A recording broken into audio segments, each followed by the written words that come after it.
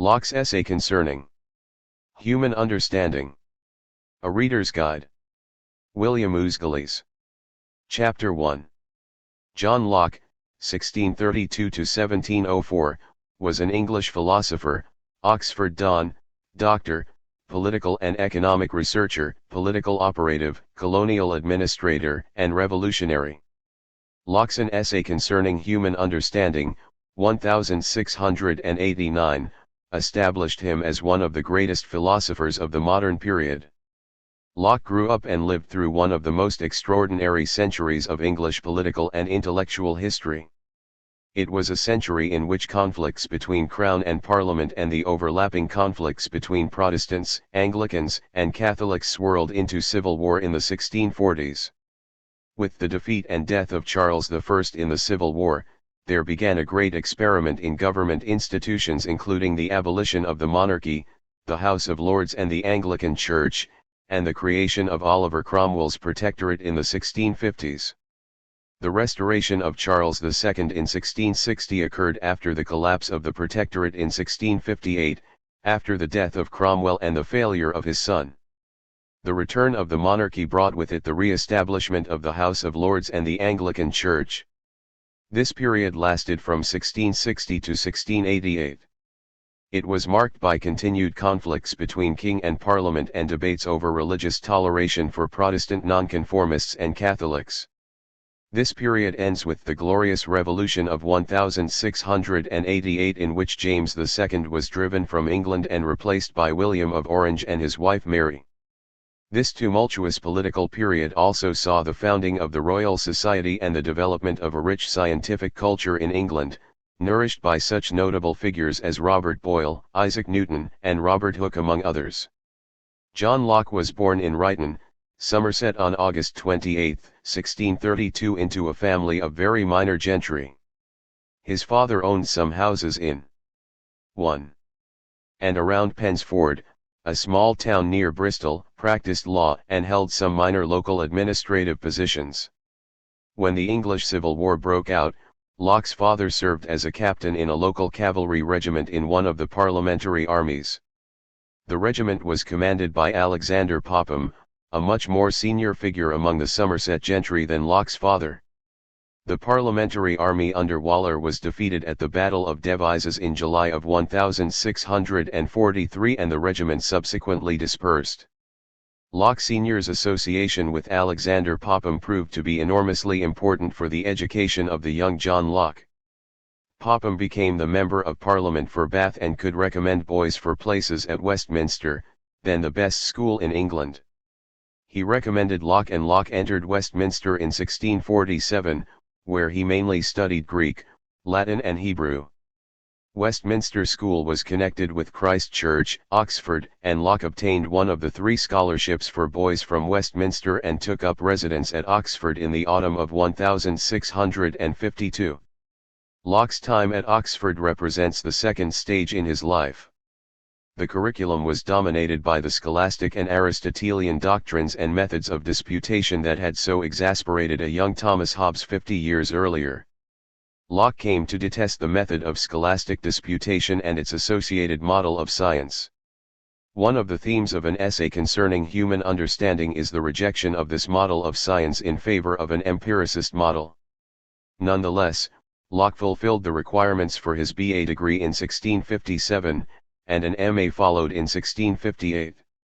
Locke needed to decide on a career. The great majority of Oxford graduates were ordained as priests. Locke's father may have had a career in the church in mind for his son. Eventually, however, Locke decided against ordination.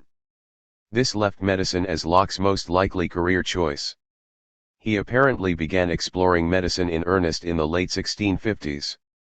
There was a vigorous group at Oxford advocating the empirical study of medicine. Locke joined this group and the study of medicine eventually led to an interest in natural philosophy and chemistry. He met Robert Boyle sometime around 1660.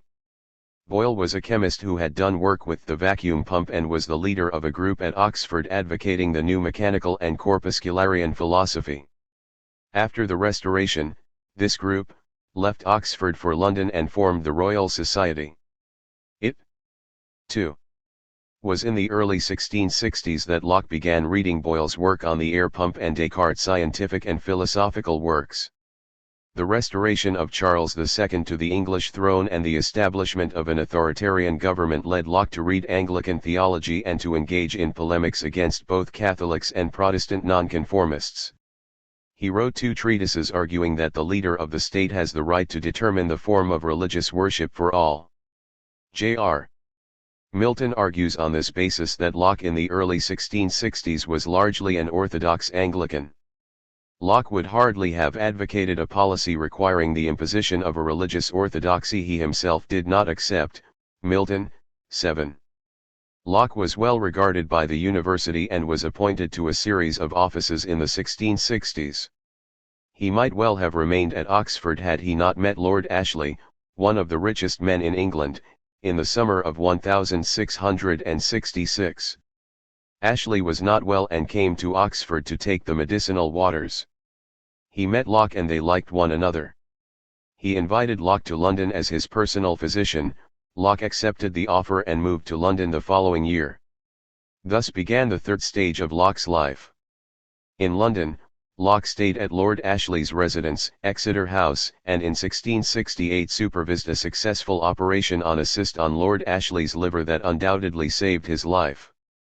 The family gave Locke all the credit for his patient's remarkable survival.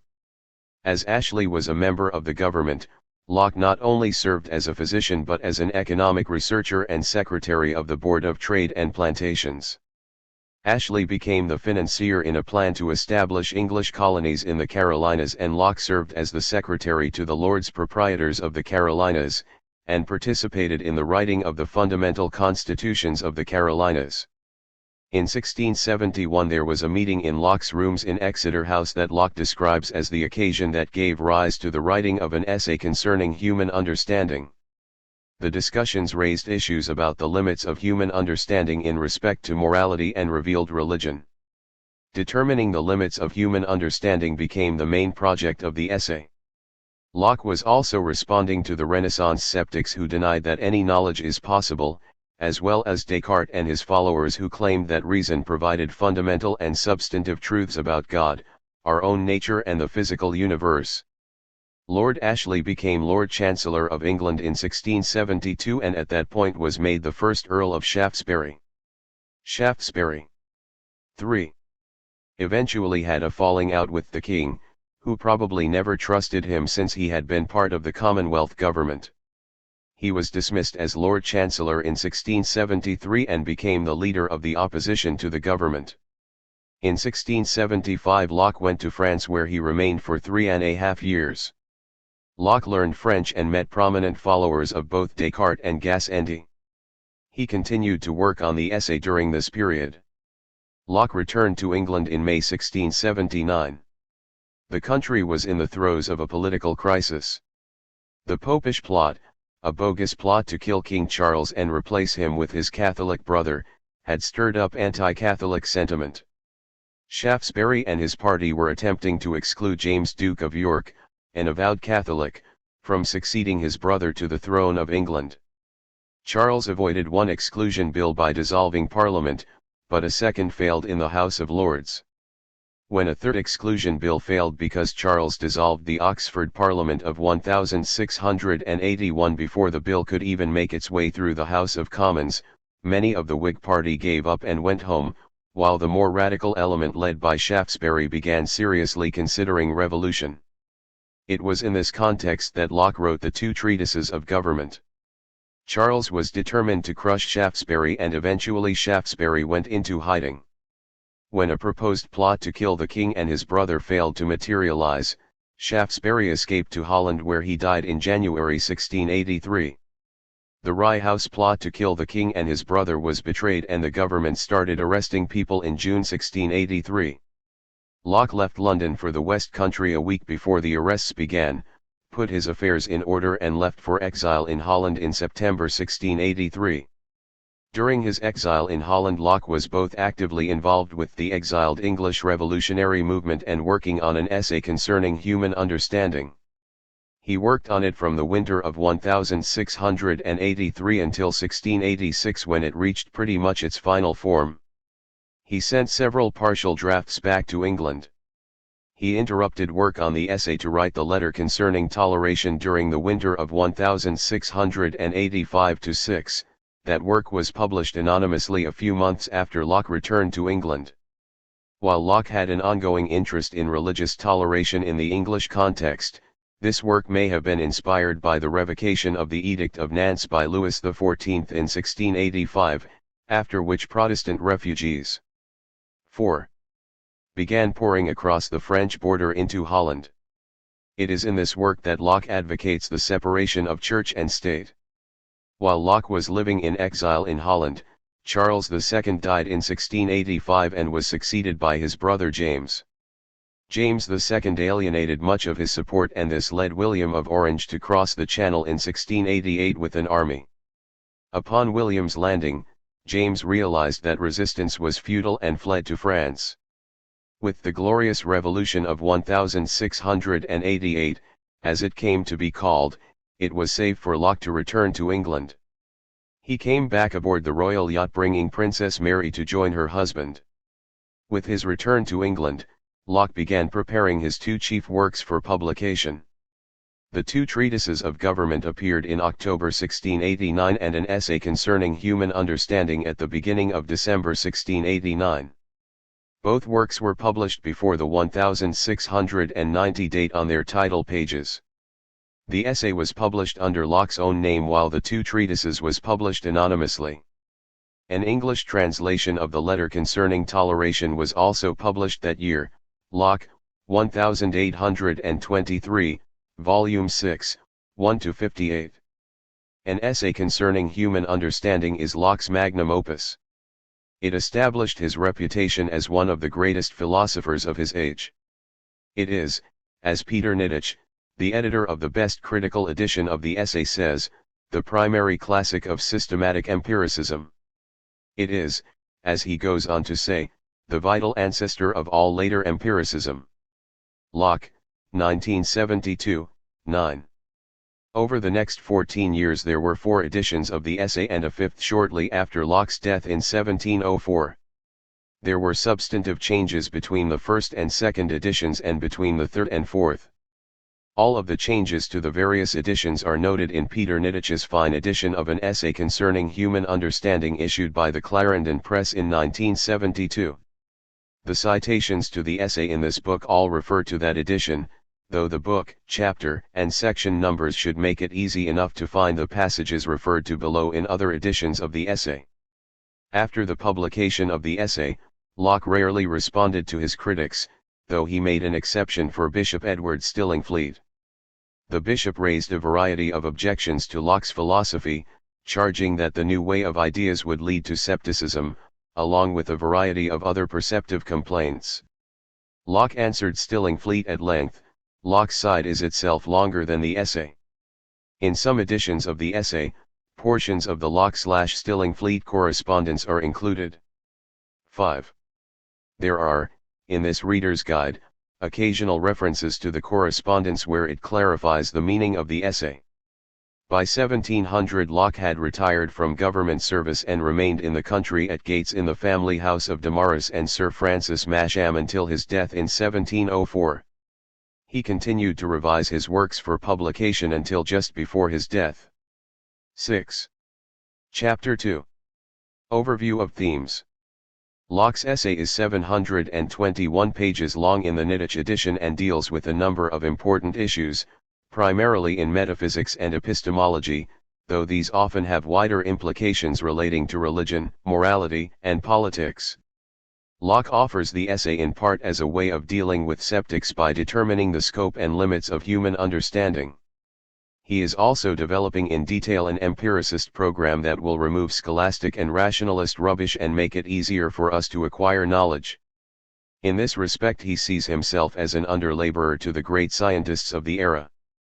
There is, however, a serious tension between Locke's empiricism with its emphasis on experience as providing the evidential basis for knowledge and the corpuscular philosophy or atomism which offer explanations in terms of particles of which we have no experience. Still, Locke is certainly not, like Berkeley, a conservative religionist who uses empiricism to oppose the scientific achievements of the 17th century. In Book I of the essay, Locke discusses and refutes the doctrine that there are innate principles and ideas, either speculative or practical. This rejection of innate ideas has anti-authoritarian implications for religion, philosophy, morality, and politics. In Book II of the essay, Locke gives his positive account of the origin of ideas. All of our ideas are ultimately derived from experience, either from sensation or reflection. Some notable themes in Book II include the nature of our ideas of bodies, free will and volition, and personal identity. In Book III, Locke discusses language and its relation to knowledge. There are issues about the nature of essences and classification, abstraction, natural kinds, substances, and modes, as well as proposals for dealing with the imperfections and abuses of 7. Language. In Book IV, he defines knowledge, talks about grades of knowledge, kinds of knowledge, the limits of knowledge, probability, and the relation of faith and reason. Of particular interest are issues about materialism, God's existence, and the relation of faith to reason. One might count among the important themes running through the essay the central role of reason and inquiry in achieving human maturity, autonomy, freedom, and happiness. This stress on the development of one's reasoning abilities connects in important ways with Locke's anti-authoritarianism and his advocacy of a rational religion. Locke's discussion of free will and determinism, in Book II, Chapter XXI, and his view of personal identity, in Book II, Chapter XXVII, and ethics, Book II, Chapter XXVIII, are important elements connected with this theme and are among the most interesting sections in the book. There is one issue that raises perhaps the most important interpretative problem in the whole essay and culminates in the discussion of real knowledge in Book IV. The issue, which shows up in different forms in Books 2, 3, and 4, is whether we can ever get outside the circle of our own experience to know anything about things outside ourselves. Locke's response to skepticism is a connected theme. 8. Chapter 3. Reading the text. The Epistle to the Reader. John Locke's essay concerning human understanding begins with the Epistle to the Reader. In the epistle he gives the reader a little information about how the essay came to be written and how the reader should read it. Were it fit to trouble thee with the history of this essay, I should tell thee that 5 or 6 friends meeting at my chamber, and discoursing on a subject very remote from this, found themselves quickly at a stand, by the difficulties that rose on every side. After we had a while puzzled ourselves, without coming any nearer a resolution of those doubts that perplexed us, it came into my thoughts, that we took a wrong course, and that, before we set ourselves on inquiries of that nature, it was necessary to examine our own abilities, and see, what objects our understandings were, or were not fitted to deal with. This I proposed to the company, who all readily assented, and thereupon it was agreed, that this should be our first inquiry. The Epistle, 7. He produced some hasty and undigested thoughts for the next meeting, and these gave the first entrance into this discourse, which having thus begun by chance, was continued by intred, written by incoherent parcels, and after long intervals of neglect, resummed again as my humor or occasions permitted, and at last, in a retirement, where an attendance on my health gave me leisure, it was brought into that order, thou now seest it. The Epistle, 7. 9.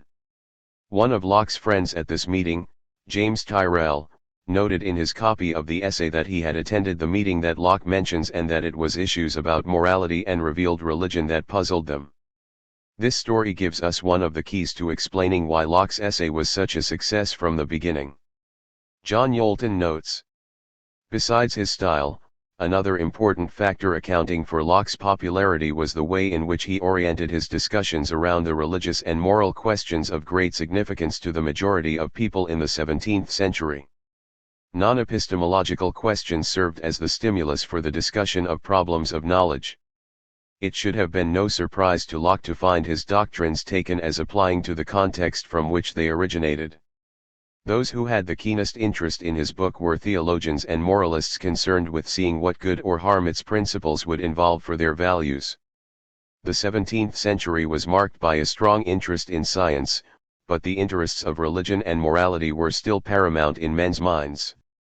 Thus Locke's concern to solve problems of knowledge for the sake of those values went along with his literary style and fluency to give his book a wide popularity.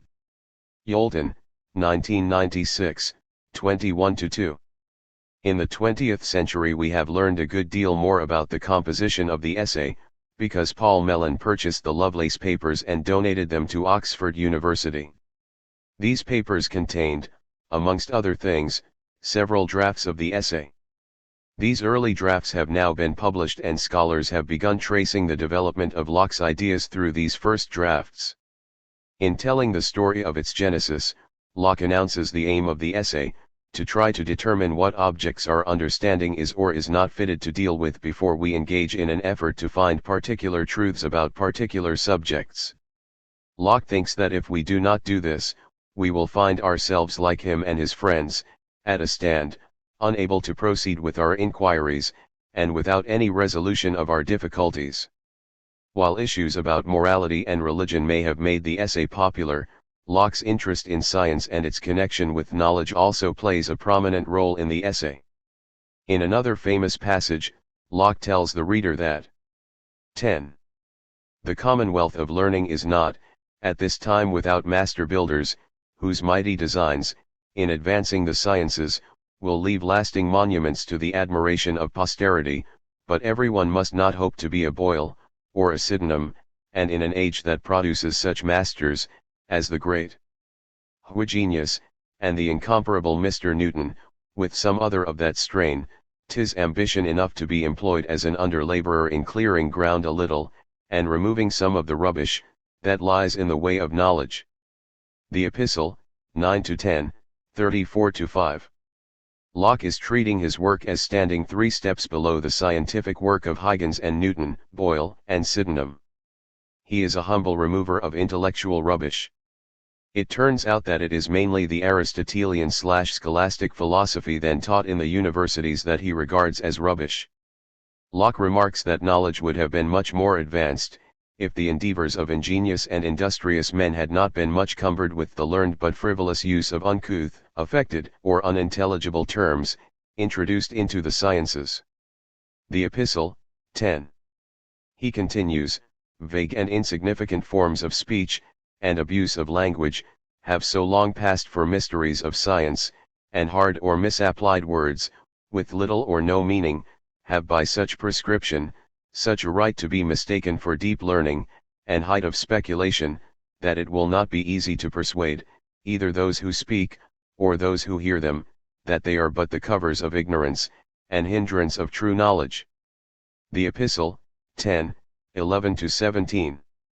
So, here we find Locke joining the revolt against the Aristotelian/scholastic education in the universities along with not just the scientists of the Royal Society but also many other European thinkers of the period, including Bacon, Hobbes, and Descartes. It turns out that while Locke has a much higher opinion of Descartes than he does of the scholastics, there are a number of important aspects of Descartes' philosophy about God, minds, and bodies that Locke does not accept. Another point that Locke makes which is worth noting is that much of the rubbish removal will come in Book 3 of the essay. 11. As we shall see from the introduction, Locke's labors really involve considerably more than just removing scholastic intellectual rubbish and Cartesian mistakes. He is, amongst other things, providing us with an account of our own abilities and powers, pointing out our modest station in the vastness of the universe and describing the role of reason and inquiry in the full development of the individual, along with human flourishing in this life and for the next. It is as Hans Aarsleff calls it, an education to humanity, Aarsleff, 1994, 260. This suggests greater ambitions than the modest title of mere under-laborer might suggest. Book I of the essay. The Introduction. A Natural History of Ideas. In section 2 of the introduction to the essay, Locke tells us that his method is going to be a historical plane method, see 1.1. 24-8, 44. What does Locke have in mind when he talks of this historical, plane method? It appears that what Locke is concerned with is giving an account of the origin of those notions of things we have. He says later, in section 3 of the introduction, "First, I shall inquire into the original of those ideas, notions, or whatever else you please to call them, which a man observes, and is conscious to himself he has in his mind, and the ways whereby the understanding comes to be furnished with them."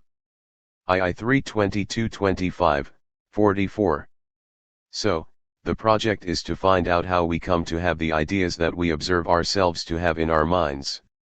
This will provide the basis for determining what knowledge the understanding hath by those ideas, and the certainty, evidence, and extent of it. II 3. 26-28, 44.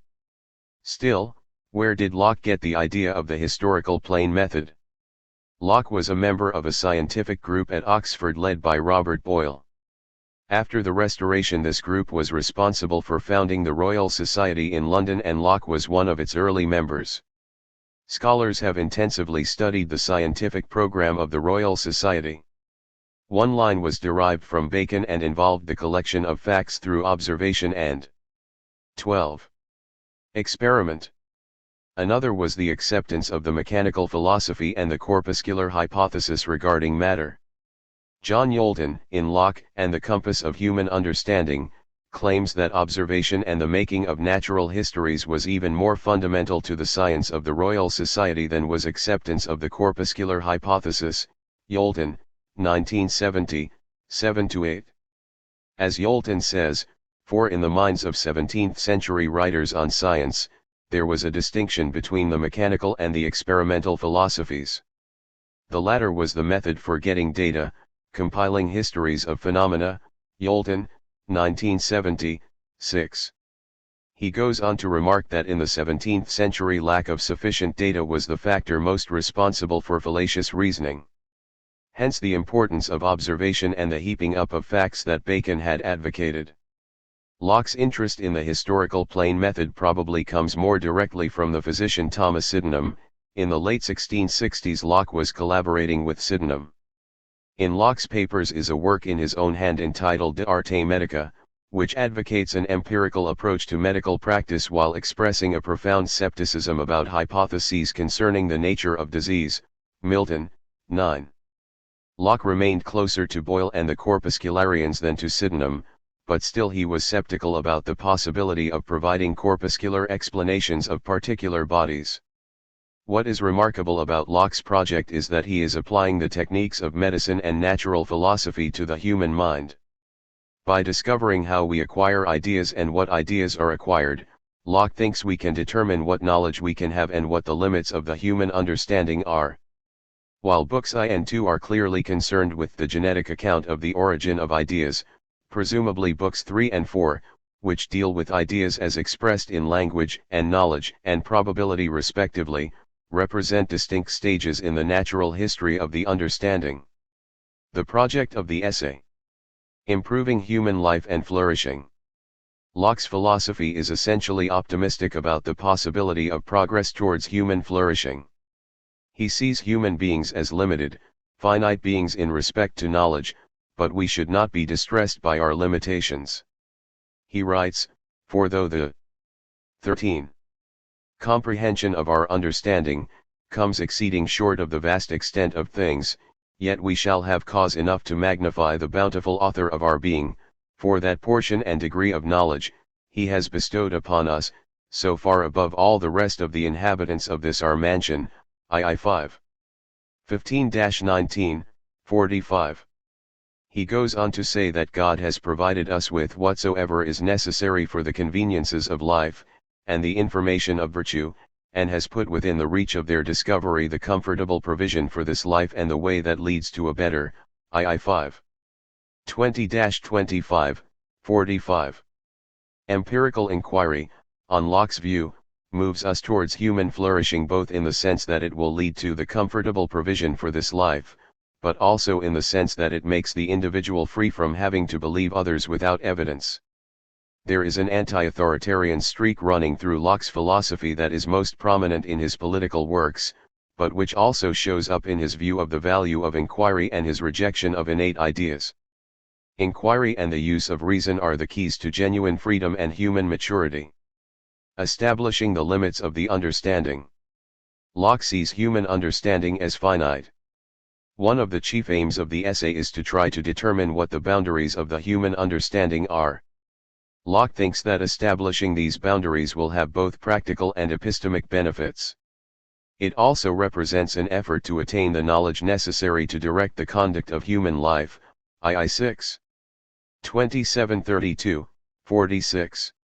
Locke also thinks that establishing the bounds of human understanding will aid inquiry in some areas, by convincing us that this lies within the boundaries of what we can understand, and will diminish skepticism, CII 7.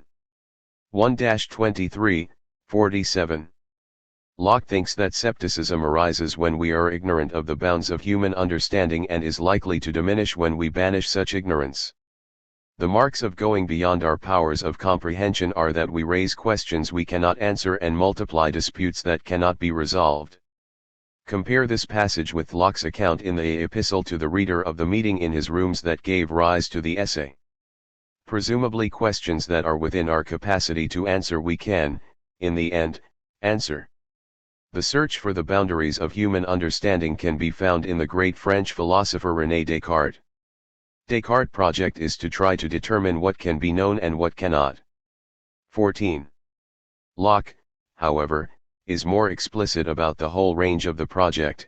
It is not just knowledge, but probability and faith that interest him. This effort to try to find the boundaries of human understanding becomes an influential theme in European philosophy. One can see it at work in Berkeley and Hume. Central to Kant's philosophy is the exploration of what truths can be known by reason, the synthetic a priori truths, and which of the claims to be known by reason are illegitimate. In the Antinomies section of the Critique of Pure Reason he spells out what the signs are that inquiry has gone beyond the bounds of human understanding. In this he is the heir of Descartes, but more particularly of Locke and Hume. Contemporary philosophers still wrestle with this issue. Innate principles, a false origin of ideas. The purpose of the remainder of Book I of the essay is negative. Locke takes up and examines the claim that our speculative and moral principles are built into the mind. The claim, as he understands it, is that these principles are innate or present at birth. Locke's purpose is to show that this is false. Why Locke places this attack on innate principles right at the beginning of the essay is puzzling. Why didn't he begin with his own positive empiricist program? Margaret Atherton has suggested that the traditional interpretation of the relation between Locke's empiricism and his attack on innate ideas gets the order of his argument wrong in suggesting that his rejection of innateness is a consequence of his empiricism.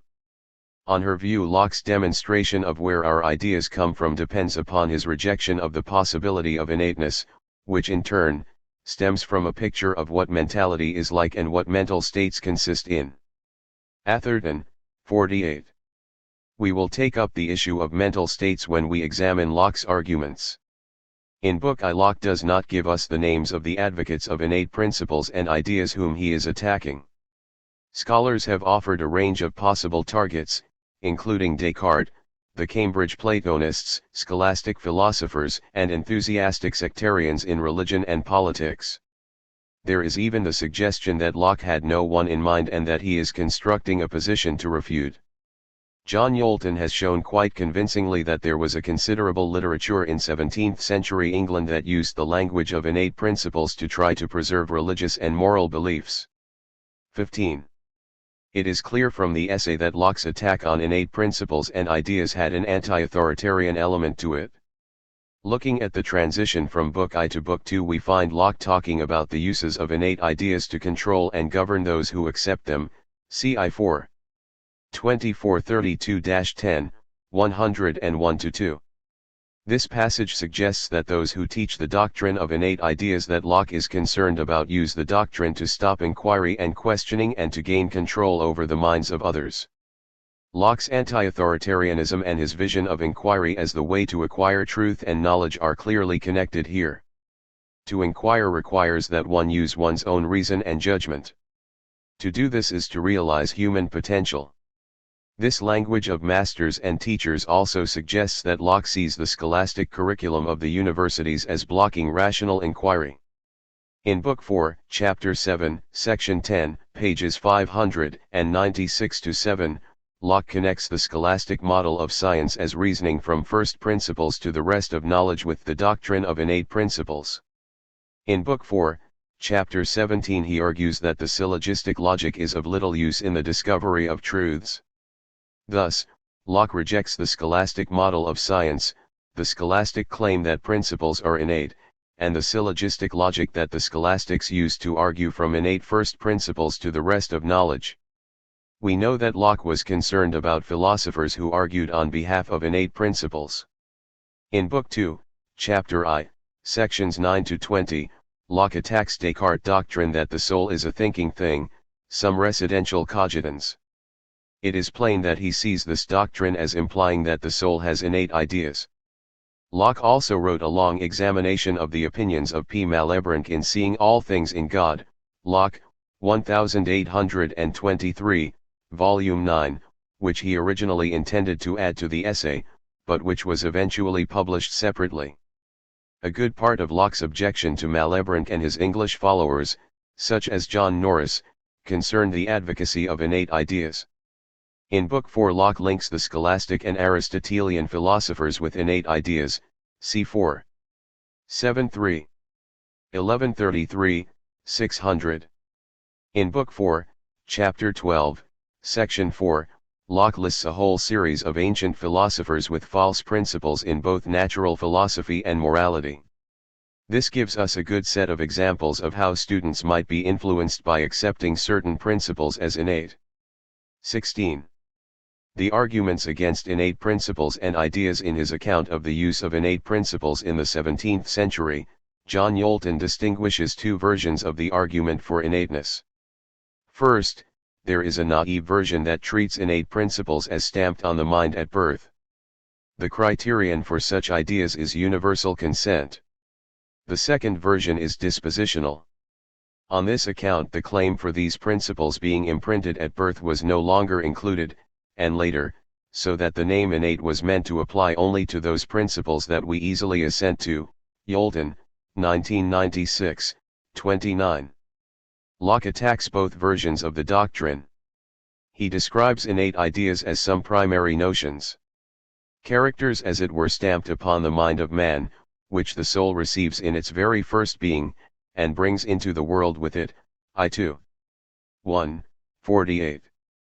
In pursuing this inquiry, Locke rejects the claim that there are speculative innate principles, I 2, practical innate moral principles, I ill, or that we have innate ideas of God, identity, or impossibility, I 4. Locke rejects arguments from universal assent and attacks dispositional accounts of innate principles. Universal assent. Thus, in considering what would count as evidence from universal assent to such propositions as what is, or it is impossible for the same thing to be and not to be, he holds that children and idiots should be aware of such truths if they were innate, but that they have not the least apprehension or thought of them, I 2. 527-28, 49. Why should children and idiots be aware of and be able to articulate such propositions?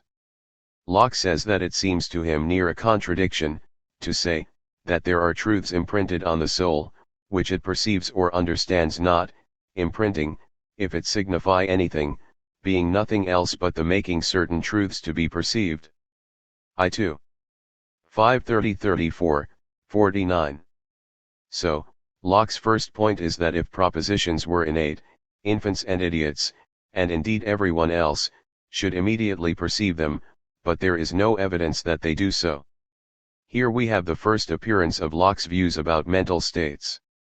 Scholars have complained that this account of innate ideas is a straw man, but Yolton, as we have seen, has shown that this is not the case.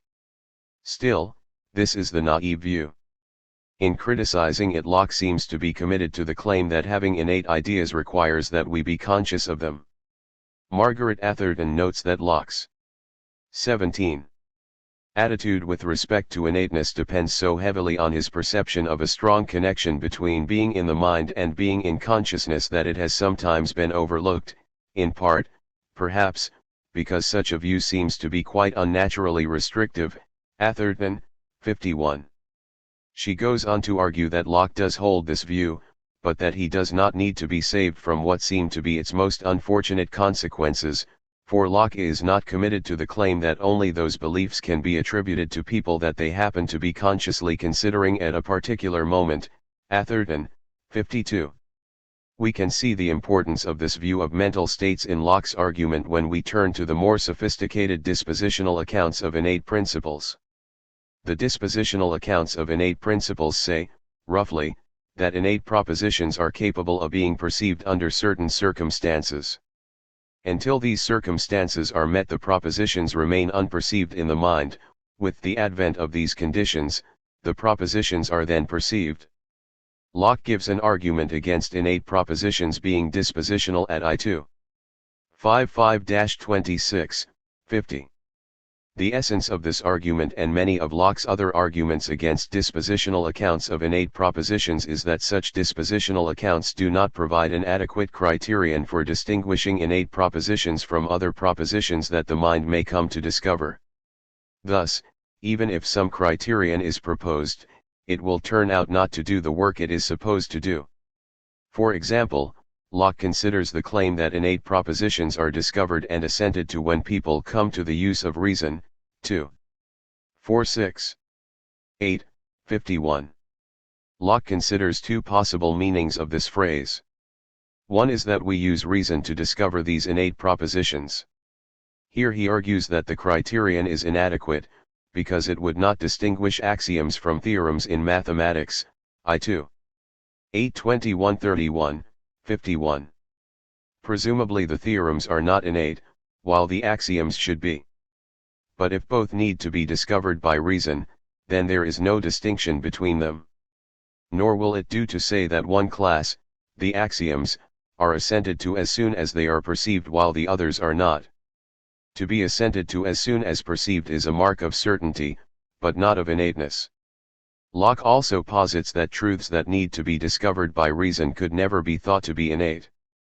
The second possible meaning of come to the use of reason is that we discover these ideas at the time we come to use reason, but that 18.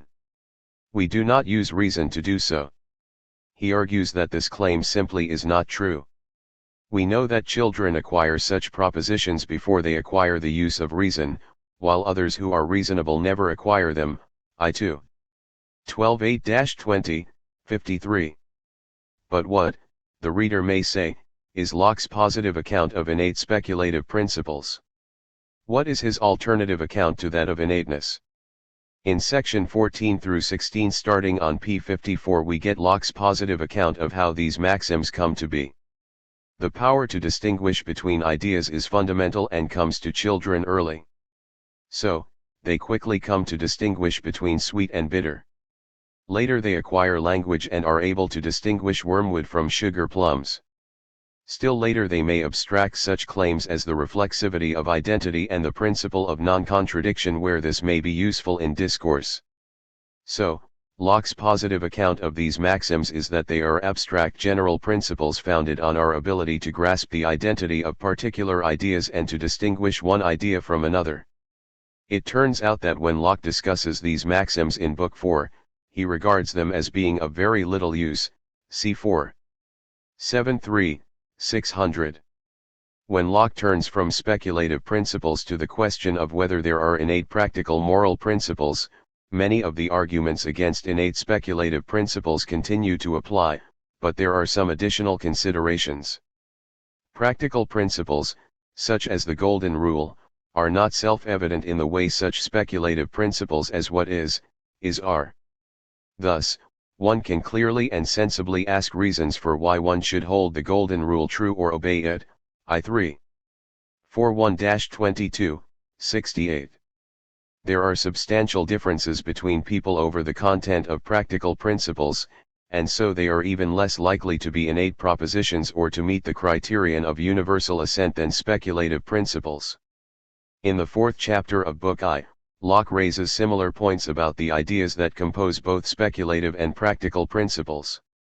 The point is that if the ideas that are constitutive of the principles are not innate, this gives us even more reason to hold that the principles are not innate.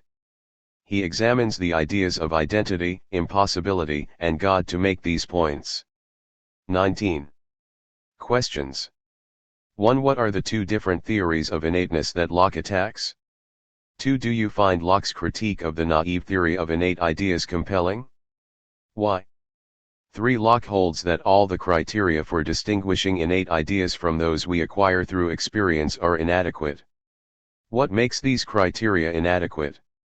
4. Locke thinks that holding that there are innate practical principles is less plausible than holding that there are innate speculative principles. Why? 5. Are there versions of the innateness doctrine that Locke fails to consider? If so, what are they and how do they differ from the ones he does consider? Book 2 of the essay. The organization of Book 2. Most of Book 2 is taken up with Locke's positive account of the origin of ideas. One might say that this is what Locke is doing in the first 28 chapters of Book 2. In chapters XXIX through XXXII he turns to judgments we make about ideas such as whether they are clear and distinct or obscure and confused, and finally in chapter XXXIII, added to the fourth edition of the essay, he discusses the association of ideas. This account of the organization of Book 2 does not reveal the extent to which Locke is dealing with substantive problems in philosophy in the course of explaining the origin of various ideas. He has much of interest to say about the nature of material bodies and minds, the nature of voluntary action and disputes about free will and determinism, identity and personal identity and various other topics. If we try to map these particular topics we can sometimes find that they are encompassed in a single chapter and sometimes not. As to material bodies, Locke talks about solidity in chapter 4. He makes the distinction between primary and secondary qualities of bodies in chapter 8 and deals with concepts that are closely connected with material bodies, such as number, infinity, space, and time in chapters 13 through 17. Issues about voluntary action and free will and determinism are taken up in chapter XXI, entitled 20. Of Power. Chapter XXVII deals with issues about identity and personal identity. Empiricism and ideas.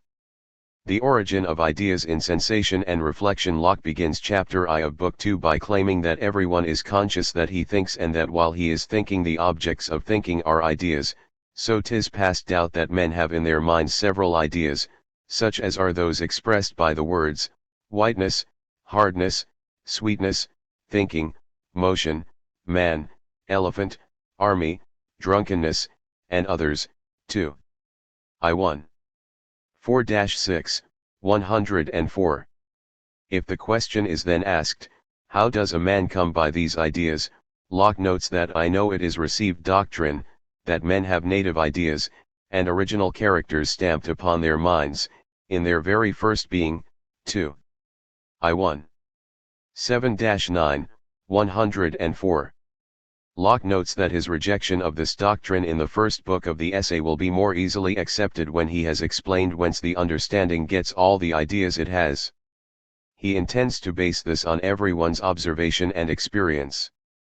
He begins by supposing that the mind is white paper, void of all characters, without any ideas. How comes it to be furnished? Whence comes it by that vast store, which the busy and boundless fancy of man has painted on it, with an almost endless variety? Whence has it all the materials of reason and knowledge? 2I2. 17-19, 104. The answer he proposes is that all of these materials come from experience. But what is experience? Locke's answer is that experience consists either in ideas about external objects we get from the senses, or ideas about the internal operations of our own minds. These two are the fountains of knowledge, from whence all the ideas we have, or can naturally have, do spring, 2. I2. 25:6, 104. Locke will call the first of these sensation and the second reflection. Presuming that these are the origins of all our ideas, we would have no need for the hypothesis of innate ideas. Both of these categories of experience are problematic. Sensation is problematic for a number of reasons. One reason has to do with skeptical challenges to what we can know about the external world, along with issues about what kind of theory of perception Locke holds. These issues turn out to be central to interpreting the essay as a whole, so it is worth noting how Locke begins his account of 21. Sensation, C2. I3. 1-8, 105. Locke assumes that there are objects external to us that we can sense, if only indirectly, that there is a process of sensation and that this process ends by producing perceptions in the mind of qualities like yellow, heat and so on. This may all seem quite obvious. But, this is true only if one is unfamiliar with the powerful challenges to knowledge offered by Renaissance skepticism. Michel de Montaigne, the greatest of the French Renaissance skeptics, in an apology for Raymond Sebond, argues that perception gives us only subjective opinion and not knowledge. The skeptical challenge was taken up in different ways in various countries and at different times.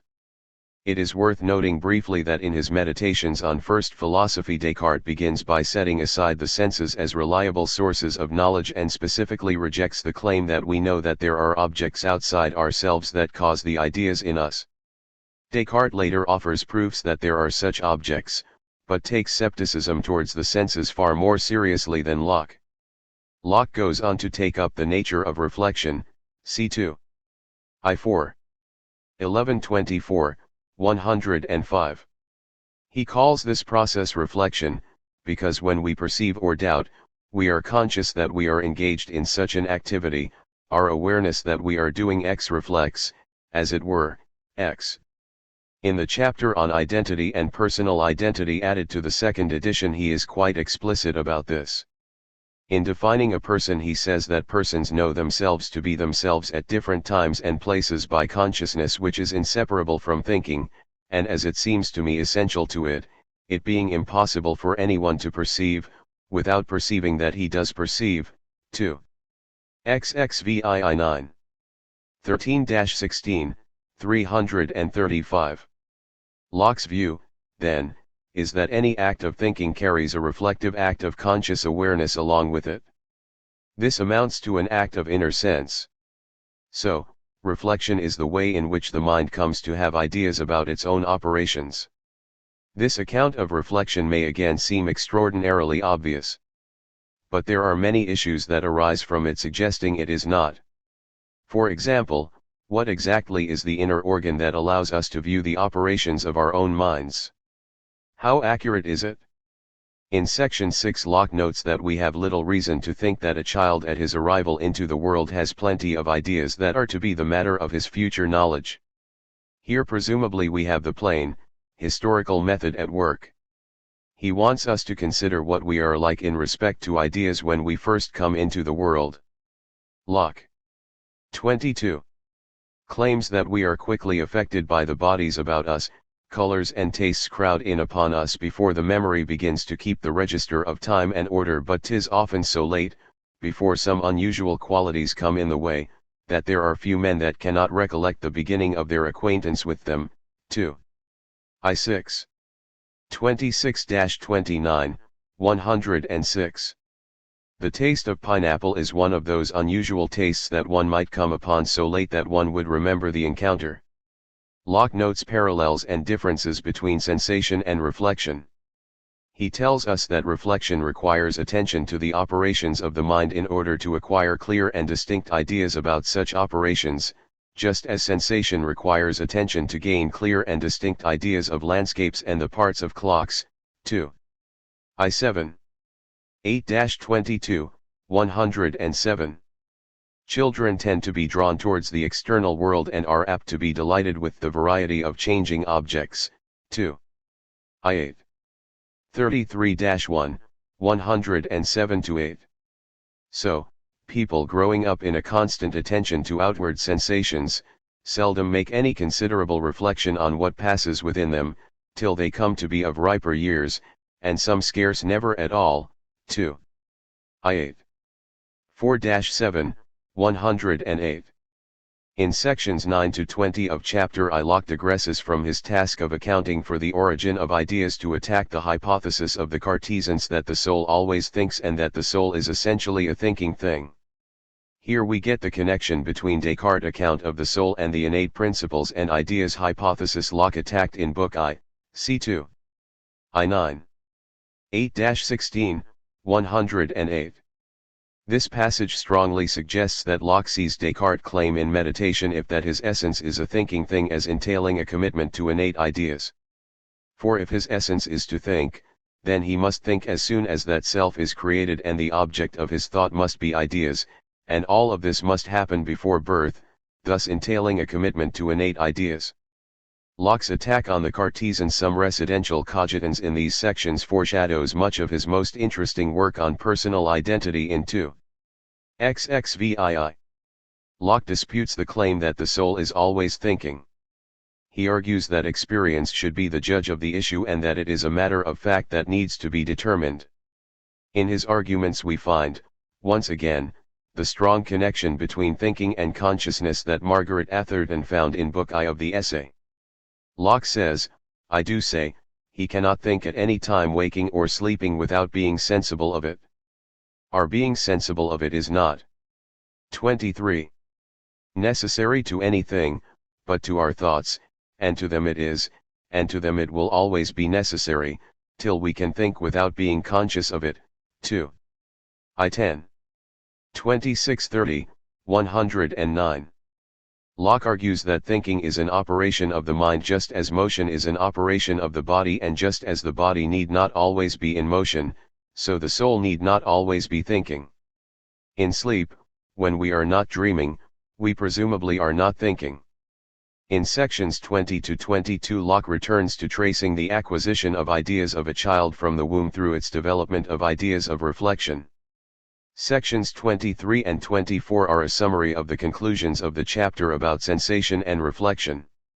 Section 25 makes the point that in its reception of the ideas of sensation the mind is passive.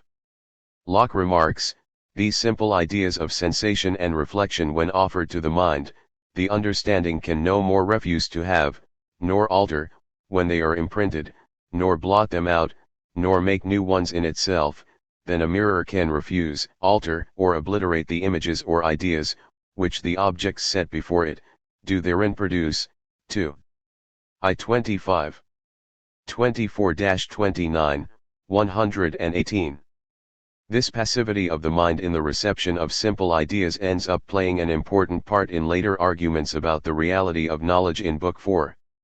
Questions. 1. Is the mind really passive in the way Locke claims it is?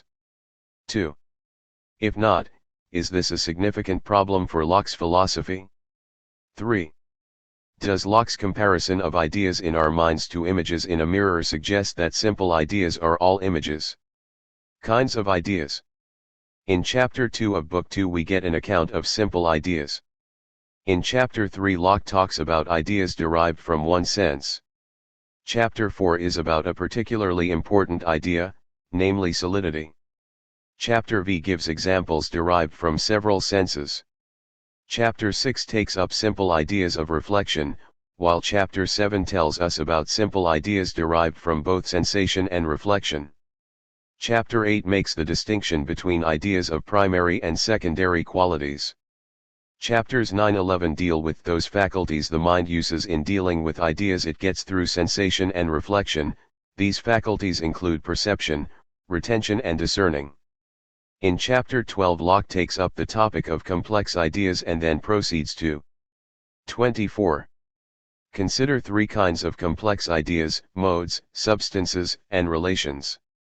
So, broadly speaking, chapters 2-12 tell us about kinds of ideas and the faculties of the understanding that deal with them. So we have a set of distinctions to deal with: simple and complex ideas, ideas from one sense and several, ideas from either sensation or reflection or both. Locke begins with the distinction between simple and complex ideas. He claims that this distinction is important in understanding the nature, manner, and extent of our knowledge. So what are simple ideas? C2. 2.1. 5-13, 119. Insofar as ideas are distinct from one another, they are simple.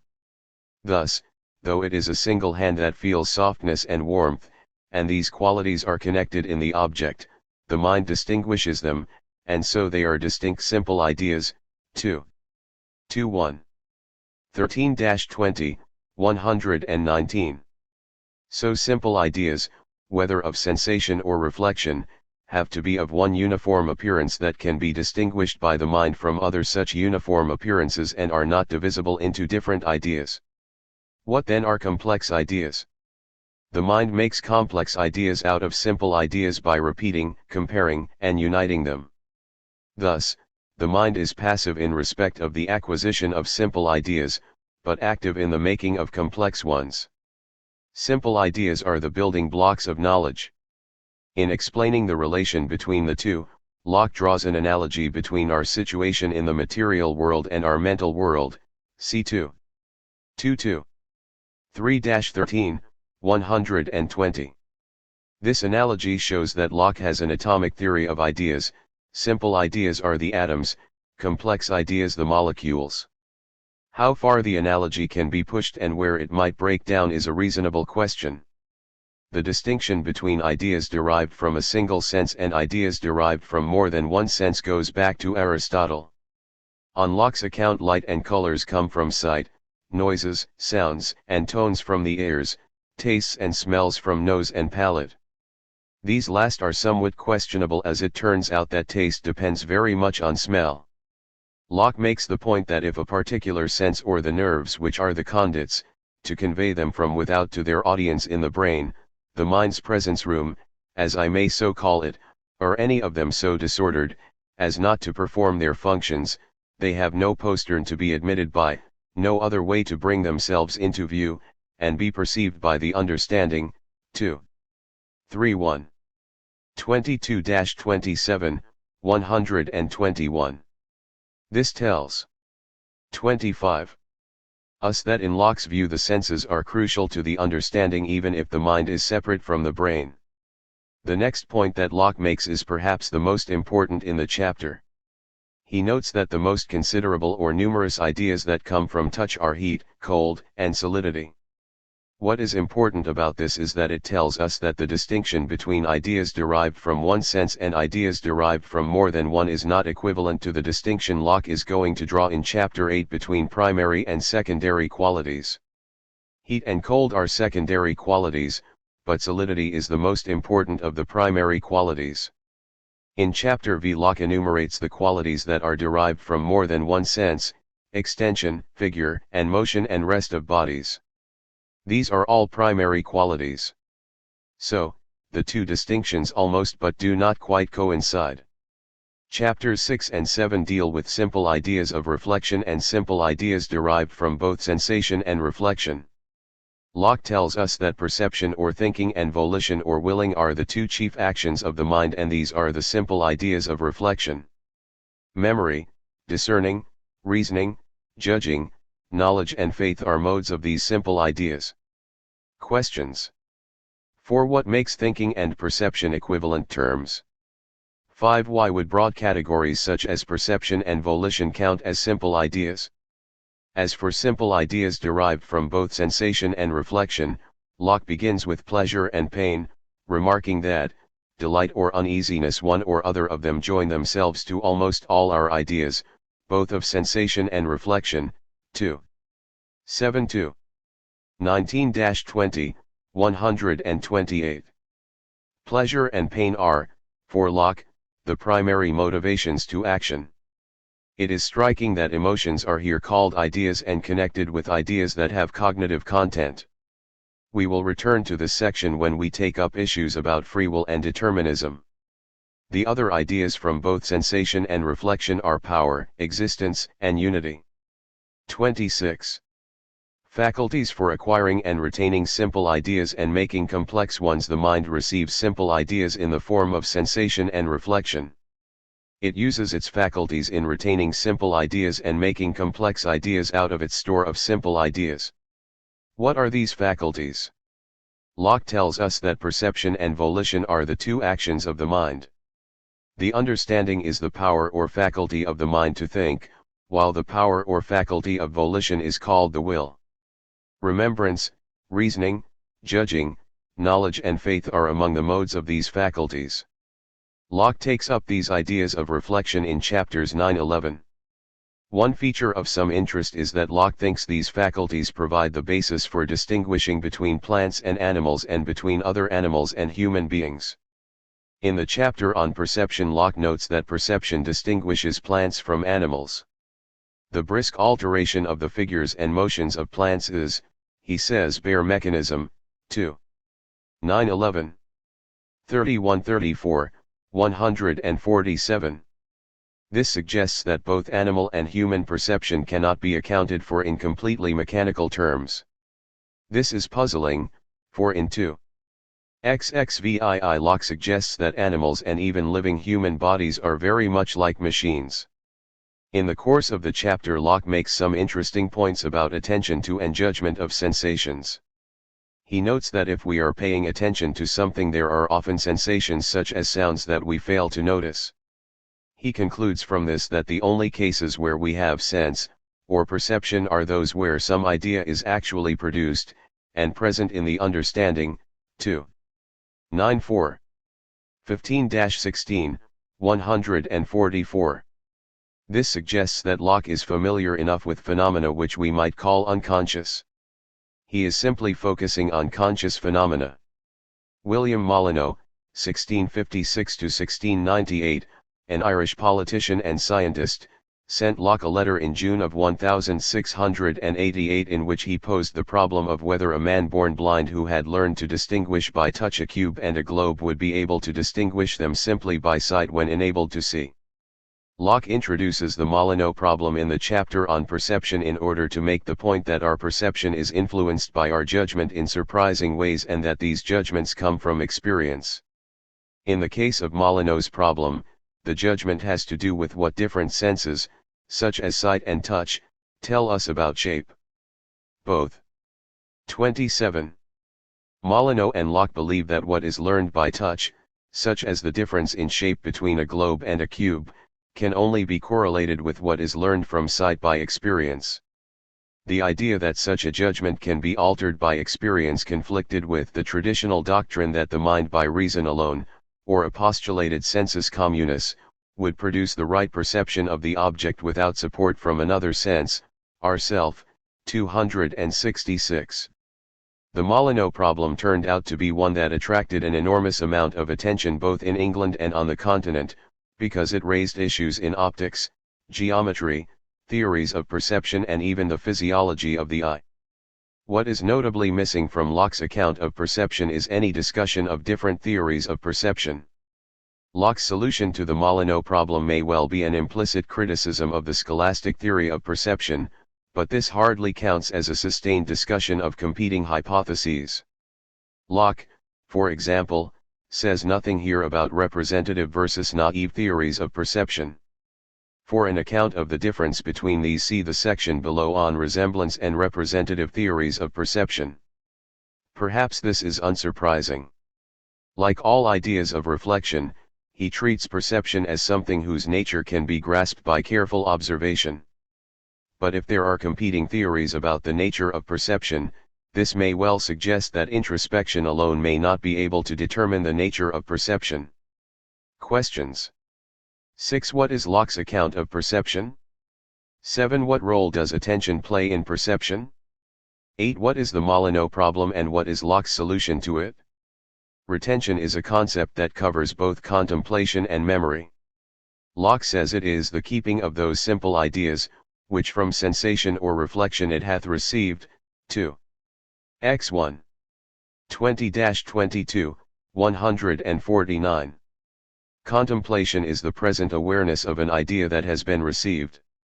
Memory is the power to revive ideas that have been imprinted and then disappeared from consciousness, C2. X2.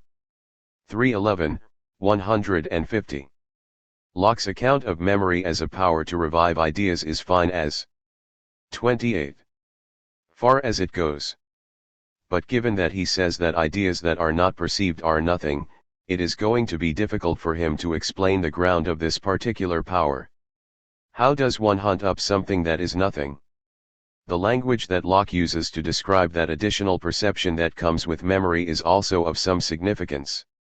Locke says that besides the content of our memories, the mind has an additional perception that it has had them before. This becomes important in the debates over memory and personal identity provoked by Locke's ideas in the 18th century. Memory, as we shall see in 2. XXVII, is crucially important to Locke's account of personal identity. Locke proceeds to note that ideas are fixed in memory by attention and repetition, and that those which make the greatest impression on us are those associated with pleasure and pain. He notes that some memories are weak and others strong. Still, there seems to be a constant decay of our ideas which requires that they be renewed by repeated exercise of the senses, or reflection on those kinds of objects, which at first occasioned them. 2. X5. 28-29, 151. Questions. 9. What is the difference between contemplation and memory? 10. What is Locke's account of personal memory? Discerning is the ability to tell ideas apart, to distinguish them. To fail to discern is to be confused. To be able to tell apart ideas with only slight differences amounts to the exactness of judgment, and the clearness of reason, which is to be observed in one man above another. 2. 11-2. 18-20, 156. Ideas when properly distinguished are clear and distinct. Comparing ideas in respect to extent, degrees, time, place, or any other circumstances produces all of the ideas of relations.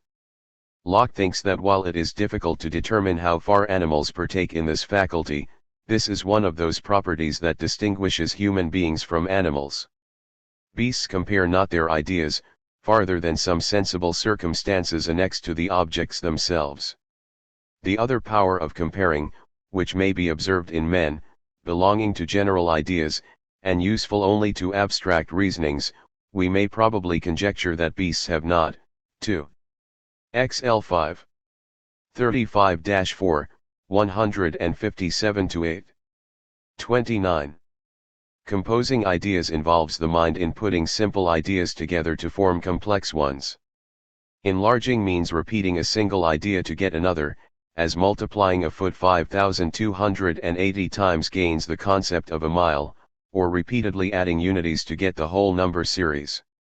Again, Locke does not think this is an activity that animals engage in, though they take in and retain together several combinations of simple ideas, as possibly the shape, smell, and voice of his master, make up the complex idea a dog has of him, or rather are so many distinct marks whereby he knows him, yet I do not think they do of themselves ever compound them and make complex ideas.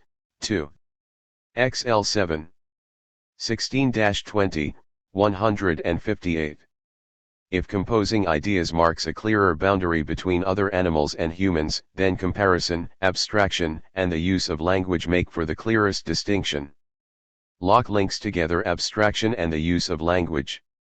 Children learn the use of signs, and when they have got the skill to apply the organs of speech to the framing of articulate sounds, they begin to make use of words, to signify their ideas to others. 2. XL8. 1-3, 159. In the next section Locke describes the process of abstraction, C2. XL9. 7-18, 159. Locke thinks it clear that other animals do not use language and do not make general ideas. So, while other animals compare and compound ideas to some degree, Locke thinks that they do not engage in abstraction at all. So, a clear distinction between humans and other animals is that humans have general ideas as well as the use of language, while other animals do not. It is interesting that it is the lack of general ideas that makes the clearest distinction between other animals and humans.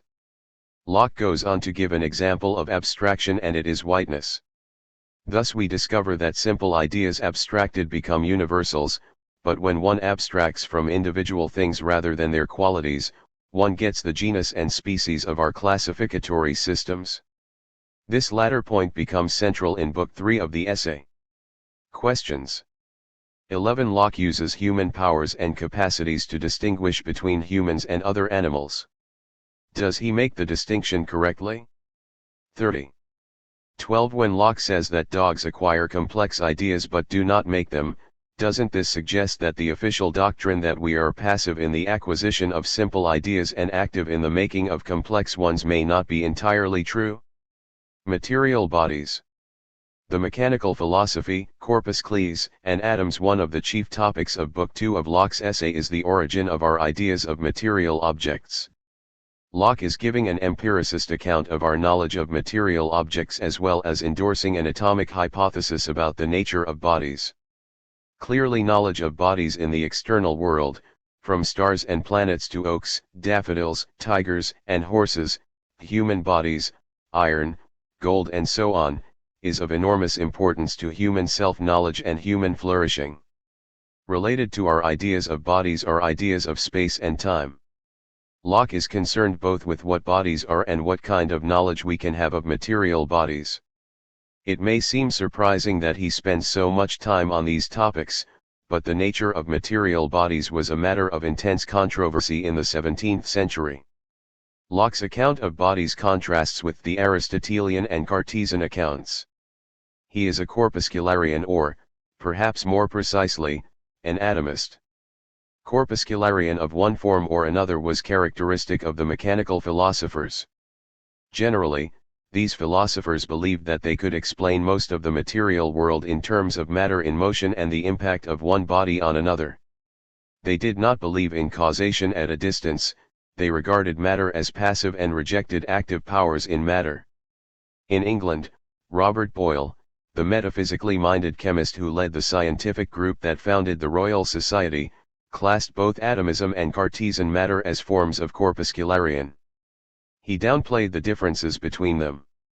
Both atomists and Cartesians believed that there were insensible particles that make up macro-sized bodies. But the atomists held that the particles were indivisible while the Cartesians did not, claiming that matter was infinitely divisible. It is noteworthy that Locke did not follow Boyle in his treatment of Descartes and the Cartesians. He is at pains to refute important aspects of the Cartesian account of body and mind. 31. Plenum means full. A plenum theory holds that the universe is full of matter and that there is consequently no void or empty space in the universe. Aristotle was a plenum theorist, as was Descartes. Descartes believed that there were three kinds of matter, all of different density. Each was made up of particles that could be infinitely divided, and particles of different kinds could interpenetrate. It might seem that if the universe were full of matter then nothing could move, for there would be no empty space to move in. But this problem could be solved. Descartes had a vortex theory of motion. Particles move circularly and they move together. Pierre Gassendi had revived Epicurean atomism and made it safe for Christian intellectuals by purging it of the antitheistic character that it had in antiquity. Instead of the world being eternal and uncreated, for example, Gassendi made the world finite and gave God the role of creating the world and putting the atoms into motion. Since God put the atoms into motion, no Epicurean swerve was required to explain the origin of the world. Question. 13. How do plenum theories of the universe differ from atomic theories? Solidity and transdiction. Locke remarks of the idea of solidity, this of all other, seems the idea most intimately connected with, and essential to body. 2-4. 129-30, 123. This makes it clear that solidity is the most important of the primary qualities of body. The Cartesian account of the essence of body is that it is flexible, movable, and extended.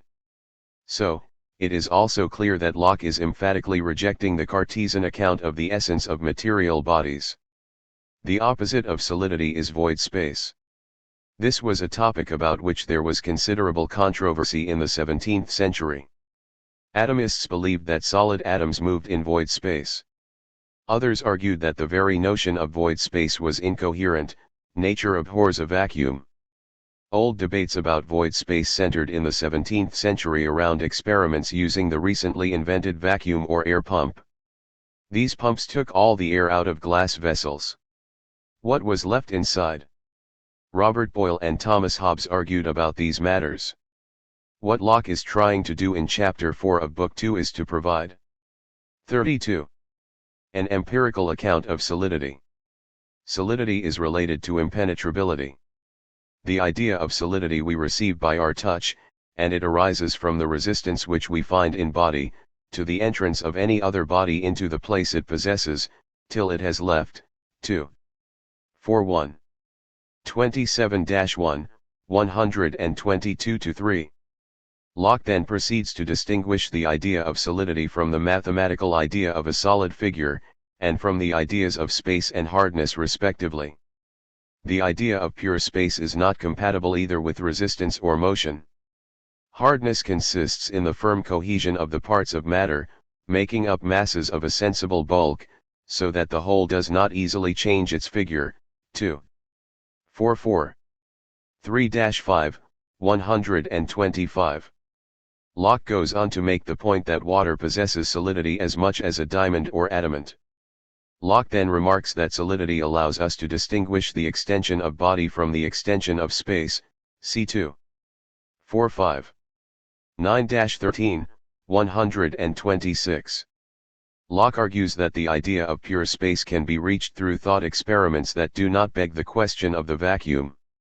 He claims that these ideas of pure space and solidity are clear and distinct. Note that at 2. 41. 19-26, 123, Locke makes the claim that solidity is essential to body. There is a significant tension between Locke's emphasis on experience as the source of all our ideas and the idea of atomism. Atoms are invisible. So how are we supposed to relate the atomic theory to experience? In the passage just cited above, we have an inference from the observation of macro-sized objects to unobserved micro-sized objects. Maurice Mandelbaum in his book Philosophy, Science, and Sense Perception called this a transdictive inference. Mandelbaum writes that he took the term from Donald C. Williams. Williams heard Carl Hempel talk about the conditions under which one can use data to predict future events or explain past ones, that is, make inductive inferences. Williams wanted to do something else with the data provided by experience.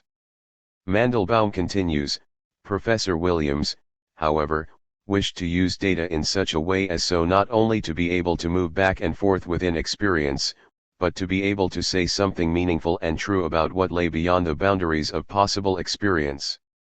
This he termed transdiction. Mandelbaum, 61. Mandelbaum claims that Locke's atomism, like that of Boyle and Newton, involves him in these kinds of transdictive inferences. The attribution of primary qualities to atoms seems to involve precisely this kind of inference. If transdictive inferences are legitimate in Locke, this suggests 33. That he is not what is sometimes called a meaning empiricist. A meaning empiricist, such as Berkeley in the 18th century or A.J. Ayer in the 20th, holds that the meaning of terms is limited by experience. All claims about things that we cannot experience must be meaningless. It is for just this reason that Berkeley rejects the existence of atoms or matter as meaningless and incoherent, and Ayer rejects certain religious and metaphysical claims for similar reasons. Locke, by contrast, holds that we can meaningfully talk about things of which we have no experience, such as atoms, by analogy to things of which we do have experience. Still, the tension between Locke's empiricism and his atomism strongly colors Locke's views about what we can know about substances and the possibility of the study of nature becoming a science. Questions. 14. What relation does the question about the relation of solidity to body have to the debate between atomic and plenum theories of the universe? 15. What is a transdictive inference and how does it help us in categorizing Locke's brand of empiricism? Primary, Secondary, and Tertiary Qualities. Book 2 Chapter 8 introduces a distinction between the primary and secondary qualities of bodies. If Locke's account of solidity in Chapter 4 gave a hint that we were reaching deep water, this chapter plunges us into the depths. Here we are dealing with the relation between appearance and reality. The distinction is between the inherent and essential properties of matter, the primary qualities, and those that are relative to the perceiver, the secondary ones. The question is how to distinguish and yet connect appearance and reality. It turns out that this raises extraordinarily difficult problems that are central to the interpretation of an essay concerning human understanding and to much philosophy both before and after Locke. The kind of realism that the distinction represents in Locke is the hallmark of Locke's brand of empiricism. This kind of empiricism holds that experience provides the building blocks from which knowledge is constructed, but does not entirely confine our 34. Knowledge to experience. In this, Locke is a very different kind of empiricist from Berkeley or Hume. In the case of primary and secondary qualities there is an even more striking point to notice. Locke is demonstrating that though it is rooted in experience, science can be used to correct some features of our ordinary experience. The distinction between primary and secondary qualities has a long history, beginning with the Greek atomists and continuing with Galileo, Descartes, and Boyle. Locke, it is generally supposed, took over the distinction from Boyle and popularized Boyle's terms for the distinction, primary, secondary, and tertiary qualities. Boyle makes the distinction within a corpuscularian or atomic theory of matter in The Origins of Forms and Qualities, Boyle, Volume IL, 1-37. Locke's distinction is intended to serve two roles. Primary qualities are supposed to be objective features that resemble the ideas that they cause in us and to be physical features that a viable physical theory will use as the basis for explaining other phenomena. Here again we find the question of how a theory of insensible particles can be squared with Locke's insistence on experience. Are we to understand the distinction as a theoretical one or one based in experience? Or can the two be combined? Locke's account of this important distinction has its difficulties and obscurities, and these have given rise to much commentary, controversy, and differing interpretations. Berkeley's first dialogue in the three dialogues between Hylas and Philonous is almost entirely devoted to the refutation of the distinction, Berkeley, Volume 2, 171-207. While Berkeley is an empiricist, he is also an idealist who rejects the existence of matter. Our difficulties begin with deciding which qualities qualify as primary and which as secondary. Locke provides 26 lists of primary qualities in 2:8. Robert Wilson, in Locke's Primary Qualities, claims that when one compares the lists one ends up with the following 8, or 11, qualities: bulk, or size, figure, or shape, solidity, extension, texture and situation, number and motion, or mobility. Wilson, 216. Not all commentators accept that all the qualities on this list are primary qualities. Peter Alexander, for example, holds that for Locke there are only three primary qualities: size, shape, and mobility. According to Alexander, some of the other terms in Locke's list simply refer to these three qualities, i.e. bulk, extension, figure, motion, and rest. Others, such as solidity, 35. Texture, situation, number, and motion of parts are not primary qualities at all. Wilson, 201.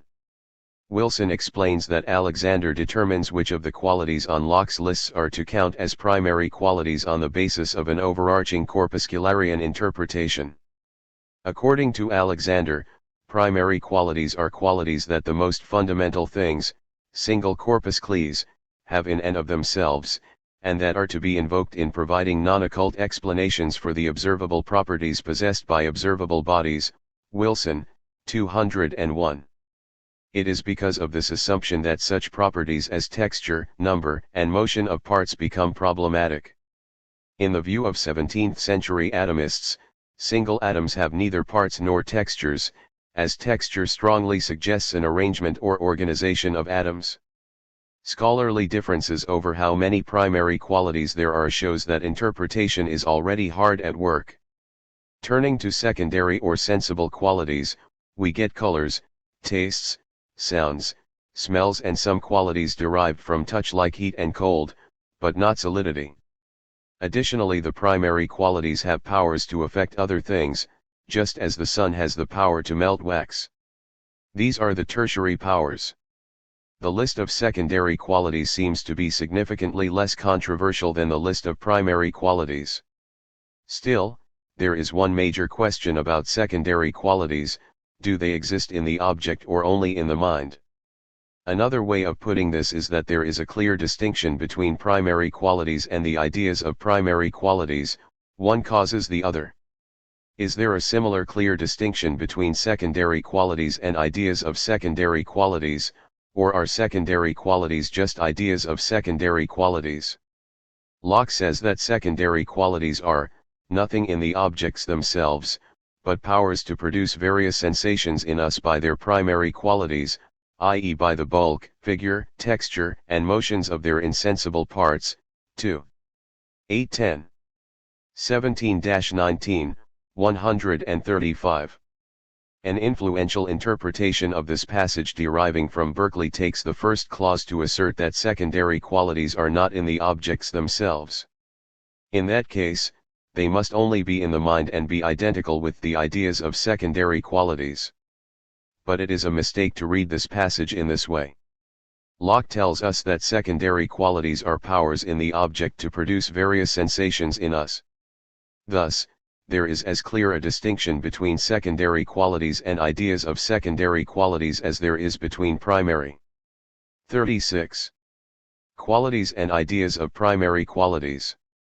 It is just that secondary qualities are a certain set of primary qualities or combinations of them that have certain effects on us, and these effects do not resemble their causes. Locke claims that the primary qualities exist in bodies whether we perceive them or not.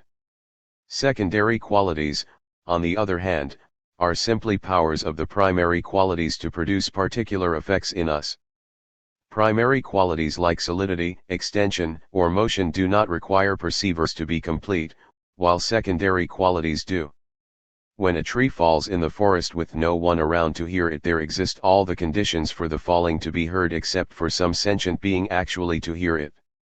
Locke seems to hold that this difference is crucial. We assume that the tree can fall without us being there. The question is whether there can be a sound without someone to hear it. Clearly what is meant here is a heard or sensible sound, not simply sound waves emanating from a source. Clearly, you need a hearer in order to have a heard sound, so without the hearer the relationship is incomplete. It is the difference between an essential or inherent quality and a relational one that is neither essential nor inherent, though one terminus of that relation is in the object. This emphasis on experienced qualities connects with Locke's empiricism. One can talk to a blind person about light waves and wavelengths and explain where scarlet is on the spectrum, but that does not help a blind person to have the experience of scarlet. In sections 11 through 13, Locke considers how qualities of both kinds are caused in us. He claims that bodies produce ideas in us by impulse, c2. 8.12, 136. The passing remark that if external objects be not united to our minds, when they produce ideas in it, is about the only reference I can detect in the entire chapter to the scholastic doctrine of intelligible or intentional species. Locke seems simply to be dismissing it in favor of the doctrines of mechanical philosophy.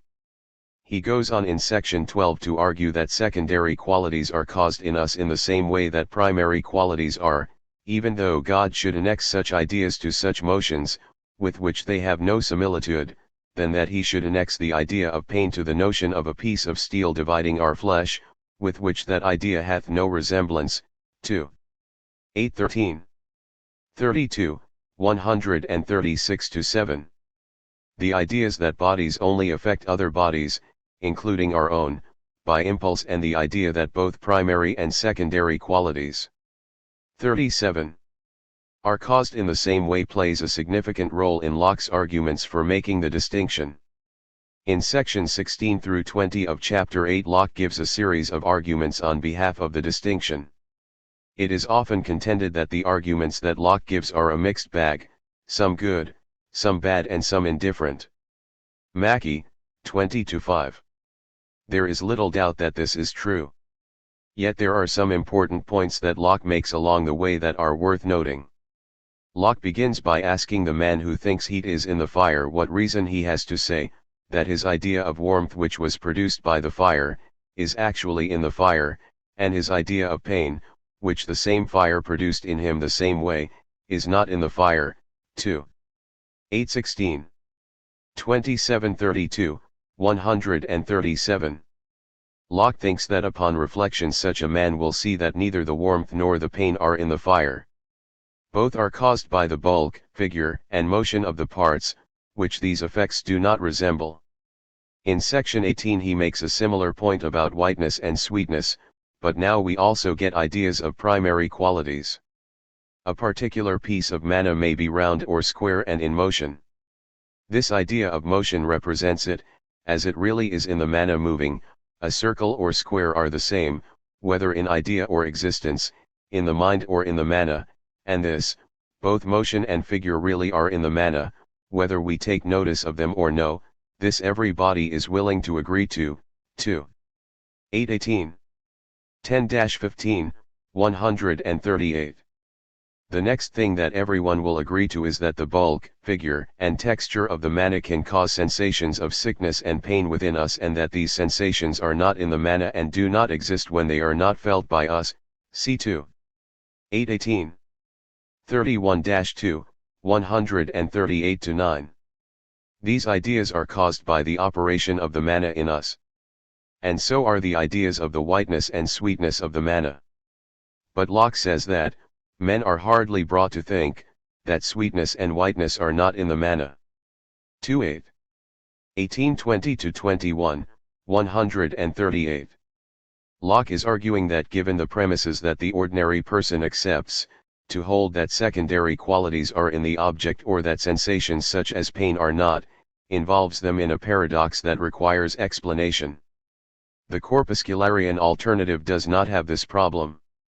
In section 19 Locke argues from an example of a piece of porphyry that there is a power in the rock to produce the different colors we see, but that no real alterations are made in the porphyry when its colors change, and that it continues to exist in the absence of seen color. In section 20 he gives the example of 38. Pounding an almond in a pestle, to make the point that it is by changing the texture of the almond in this mechanical way that the color and taste are altered. Finally, in section 21, he argues that the corpuscularian hypothesis explains in a perfectly clear way why the same water at the same time feels warm to one hand but cold to the other. This last example may well have two targets. The first is the position of the ordinary man whom Locke has been addressing from section 16 on. But this is a more puzzling case, and the apparent contradiction of the water being both warm and cold suggests that Locke may have been trying to resolve a septical problem about perception on the basis of the corpuscular hypothesis. Locke's treatment of this case is strikingly different from that of Berkeley in the first of the three dialogues between Hylas and Philoneus. Berkeley, in contrast with Locke, is using the apparent contradiction to argue that secondary qualities are only in the mind. Berkeley may have believed that this was also Locke's view. If so, he was surely mistaken. Questions. 16. What are the primary qualities? Are there primary qualities of atoms and primary qualities of macro-sized objects? How are these similar to and different from one another? 17. Are there ideas of primary qualities that are sensible in the way that color is sensible? 18. On Locke's account, are there secondary qualities or only ideas of secondary qualities? Resemblance and representative theories of perception. Locke claims that the ideas of primary qualities resemble the qualities in the objects while ideas of secondary qualities do not. C2. 87. 7-16, 134. Scholars have puzzled over what resemblance means here. Mandelbaum, for example, in explaining why Locke's atomism may have received so little attention up to that point, notes that In his well-known distinction between primary and secondary qualities, Locke states that the ideas of primary qualities of bodies are resemblances of them, and their patterns do really exist in the bodies themselves. Yet no atomist can consistently 39. Hold that the specific qualities that we perceive when we look at or when we touch material objects are identical with the qualities which these objects, when considered as congeries of atoms, actually do possess. For example, the continuous contour which characterizes the perceived shape of an object such as a table cannot be considered by an atomist to be a wholly adequate representation of that object's true shape. Mandelbaum, 15. We can note that Locke claims it is a mistake to think that our perceptions are exactly the images and resemblances of something inherent in the subject. So there may well be some question not only as to which ideas resemble qualities, but the degree to which they resemble them. Locke might hold, for example, that the ideas of primary qualities resemble their causes, because they share the same kind of quality, e.g. shape, but not the same exact shape. In the technical language of contemporary philosophy, they share the same determinable but not the same determinate shape. This is, in effect, Mandelbaum's interpretation. He thinks that Locke would hold that ideas of secondary qualities and their causes do not share a determinable, Mandelbaum, 21-2. So the idea of a motion of a body and the actual motion of that body share the determinable motion, while the idea of red and the cause of that idea do not share a determinable. It is also worth considering whether, when Locke tells us that it is usual to think that all of our ideas are images and resemblances of the qualities in an object, he is concerned with the way people ordinarily think, or if he is making reference to the scholastic/Aristotelian theory taught in the universities at that time. If the former, the justification for the claim of resemblance would be that the idea seemed to be in the object, e.g. the apple appears green.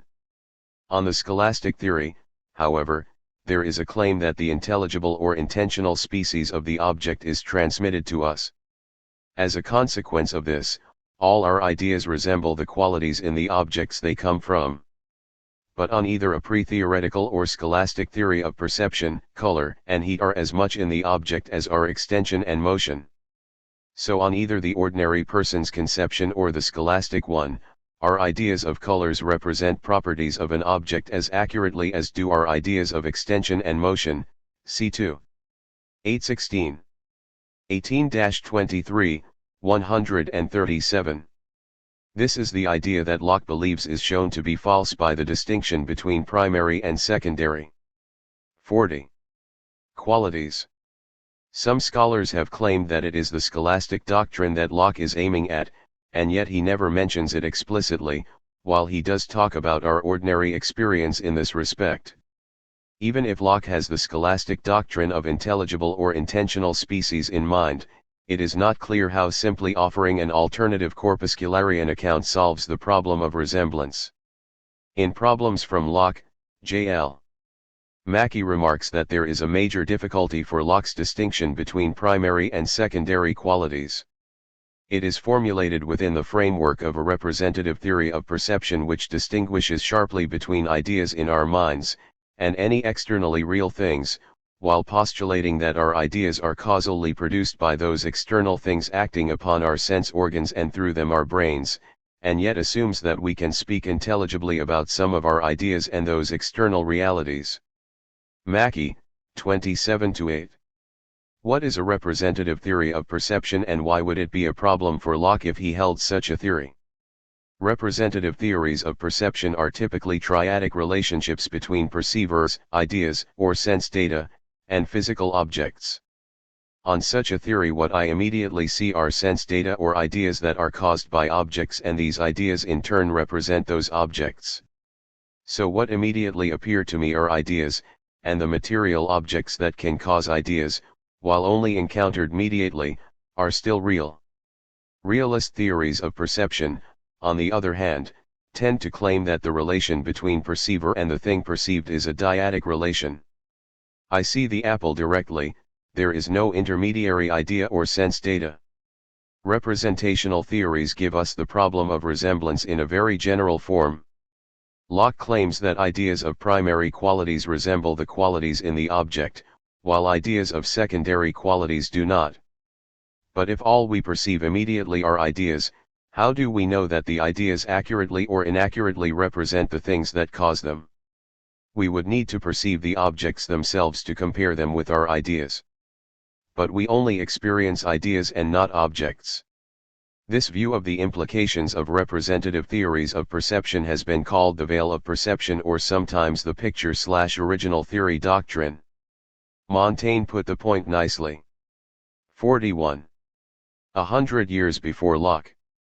He writes in an apology for Raymond Sebond, and as for saying that the impressions of the senses convey to the soul the quality of foreign objects by resemblance, how can the soul make sure of this resemblance, having of itself no communication with foreign objects?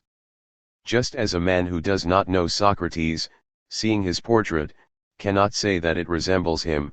Montaigne, 186. A crucial feature of the problem is that it is global. All our ideas exist on the side of appearance, while all the material objects that cause our ideas are on the side of reality. The dilemma is that on the one hand the distinction between primary and secondary qualities seems to require a representational theory of perception, but the nature of such representational theories is such that they do not provide any basis for making the distinction.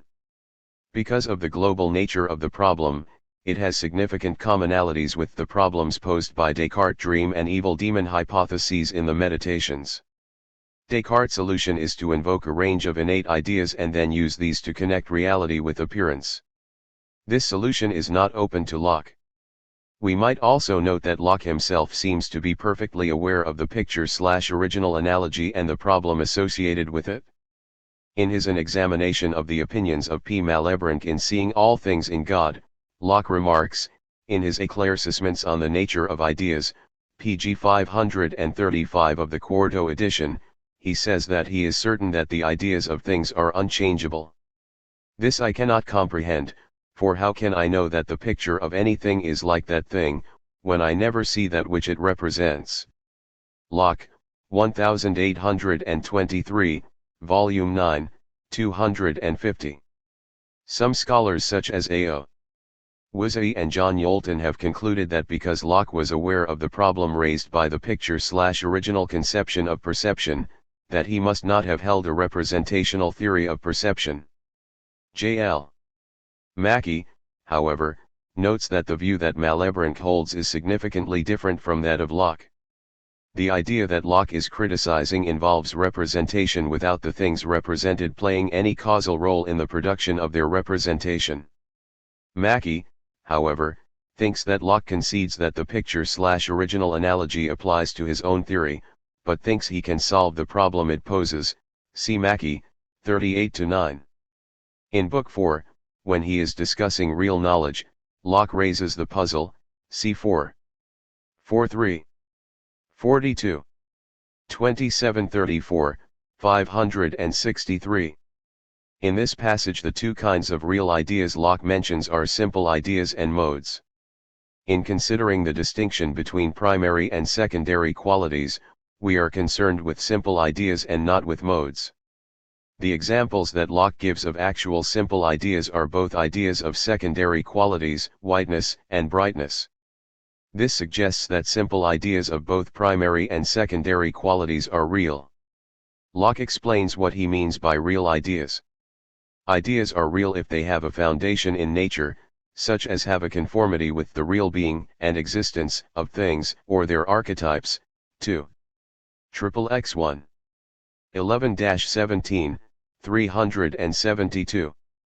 He goes on to say explicitly that in this sense all simple ideas are real, all agree to the reality of things. 2. XXX2. 19-20, 372. Thus both primary and secondary qualities are real. C2. XXX2. 20-6, 372-3. So, on Locke's view, as long as the effects have a steady correspondence to their causes in things outside us, whether they resemble the qualities in the object or not, they are real. If we recall the point that Mackey makes about the importance of causality to Locke's resemblance thesis, Locke would hold that Malebranche could not account for ideas being real in this sense, because there is no causal connection between objects and ideas in his theory. In fact, in the continuation of the passage quoted earlier, Locke says that the only other possible meaning he can give to Malebranche's remark is the tautology that an idea will always be the same as itself and, thus the idea of a horse, and the idea of a centaur, will, as often as they recur in my mind, be unchangeably the same, which is no more than this: the same idea will always be the same idea, but whether the one or the other be the true representation of anything that exists, that. Upon his principles, neither our author nor anybody else can know. Locke, 1823, Volume 9, 250. Hence, without the causal connection between things and ideas, Malebranche would have no basis to argue that our ideas of horses conform to things while our ideas of centaurs do not. Locke holds that his own account, with its crucial causal component, fares better. Locke takes up these issues again in Book 4. We will return to them at that point. Locke's account of primary and secondary qualities leads naturally to a discussion of substance. This takes us from Chapter 8 of Book 2 to Chapter XXIII, of our complex ideas of substance. 43. Questions. 19. What does Locke mean when he says that ideas of primary qualities resemble their causes while the ideas of secondary qualities do not? 20. What does Locke mean when he says that the primary qualities are real? 21. When Locke says that secondary qualities are real, is he using a different sense of the term real from the one he uses when he says primary qualities are real? If so, what is the difference? 22. What is a representative theory of perception? Why does the distinction between primary and secondary qualities require a representative or causal theory of perception? 23. What problem does adopting a representative theory of perception pose for the distinction between primary and secondary qualities? Space, solidity, the vacuum, and substance. In Chapter 13, Locke turns to our ideas of space. There was a significant debate over the nature of space that went back to Aristotle and the atomists of antiquity. The atomists affirmed, and Aristotle denied, that it was possible to have a perfect vacuum in space. This debate continued through the Middle Ages and into the 17th century with the re-emergence of atomism as a serious intellectual doctrine. Locke takes the idea of space to be a simple idea. He claims that he has shown previously that we get the idea of space by our sight and touch, that is by seeing the distance between bodies or parts of bodies. 2. 13-2.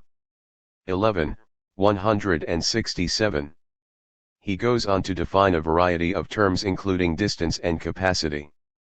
He remarks that, each different distance is a different modification of space, and each idea of any different distance, or space, is a simple mode of this idea. 2. 13-4. 21-23, 167. The mind can create different measures of distance, such as inches, feet, fathoms, miles. These ideas are all made up of the idea of space. Men can repeat these measurements in their minds to get ideas such as long, square, or cubic, and by joining them one to another to enlarge their idea of space as much as they please. 2. 13-4. 6, 168. We thus get the idea of immensity. He next defines figure and claims that the mind has an ability to make angles of any size and enclose spaces so as to make figures and shapes of 44. Infinite variety. He then turns to place in sections 7 to 10 arguing that it is a position relative to other things and notes that this explains why we have no idea of what the place of the universe is. In sections 11 to 16 in Chapter 13, Locke offers his arguments against the Cartesian identification of body with extension. He also gives the argument for the vacuum, which he refers to in his discussion of solidity in Chapter 4. We will begin with this even though it occurs later in the chapter since it looks back to Chapter 4, while the discussion of extension and solidity leads into a discussion of substance which looks forward to Chapter XXIII, of our complex ideas of substances, body, solidity, and extension. Locke begins his attack on the identification of body with extension by claiming that the Cartesians are either changing the meaning of the word body or else are confusing two very different ideas with one another. He doesn't think they would change the meaning of the word because they complain about other people doing this. On the other hand, what most people mean by body is something that is solid and extended, whose parts are separable and movable in different ways, and what most people mean by extension is only the space that lies between the extremities of those solid coherent parts, and which is possessed by them, too. 1311. 3034, 171. So, the Cartesians can choose which of these two unpleasant alternatives they are willing to accept. Or because Locke says they would not do the first, he is suggesting that they really are confusing two quite distinct ideas one with the other. Locke goes on to point out that something being extended is a necessary condition for it being solid, but they are still completely distinct ideas. He continues, solidity is so inseparable an idea from body, that upon that depends its filling of space, its contact, its impulse, and communication of motion upon impulse, too. 1311. 9-11, 172. He makes the argument that if the Cartesians hold that mind and body are distinct because thinking includes not the idea of extension in it, the same reason will be as valid, I suppose, to prove that space is not body, because it includes not the idea of solidity in it, too. 1311. 13-15, 172. He then makes the point that body and extension are different, because the parts of space are inseparable, immovable, and without resistance to the motion of body, too. 1314. 13-15, 173. 45. This first section of the argument is perhaps the most important, because Locke is trying to make the Cartesians accept atomist premises by arguing that solidity and extension are different from one another. Descartes would take this distinction between extension and solidity as a plausible mistake and would not accept these Lockean arguments or their conclusions. Locke expects that the Cartesians will raise some objections. First, there is the dilemma that either space is something or nothing. If space is nothing, then there is nothing between two bodies and they must necessarily be touching. If space is something, the Cartesians will ask if it is a body or a spirit. Locke's reply is to ask a rhetorical question: who told them that there was, or could be nothing, but solid beings, which could not think, and thinking beings that were not extended, too. 1316. 32-34, 173. The point clearly implied by this rhetorical question is that body and spirit as defined do not exhaust the possibilities. In addition to solid objects there is empty space. No clear and distinct idea of substance. The next question Locke thinks he will be asked is whether the space void of bodies is a substance or an accident. He says that he does not know, and nor shall I be ashamed to own my ignorance, till they that ask, shew me a clear distinct idea of substance, too. 1317. 2-4, 174. Locke spends sections 18 to 20 arguing that we do not have a clear and distinct idea of substance. This is worth noting because the passage was taken by one of Locke's critics, Bishop Stillingfleet, to mean that Locke thought there was no such thing as substance. But Locke's point is not that we do not have an idea of substance, it is simply that we do not have a clear and distinct one. Rather, our idea of substance is obscure, confused and relative. And, since it is not clear and distinct, Locke has a good reason for not knowing whether empty space is a substance or not, see 2. 1318. 5-11, 174.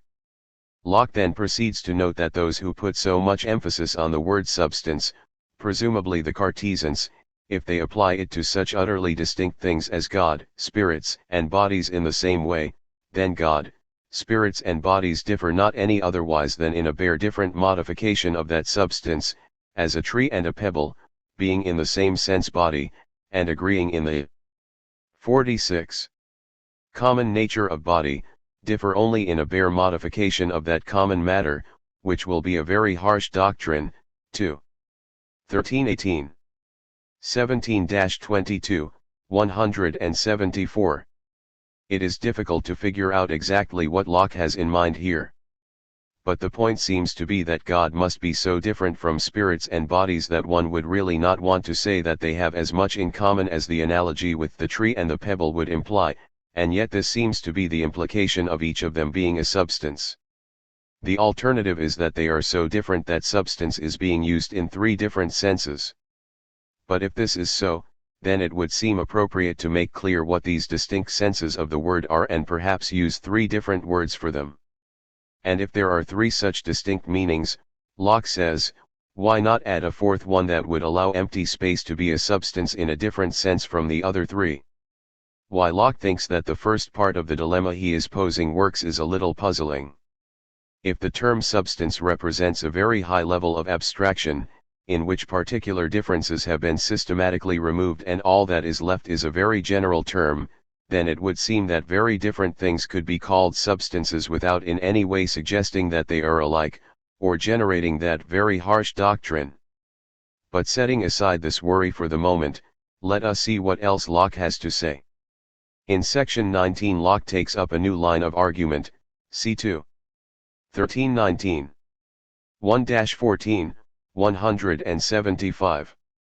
Locke is arguing that the distinction between substances and the accidents they support is not helpful. This also seems to be an example of the theme announced at the beginning of section 18, that making up names for things we don't understand only lets us feign knowledge where we have none. But the last sentence makes it clear that we do have an idea of substance, but it is only an obscure one of what it does. In section 20 Locke continues the argument begun in the previous section that the doctrine of substance and accidents has very little use in philosophy. He gives examples of two analogous explanations that are clearly inadequate. The first is of an American Indian having the functions of a pillar and its base explained to him as the base supporting the pillar and the pillar being supported by the base. Locke says, would he not think himself mocked instead of taught, with such an account as this? 213. 2019-21, 175. The other example is of a stranger to books who is told that, all learned books consisted of paper and letters, and that letters were 47 things inhering in paper, and paper a thing that held forth letters, a notable way of having clear ideas of letters and paper. 2. 1320. 23-26, 175. Locke claims that our ideas of substance and accident are defined in an equally circular and uninformative way. Thus, they will be of little use in helping us to decide whether empty space is a substance or an accident. Questions. 24. What are Locke's reasons for holding that solidity is part of our idea of body? 25. How does Locke's disagreement with the Cartesians about space involve the notion of substance? 26. What problems does Locke have with the idea of substance? Infinite space and the vacuum. Locke continues the argument against the Cartesians in sections 21 through 23 by posing several thought experiments. The first goes to prove, against the Cartesians, that space is infinite. Descartes had been unwilling to say this, allowing only that space was indeterminate. Locke imagines a man placed by God at the point where the last body in the universe exists. The man stretches out his arm and either finds some hindrance to his extending his arm or does not. If nothing hinders, then it is plain that space extends out past the last body. If something does hinder the man's arm, Locke wants the Cartesians to tell him whether what hinders the arm in this case is substance or accident. He thinks when they have answered this question they can then determine what it is that is between two bodies at some distance from one another. The second involves the supposition that God could bring all motion in the universe to a complete halt and then destroy a piece of matter. What would be left when that piece had been destroyed would be a vacuum, for ex hypothesi, nothing could move into the space where the body had been before it was destroyed. To deny that this could be done would be to impugn God's omnipotence. Locke gives a third argument from the motion of bodies.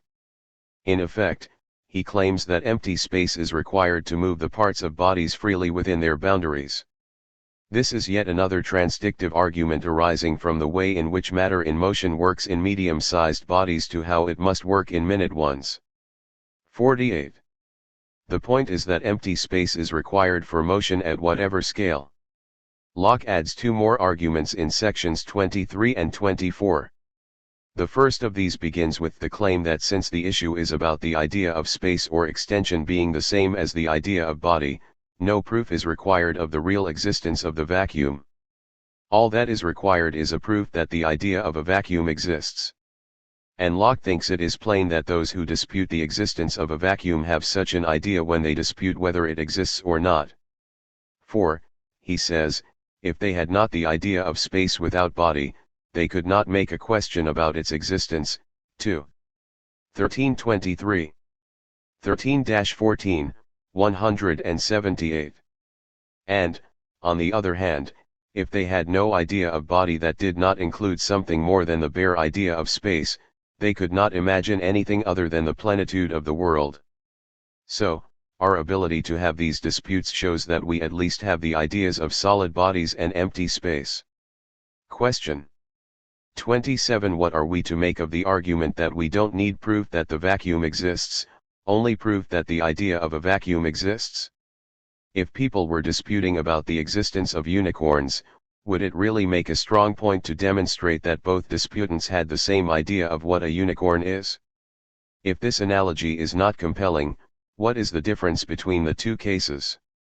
In sections 24 and 25, Locke reflects on how the Cartesian came to make the mistake of confounding two quite different ideas that he attributed to them back in section 11. He notes that the idea of extension joins itself so inseparably with all visible and most tangible qualities, that it suffers us to see no one, or feel very few external objects, without taking in impressions of extension too. 2. 1324. 21-24, 178. Locke thinks that not seeing any bodies that were without extension, the Cartesians concluded that this was the essence of bodies.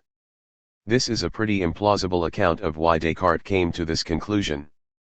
Locke suggests that if they had considered ideas of tastes and smells and hunger and thirst, they would have found bodily ideas that do not have the idea of extension included in them. Finally, he notes in section 25 that unity 49. 2 is an idea that goes with every body, but it will hardly do to say that unity is the essence of every body. Material objects and substance. Our ideas about substances comprise one of the major categories of complex ideas. Substance is a term that shows up almost as frequently as the word idea in the essay. One common way of thinking about substance is that it represents something independently existing as opposed to qualities that cannot exist independently. At least one scholar has suggested that Locke does not have this conception of substance in mind, but that surely is not true. Still, understanding Locke's account of substance is difficult for a number of reasons. Locke uses different terms: substratum, substance in general, essence, real essence and nominal essence in his extended discussion of substance in the course of the essay. There has been considerable scholarly debate about how these various terms relate to one another in Locke's own account of substance and to the views of the scholastics, the corpuscularians and ordinary people. There are various possible positions. Let us, then, turn to Book 2, Chapter XXIII. Locke begins the chapter by explaining how we come by our ideas of substance and some of the mistakes we make along the way. See 2. XXIII 1. 4-16, 295. Locke is telling us that our ideas of substances arise because we notice that many of our simple ideas go together. Locke would have done better to say that we notice that many qualities go together, for it is clear that when he says which being presumed to belong to one thing, he means qualities in the object and not ideas in the mind. Thus, if we were to take the passage before the introduction of the term substratum, it might suggest that a substance is just a clump of qualities that we notice go constantly together. But Locke thinks that we go beyond this to suggest something that holds all those qualities together, which he calls substratum and substance. If this is an account of what ordinary people think, Locke is probably wrong about this. What seems more likely is that only a few philosophers have this idea of substance. Locke believes that there are several mistakes we regularly make in respect of substances. To begin with, we may fail to remember that our idea of a substance is a collection of simple ideas and treat it as if it were one simple idea. Here again Locke should probably 50. Have written quality and not idea. We make the mistake of thinking that a substance is one quality, because we think there is one thing wherein the qualities subsist and from which they do result. The term substratum here seems to be identified with that in which qualities inhere and from which they result, and is equivalent to the term substance. In the next section Locke addresses the idea of pure substance in general, c2. XXII2. 17-6, 295-6. So, the qualities that produce simple ideas in us are commonly called accidents. The supposition of an unknown support for qualities is ambiguous. Such a support could be knowable but not known, or it could be unknowable in principle. The former sort of support might be the congeries of primary qualities that the ideas of primary and secondary qualities result from. But Locke seems to be clearly implying that there is a deeper level by asking, what it is that solidity and extension inheres in. There is an old argument suggesting that just as there are clear differences between subjects and predicates in language, so there is a difference between substances and qualities in the world. Qualities cannot exist independently. But what is it that they inhere in? It must be, goes the argument, something without qualities. But such a pure logical subject being without any qualities must be quite unknowable in principle. It is regularly suggested that Locke accepts this argument. Over the last 40 years, such notable scholars as Peter Alexander, Maurice Mandelbaum, and Michael Ayres have disputed this claim. Ayres argues that Locke's position on substance derives from Gassendi and that, in effect, he holds that the real essences of things and not a bare particular or logical subject is what Locke has in mind. Ayres, Volume 2, 28-9. The real essences of things are in their atomic constitution and so are in principle knowable, though Locke thinks we do not and probably will never come to know them. C2. XXII 3. 20-25, 296. Locke is critical of those who use Latin terms to conceal their ignorance. But, on the other hand, it would seem that if the substratum is a logical subject with no qualities, then we should simply note its unknowable character and chide those who have pretensions of knowing what cannot be known. But something seems to be wrong here. At the beginning of his discussion of substance in general, Locke asks what the secondary qualities of color or weight inhere in, and answers that it is the solid extended parts. He 51. Then asks what solidity and extension inhere in. Locke then compares our inability to answer the last question to the Indian who, believing that he had to explain what supports the earth, answered that the earth rests on a great tortoise, and when asked what the tortoise rests on, answers that it rests on I know not what. 2. XXII 2. 21-6, 295-6. The similarity in structure between Locke's questions about what secondary and primary qualities inhere in and the questions about what support the earth are hard to miss. The comparison, while famous, may not be well conceived. If Locke believes that this regress of questions really does terminate in a logical subject that has no qualities, is in principle unknowable and which is reached by a process of abstraction, why compare it to a case where the attempt to give an explanation is ill-conceived from the start and where the answer "t know not what" is the indication of the failure of the explanation and where no process of abstraction is involved? Locke goes on sarcastically to compare European scholastic philosophers, who came up with the doctrine of substance and accidents, to the Indian and suggests that they pretend to know what they do not know, and pretend to have an explanation of what accidents inhere in when they do not. But the Indian knows that he doesn't know what the tortoise rests on. At the least, these dissimilarities are likely to cause confusion, and led Leibniz in the new essays concerning human understanding to claim that it was Locke who is confused, Leibniz, 219. Locke may well have been trying to do too much with this comparison. In his discussion of the comparison with the Indian in the New Essays, Leibniz notes that to demand that a pure logical subject without qualities should explain what qualities one thing has rather than another is to ask the impossible, Leibniz, 219. But Locke doesn't seem to be making this mistake. At the beginning of 2:3 he remarks that the ideas of particular sorts of substances are made by collecting such combinations of simple ideas, as are by experience, taken notice of to exist together. 2:322-24, 296. He goes on to say that these ideas are derived from the unknown essence of these things, presumably their atomic constitutions. These real essences, as he comes to call them in Book 3, are also unknown. But they are unknown for quite different reasons than substance in general. So, it is not substance in general that is supposed to explain why a particular thing has the qualities it has, but its atomic constitution. In the 17th century, scientists 52 could claim to know none of these real essences. Locke is at pains to make this point in Book 3. But now physicists, chemists, and biochemists know many real essences. So, in this case, our ignorance was contingent. Locke clearly thought that we would never know these real essences, but not for the same reason that it is not possible to know a quality-less logical subject. Edwin McCann in Locke's Philosophy of Body offers an appealing solution. Focusing on the passages in 2:3 which seem to support the bare particulars account, McCann writes: if we read these passages carefully, we find Locke saying only that our idea of substance has nothing more in it than that it supports qualities. It does not follow from this that whatever answers to the idea of substance, if anything does, can have no other properties or features than that it supports qualities, which is what the bare particulars doctrine requires. So, there is no need to attribute the bare particulars doctrine to Locke.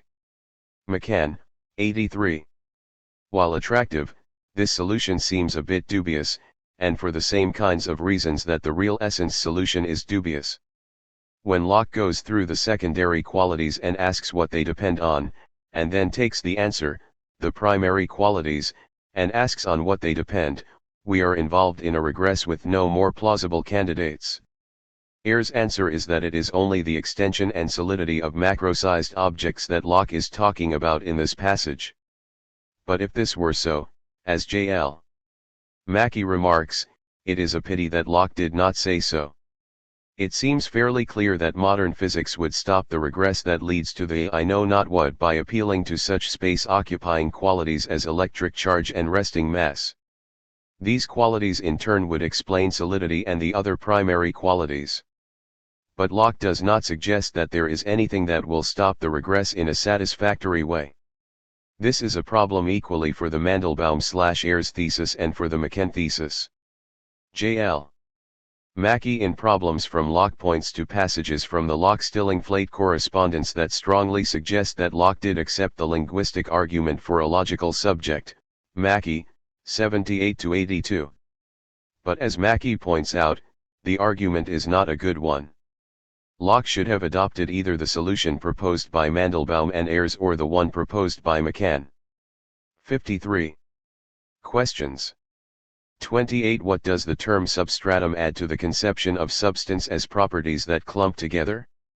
29. How does the real essence conception of substance, the Mandelbaum/Ayres thesis, differ from the logical subject conception?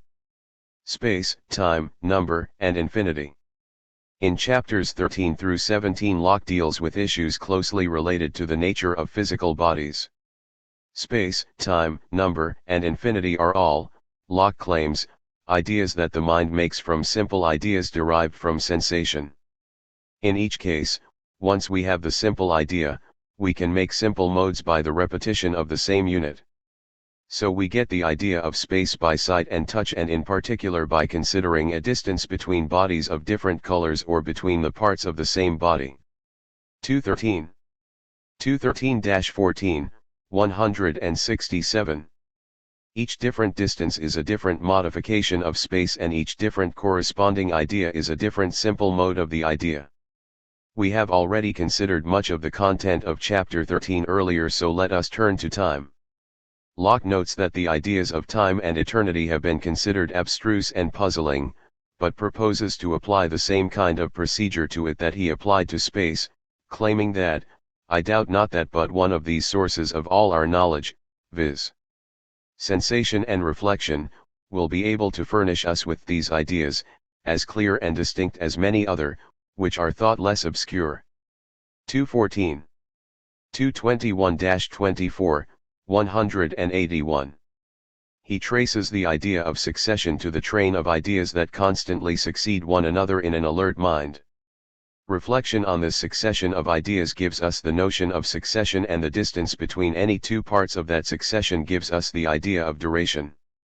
Locke distinguishes between succession of ideas and motion, and argues that it is the succession of ideas and not motion that gives us our idea of duration. Once we have the idea of duration, as with space, we can measure the distance between parts, giving us our idea of time. 2. 1417, 187. It is true that Locke thinks there is a disanalogy between space and time. Space and time differ in that the parts of space exist at the same time while the parts of time do not, but it turns out that this does not particularly hinder the measurement of duration. And just as 54.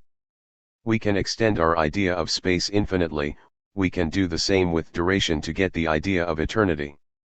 Up to this point we have not examined the chapters in Book 2 that deal with mixed modes and relations. Relations we will put off until the section of this chapter on relations and moral relations, and the treatment of mixed modes will come in the course of dealing with Book 3. We turn next to Locke's account of power, volition, and freedom, personal identity and morality. Power, volition, and freedom. In the next two sections of this book we will examine Locke's account of volition, personal identity, and morality. These chapters of the essay fit together to form a view of persons and how they direct their lives towards happiness.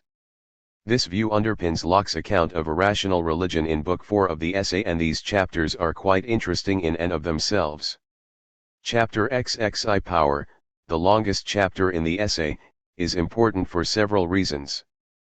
First, it takes us from the inherent properties of physical objects and space and time to a discussion of causality, or how physical objects affect one another.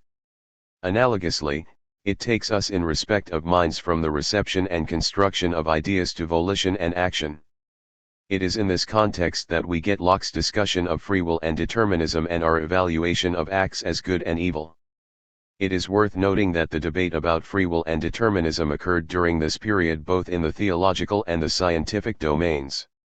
Free will was a Catholic doctrine. Luther and Calvin, the Protestant reformers, rejected free will in favor of divine determinism and predestination.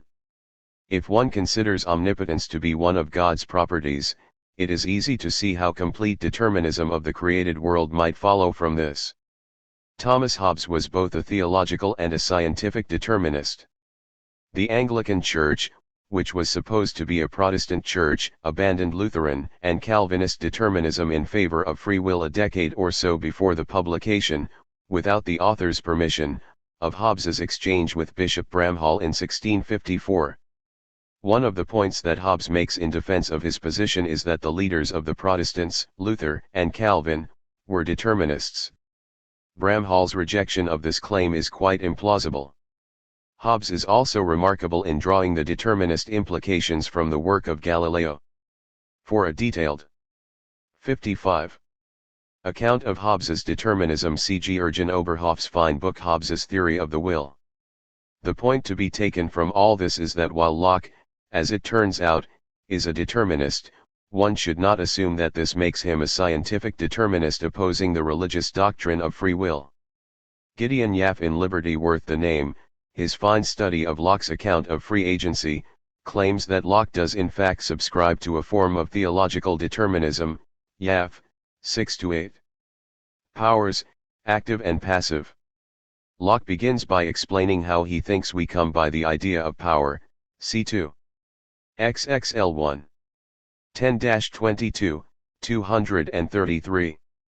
This passage suggests a number of things. First, we observe order in change. On many occasions we observe fire melting gold. We conclude that the same will happen in the future. This amounts to what we would call inductive reasoning. We expect that the future will resemble the past in relevant ways. We are also attributing to fire the causal power of melting gold and to gold the power to be melted. This suggests that there are both active and passive powers in matter. Locke, however, thinks that on closer examination we may conclude that while God has all active powers, matter has only passive powers. To find both together it is best to look at created spirits. We get the clearest idea of active powers from our own minds. Locke writes, the idea of the beginning of motion, we have only from reflection on what passes in ourselves, where we find by experience, that barely by willing it, barely by a thought of the mind, we can move the parts of our bodies, which were before at rest. 2. XXL4. 3033, 235. Locke now offers a series of definitions of the will, voluntary and involuntary action in terms of his account of power. The will is a power to begin or forbear, continue or end several actions of our minds, and motions of our bodies, barely by a thought or preference of the mind ordering, or as it were commanding the doing or not doing of such a particular action. 2. XXL5. 7-11, 236. Locke next defines voluntary and involuntary. Voluntary is the actual exercise of the will by directing any particular action or its forbearance. The involuntary is the performing of such acts without such a thought or command from the mind. Locke notes that the powers of perceiving and willing are often called by another name, faculties. He thinks this is unproblematic as long as one is careful about the use of words. There is, however, a 56. Problematic use of the term faculty. Locke thinks this arises when we talk about the will as being able to command, C2. XXI6. 10-15, 237. The problematic use is to take the faculties as agents, or we might say as homunculi, that is little people, operating inside us. Questions. 30. What is Locke's distinction between active and passive powers? 31. What is wrong with taking faculties as agents? 32. What are Locke's definitions of voluntary and involuntary action? Locke thinks that we derive the notions of liberty and necessity from a consideration of the extent of our power over our own actions. In section 8 Locke defines free and not free, C2. XXI8. 21-28, 237. Locke next goes through a series of cases to show that liberty cannot be, where there is no thought, no volition, no will, but there may be will, there may be volition, where there is no liberty. 2. XXI8. 2-4, 238. His first case is a tennis ball whose motion or rest are both necessary as the tennis ball does not think and so has no volition. In the next case, a man falling from a bridge into water has volition, but is not a free agent because while he wills not to fall, it is not in his power to prevent it. So in this case there is not the right causal connection between the volition not to fall and the motion of his body to make him a free agent. Similarly, a man who strikes himself or his friend by a compulsive motion of his arm that is not in his power to stop and which his thought or volition cannot prevent is not a free agent. The next case is at 2. XXI10. 2232, 238. Liberty comes from the power either to carry out a volition or not to do so. Locke, though not saying so explicitly, is attacking the doctrine of freedom of the will where the paramount question is about the freedom of volition. Locke thinks that this emphasis on volition is a mistake, for simply having volition is a necessary but not a sufficient condition of liberty. Having the volition and having the power to carry it out, or not, are jointly sufficient for liberty. For a more detailed and precise account of these conditions see Yav, 14-15. 57. The analysis of free will. Locke now turns to the doctrine of the freedom of the will. He rejects freedom of the will. Locke believes that freedom of action is not sufficient to explain free agency. Some additional element is needed, see Yav, 19-21, 27. The doctrine of freedom of the will represents one possible account of what the additional element might be. But Locke rejects two different interpretations of freedom of the will in favor of a quite different kind of account. Locke thinks that clarifying the meaning of the terms and considering the relations between them will avoid much confusion. Locke thinks that clarifying the meaning of the terms will avoid much confusion. He claims that it is incoherent to ask whether the will is free. This is where his previous objection to treating the will as a real being, or a homunculus, has its force. He amplifies this point in sections 18-20. The problem with homunculi, or faculties understood as real beings, is that offering them as explanations turns out to explain nothing. The will is a faculty, and that means simply a power. Freedom is also a power. So in attributing freedom to the will, one is attributing a power to a power. But this is as incoherent as to ask if virtue is square. It is a kind of error that Gilbert Ryle in the concept of mind called a category mistake, Ryle, 16-17. Only agents, substances, can have powers attributed to them. So there can be free agents but not freedom of the will. What happens, however, in particular cases? Locke replies at 2. XXL 29. 3-16, 249. This passage, together with what came before, suggests that Locke is a determinist with respect to what he calls volitions, because volitions are caused, and that he is a compatibilist rather than a hard determinist because he believes in free action. Free action means that one can do what one wants without there being any physical constraints preventing one from doing it. Libertarians claim that the crucial element in free will is being able to do otherwise, to be able to take any of the alternatives that are presented to one. They claim that determinism implies that one could not do otherwise. Compatibilists sometimes offer an account of being able to do otherwise. Locke seems to have such an account, although he does not label it in this way. The first stage of his account is to say that we are free insofar as it is in our power to perform any of the actions the will is considering at any particular time. 58. Locke goes on to claim that the crux of the issue about freedom of the will is the question of whether the will itself is determined or not. His answer comes in several stages. First, he claims that willing or volition being an action, and freedom consisting in a power of acting or not acting, a man in respect of willing, or the act of volition, when any action in his power is once proposed to his thoughts, as presently to be done, cannot be free. 2. XXI 23. 8-11, 245. His point is that once the action has been proposed, a man must choose either to perform the action or its negation. He has no choice about having to will something, and having no choice means he is not free. The next question is, whether a man be at liberty which of the two he pleases, motion or rest. 2. XXI 25. 3-4, 247. Locke claims that the question is absurd and gives his reasons at 2. XXI 25. 4-12, 247. The point here seems to be that volitions are action starters, so if you ask if there is an action starter for the action starter, you involve yourself in an infinite regress.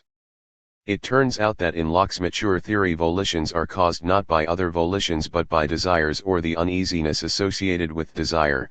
2. XXI 29. 3-16, 249.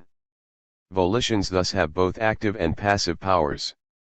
That something can have both active and passive powers is crucial to Locke's account of free agency, and also something he does not explicitly acknowledge, cf. 84-5. So, Locke is a determinist and a compatibilist.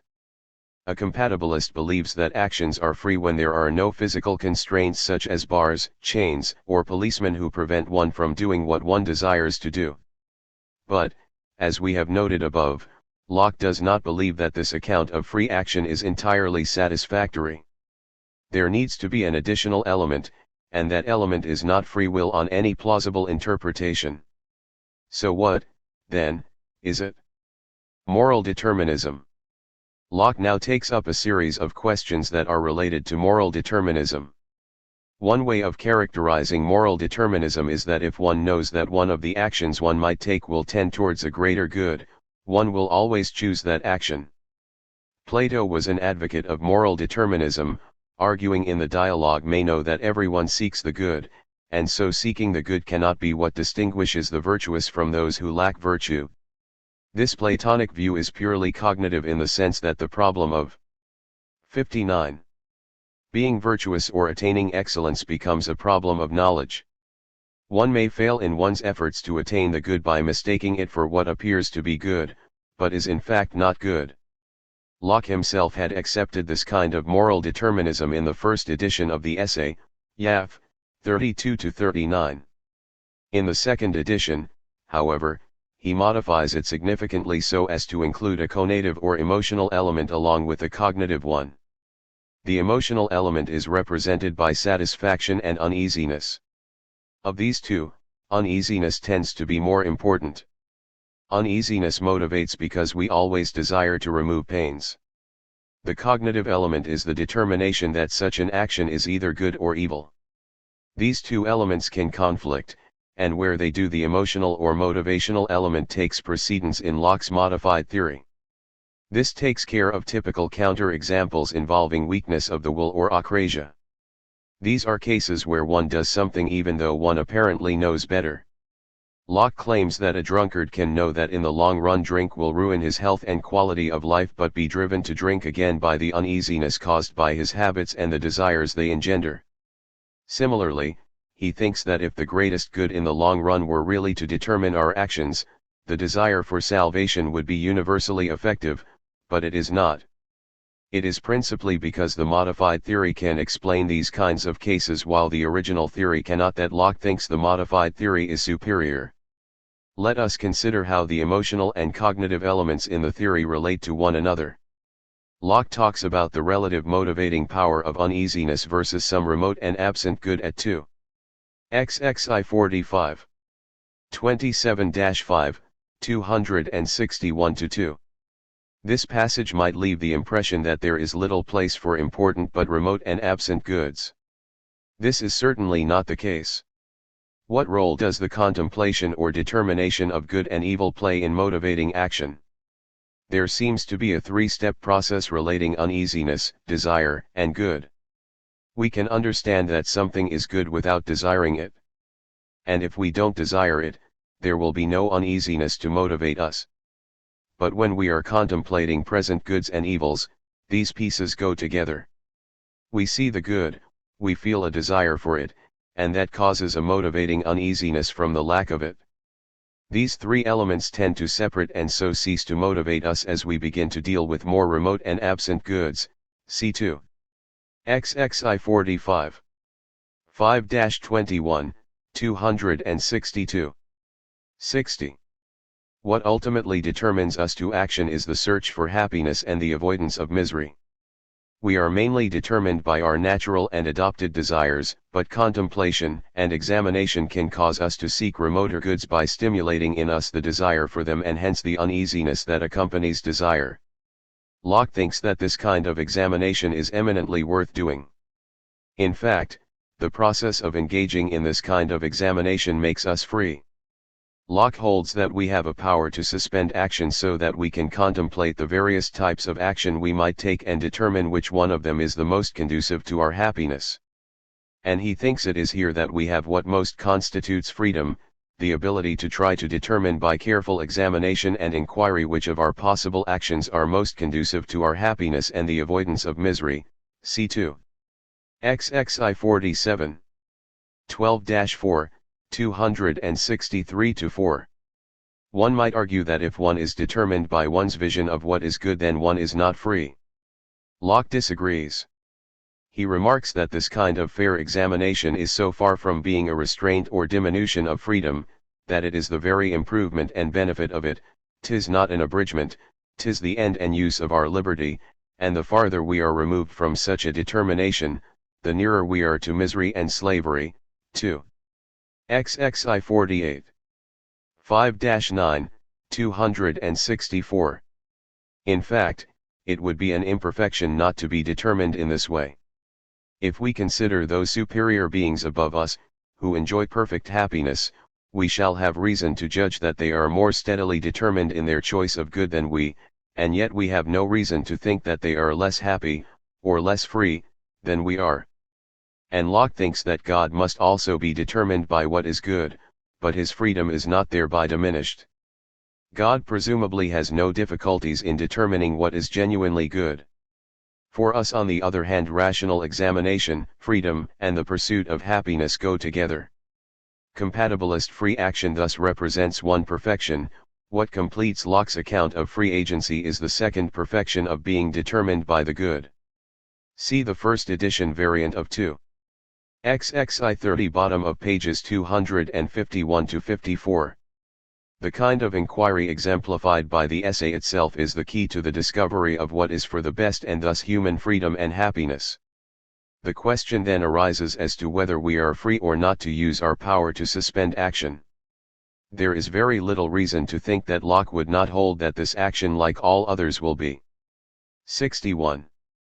Determined in the same way.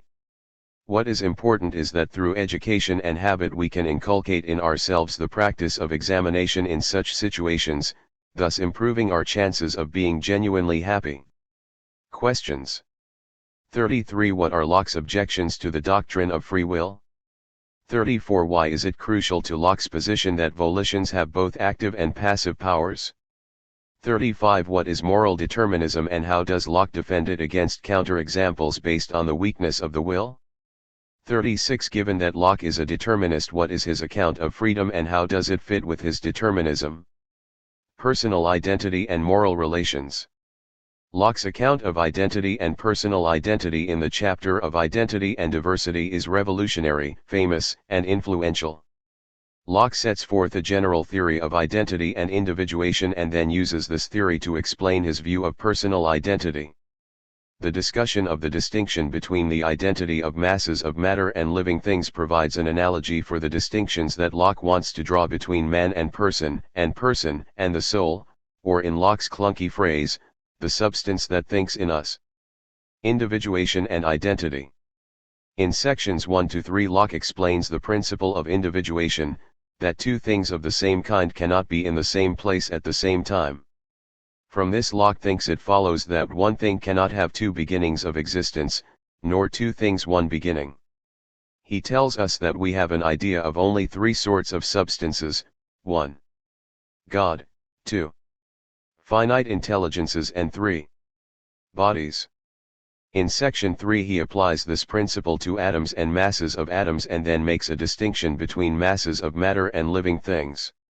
Masses of atoms, or bodies as he also calls them, are the same as long as they are composed of the same atoms, and whilst they exist united together, the mass consisting of the same atoms, must be the same mass, or the same body, let the parts be never so differently jumbled, but if one of these atoms be taken 62 away, or one new one added, it is no longer the same mass, or the same body. 2. XXVII 3. 16-20, 330. He immediately draws the contrast between masses of matter and living things. In the state of living creatures, their identity depends not on a mass of the same particles, but on something else. For in them the variation of great parcels of matter alters not the identity. An oak growing from a plant to a great tree, and then lopped, is still the same oak, and a colt grows up to a horse, sometimes fat, sometimes lean, is all the while the same horse, though in both these cases, there may be a manifest change of the parts, so that truly they are not either of them the same mass of matter, though they be truly one of them the same oak and the other the same horse. The reason thereof is, that in these two cases of a mass of matter, and a living body, identity is not applied to the same thing. 2xxvii. 32031, 330. This sensible distinction that Locke makes between the identity of a mass of matter and that of a living thing causes immediate and severe problems for his theory of identity and individuation. If an atom is a body, and a mass of atoms is also a body, then they clearly belong to Locke's third category of substances, bodies. But if an oak or horse is distinct from the mass that composes it at a certain time, to what category should we assign it?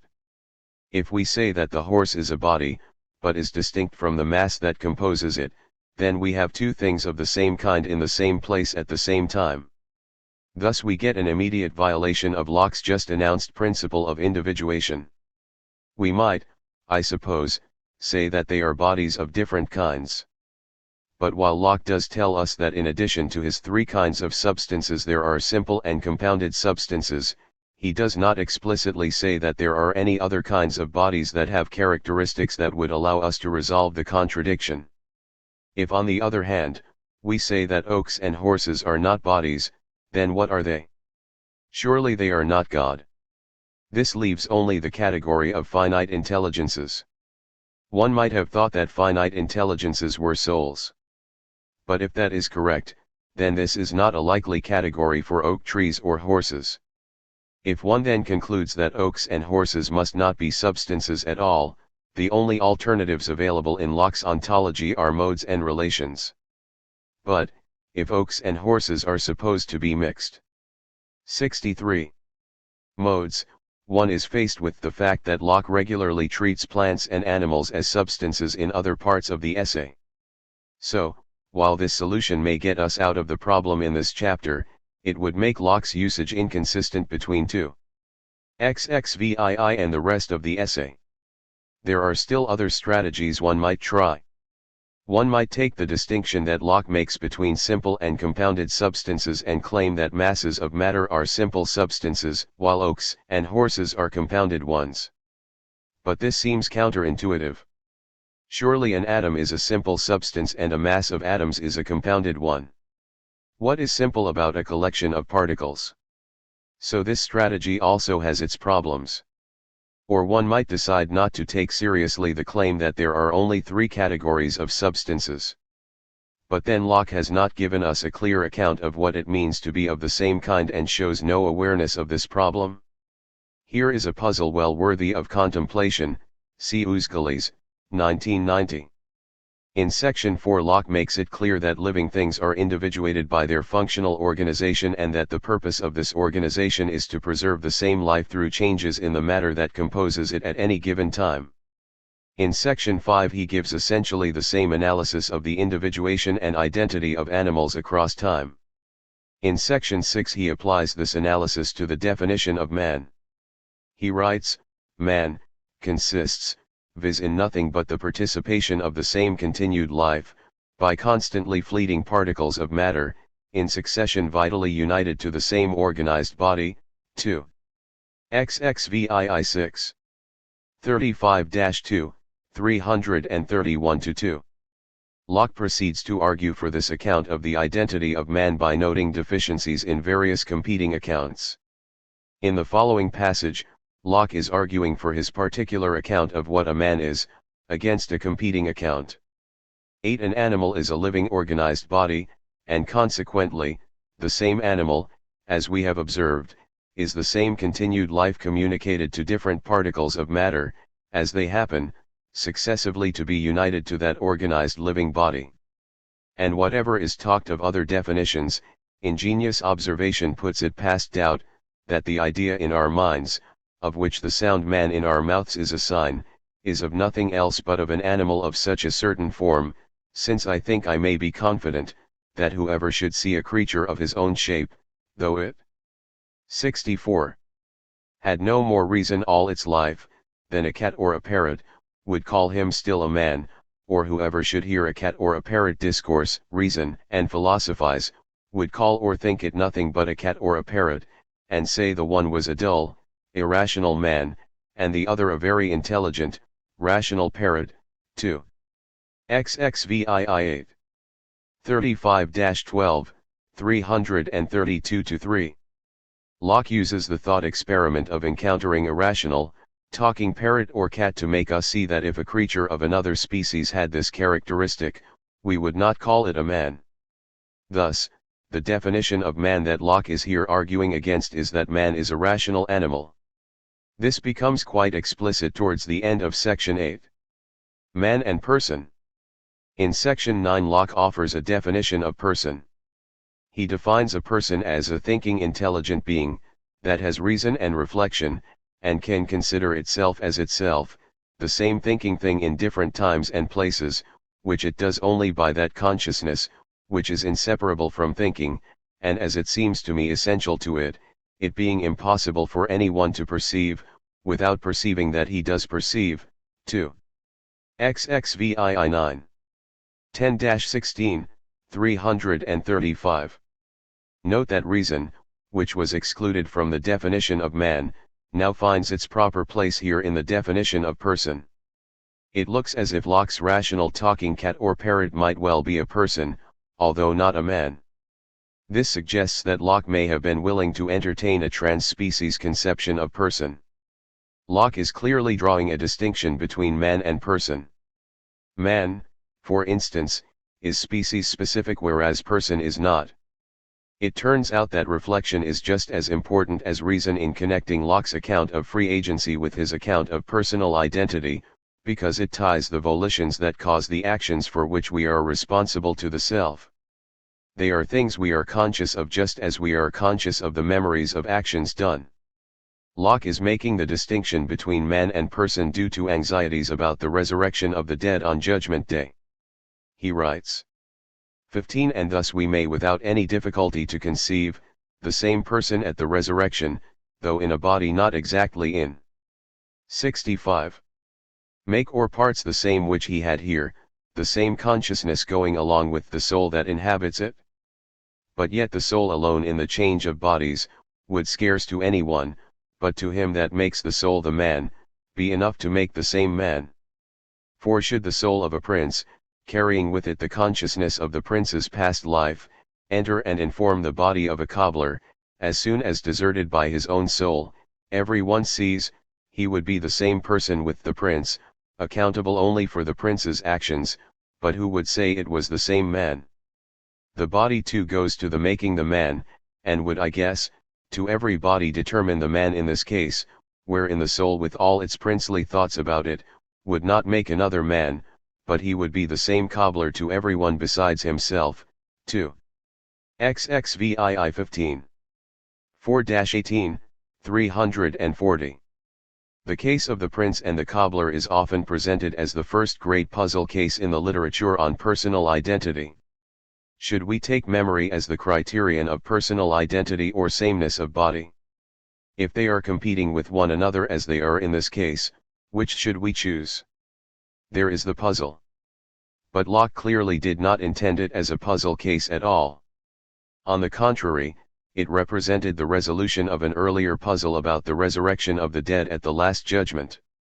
The puzzle has to do with what body a person would have if they had to have the same body at the resurrection as they had in this life.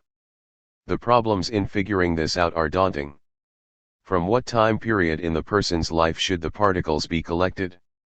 Should the particles simply come from the body at the moment of death? Or should they come from the period during which the person was sinning? There are other possibilities. Locke goes through all of them with great care in his discussion of this issue with Bishop Stillingfleet, Locke, Volume 4 1823, 304-330. But there are telling objections to all of these proposals. Suppose that some of the particles that belong to one human body also belong to another, as might well be the case if one of the persons were a cannibal and the other his victim.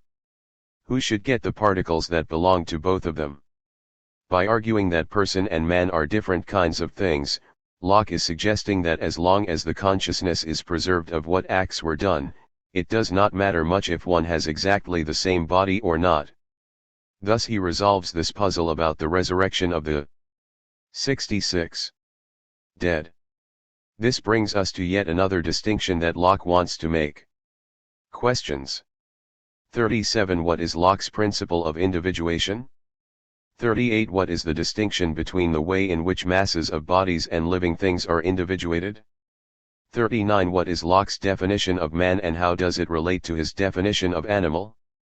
40. What is Locke's definition of person and how does he draw the distinction between man and person?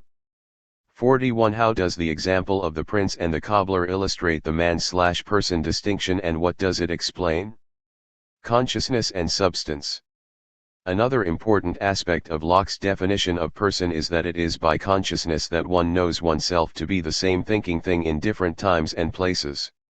Ralph Cudworth had only recently given an extensive philosophical treatment of the English word consciousness in his book The True Intellectual System of the Universe, published in 1678. There are several notable features of Locke's account of consciousness. The most remarkable of these is that consciousness is replacing the soul as the bearer of personal identity.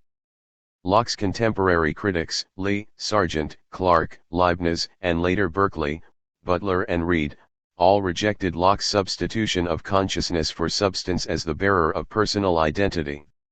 Locke was, it seems clear, keenly aware that what he was proposing was highly controversial. There is an extended discussion in 2. XXVII devoted to making the point that it is consciousness and not substance that is the bearer of personal identity. It starts in section 10 and continues through section 14. Locke continues to assert that it is consciousness and not substance that determines personal identity in sections 16, 17, 18, and 19. Section 23 argues that substance cannot unite remote existences into one person while consciousness can. Section 24 argues that without consciousness substance is no part of the self. Thus, most of the chapter after section 10 is concerned with this point. We should begin by wondering what caused Locke to make this highly controversial distinction. The answer I shall give is that Locke's concerns were 67. Epistemological. What feature is most likely to secure to us our knowledge of our personal identity? Locke quite simply holds that there is less doubt in regard to consciousness than substance. Having finished giving his definition of personal identity in terms of consciousness in section 9, Locke opens section 10 with the question of whether it will not only be the same person because consciousness makes it so but also because it is the same substance, C2. XXVII 10.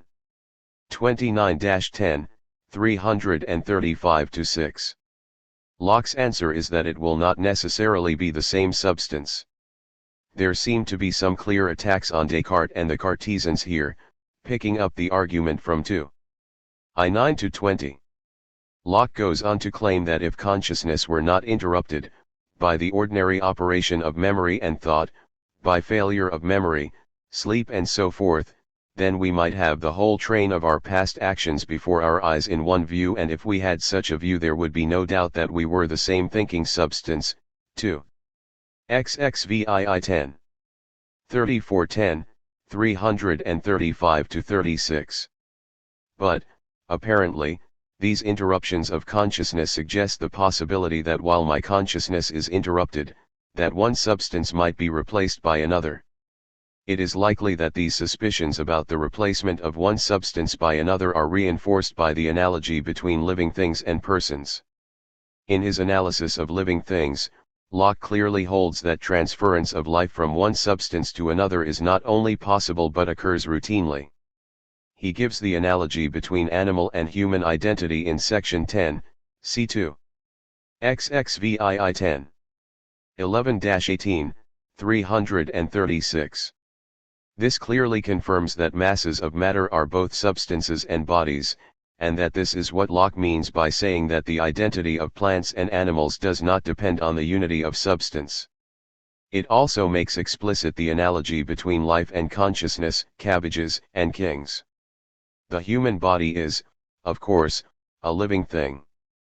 And this is a living thing that is connected with the self in important ways. In section 11, Locke uses this connection to make an explicit argument about the self remaining the same through changes in substance, C2. XXVII 2. 33-5, 336-7. We may suppose that this argument is merely the prologue for the questions posed in sections 12 and 13, and thus it seems unlikely that Locke believes that this argument resolves the issue of whether consciousness can be transferred from one thinking substance to another. However, given the difficulties of section 13 in particular, we might want to take a hard look at what Locke has achieved so. 68. Far. He has provided models and analogies for understanding how an entity can persist and retain its identity through changes of substance. This is in fact the case with a substance which is contingently part of the self, the body itself, both in part and in whole.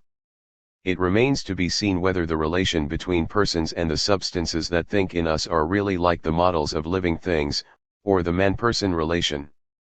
Locke's analogy between the identity of oaks and horses on the one hand and persons on the other suggests that persons can persist through changes in the substances that comprise them at a given time, just as oaks and horses do. At the beginning of section 12 of 2. XXVII, Locke writes, "But the question is, whether if the same substance, which thinks, be changed, it can be the same person, or remaining the same, it can be different persons." 2. XXVII 12. 10-12, 337. His answer to both questions is affirmative. This drastically reduces the importance of substance or the soul to personal identity. In effect, Locke attempts to disconnect consciousness from substance by arguing that it is at least possible that one can have the same person even though one does not have the same substance, and also that one can have two or more persons connected with the same substance. The first case suggests that substance is not a necessary condition for personal identity, the second that it is not a sufficient condition. The first case is more controversial since it involves the transference of consciousness or memory from one substance to another. A number of Locke's contemporaries simply denied that this was possible. Samuel Clarke is particularly forceful on this point in his correspondence with Anthony Collins. Joseph Butler and Thomas Reid echoed Clarke in this regard. On the other hand, Locke treats the presence or absence of consciousness as a necessary and sufficient condition for being the same person. If you are conscious of something someone did 1,000 years ago, then you are the same as that person. If you really cannot remember some act that was done yesterday, then you are not the person who did that act. Person as a forensic term. Locke's distinction between consciousness and substance is a radical one. I have suggested that Locke's motivation for making this distinction was epistemological. Still, this does not tell us why. 69. He is so concerned about knowledge of personal identity. What is the issue? What is at stake? Let us go back to Locke's account of what a person is. Locke says that a person is an intelligent thinking thing that can consider itself the same thinking thing in different times and places. But what is so important about being able to consider oneself the same thinking thing in different times and places? C2. XXVII 26. 24-28, 346.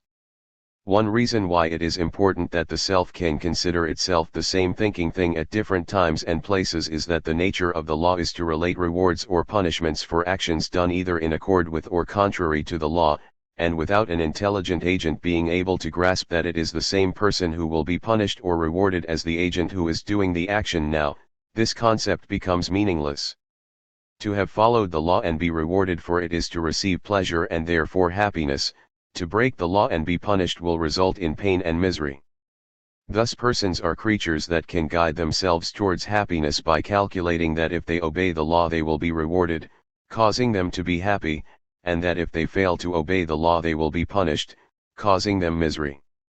On the other hand, should they make the calculation and deliberately choose to disobey the law, they can later calculate upon their punishment that they are themselves responsible for their own misery.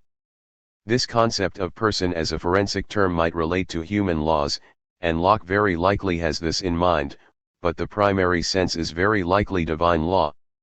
This interpretation of why being able to know oneself as the same thinking thing in different times and places nicely connects Locke's account of personal identity with his account of volitions and free action in Book 2 Chapter XXI and with his account of morality in Book 2 Chapter XXVIII. One perceptive connection is provided by Locke's remark that a concern for happiness is the unavoidable concomitant of consciousness, C2. XXVII 26. 35-5, 346-7, while his theory of volition explains how we are to achieve this, and the portion of his account dealing with morality in terms of divine law along with its punishments and rewards accords with both, Yaf, 119-39. In the discussion of the prince and the cobbler example in section 2, we saw that one of the motivations for Locke's distinction between man and person was that he could resolve puzzles about what happens at the resurrection of the dead on Judgment Day. Locke's account of personal identity in terms of consciousness rather than 70. The soul is clearly related to another aspect of Judgment Day, that of punishment being meted out for sins committed and rewards being given for good deeds. Put simply, Locke's doctrine is that you cannot be justly punished or rewarded for actions which you cannot remember doing. There is an essential connection between knowing that you did the action and the pleasure or pain received for performing that action. If this essential connection is severed, Locke holds that justice fails. This largely explains Locke's narrow focus on consciousness as a device for action appropriation. There are interesting analogies here between the term conscience and consciousness. They both have the same etymology, con/together, and sire/to know. This suggests that we have two persons knowing the same thing, an actor who performs the action and a witness who sees the action performed and who remembers and judges. Combine these two roles in the same person and you get consciousness and conscience. There is definitely something in this. Surely we ordinarily expect that when someone is rewarded or punished, they will know that they did the action for which they are being rewarded or punished, and know it, as it were, from the inside, not by being told or supplied with the evidence that shows that they did it. Dog trainers insist that it is pointless to punish a dog whom you discover has eaten holes in your beautiful new couch sometime earlier in the day, precisely because the dog will not put together the knowledge that it did the crime with the knowledge that it is being punished now for committing it. It does not know itself after the event as the same chewing thing that happily defaced your sofa. It thus serves no good purpose to punish the animal, precisely because it cannot operate the machinery of the law and so will neither be deterred from similar actions in the future nor improved in other ways. It must be steered towards happiness and away from misery in some other way. The ideal situation for stopping such behavior in dogs is to punish them while they are committing the offending act. This shows the importance not just of consciousness but also of memory of a particular kind. Clearly, however, whatever its merits, there are difficulties with Locke's doctrine. Both Molyneux and Leibniz, when he came to write the new essays, point out serious difficulties. It seems perfectly possible that while I don't remember some stretch of my life, someone else might have compelling evidence that it was I who 71. Performed some action or other. This may be a borderline case in terms of Locke's central intuition about justice and consciousness, but it seems perfectly possible. It also seems that Locke's account of justice requires perfect recall of all actions that are subject to punishment or reward. This seems like a distinctly non-naturalistic account of memory. In section 20, Locke takes up a supposition and an objection based on this supposition that shows us that he is aware of some of the obvious difficulties with his position, and tells us his answer: suppose I wholly lose the memory of some parts of my life, beyond a possibility of retrieving them, so that perhaps I shall never be conscious of them again, yet am I not the same person, that did those actions, had those thoughts, that I was once conscious of, though I have now forgot them. 2xxvii. 2023-28, 342.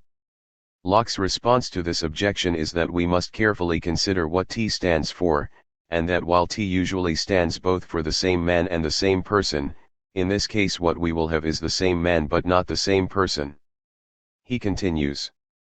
but if it be possible for the same man to have distinct incommunicable consciousness at different times, it is past doubt the same man would at different times make different persons, which, we see, is the sense of mankind in the solemnest declaration of their opinions, humane laws not punishing the mad man for the sober man's actions, nor the sober man for what the mad man did, thereby making them two persons, which is somewhat explained by our way of speaking in English, when we say such an one is not himself, or is besides himself, in which phrases it is insinuated, as if those who now, or, at least, first used them, thought, that self was changed, the self-same person was not in the man. 2xxvii 2031-4, 342-3. So Locke holds that if I cannot remember, beyond the possibility of recall, something which T did, then it was done by a different person, even if that person happened to be operating in the same living human body in which I presently operate. He also thinks that this distinction between man and person and the associated claims about consciousness and memory are represented both in ordinary language and the practice of law. 72. Questions. 42. What reasons does Locke give for replacing substance with consciousness as the bearer of personal identity?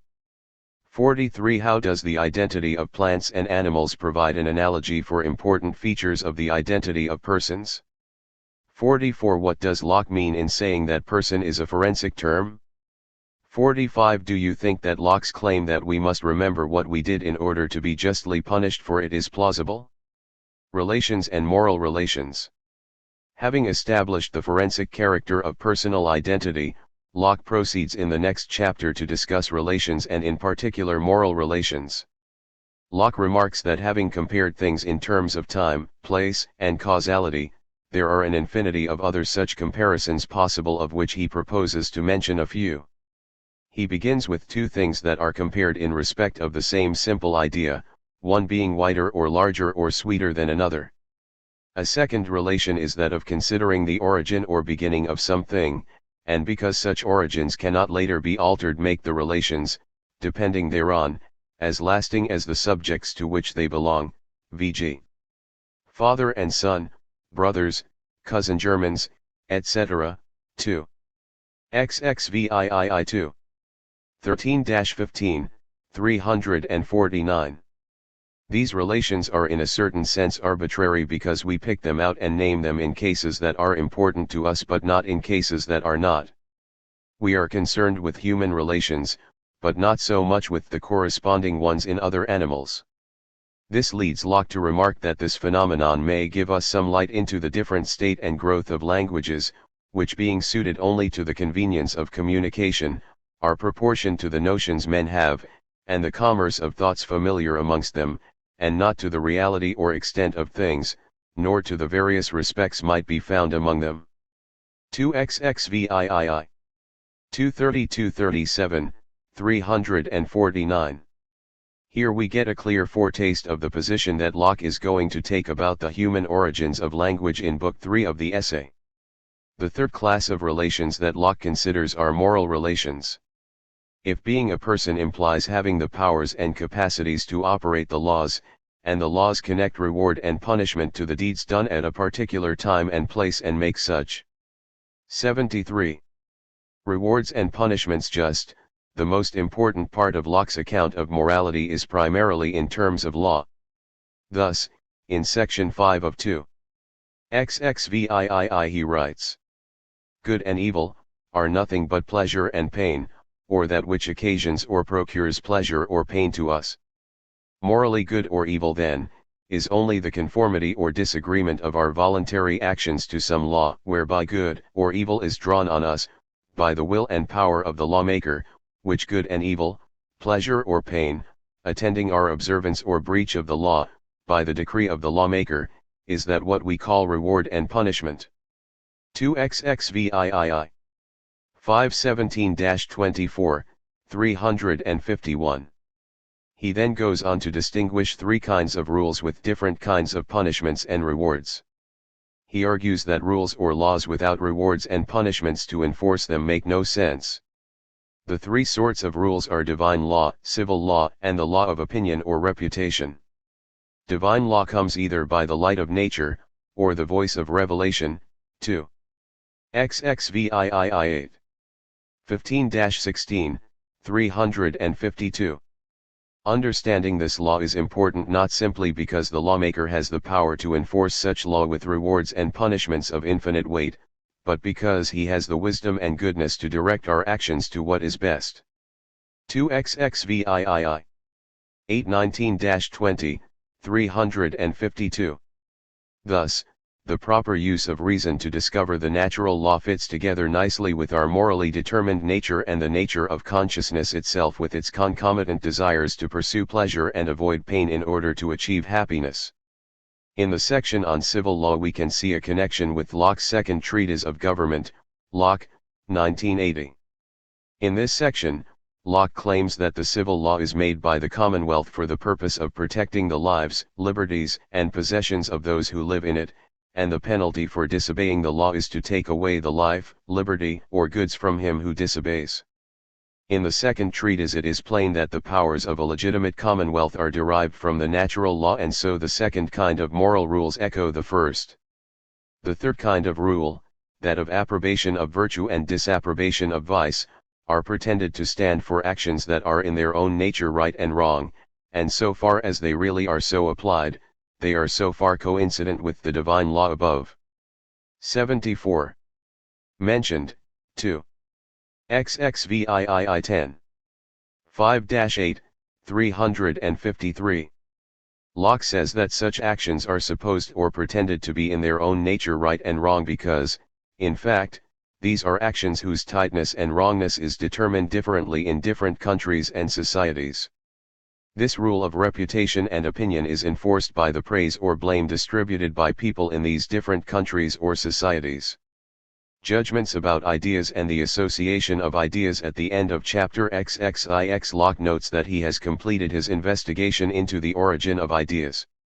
He has considered the origins of simple and complex ideas and how the complex ones are divided into those of modes, substances, and relations. Still, there is more to be said about ideas. Book 2 of the essay comes to a close with a series of chapters, XXIX through XXXII, that elucidate various distinctions we make about ideas. Ideas can be clear or obscure, distinct or confused, real or fantastical, adequate or inadequate, or true or false. The terms for these distinctions may well come mostly from Descartes, and even some of the analogies used to explain them, but the distinctions being drawn are not exactly the same.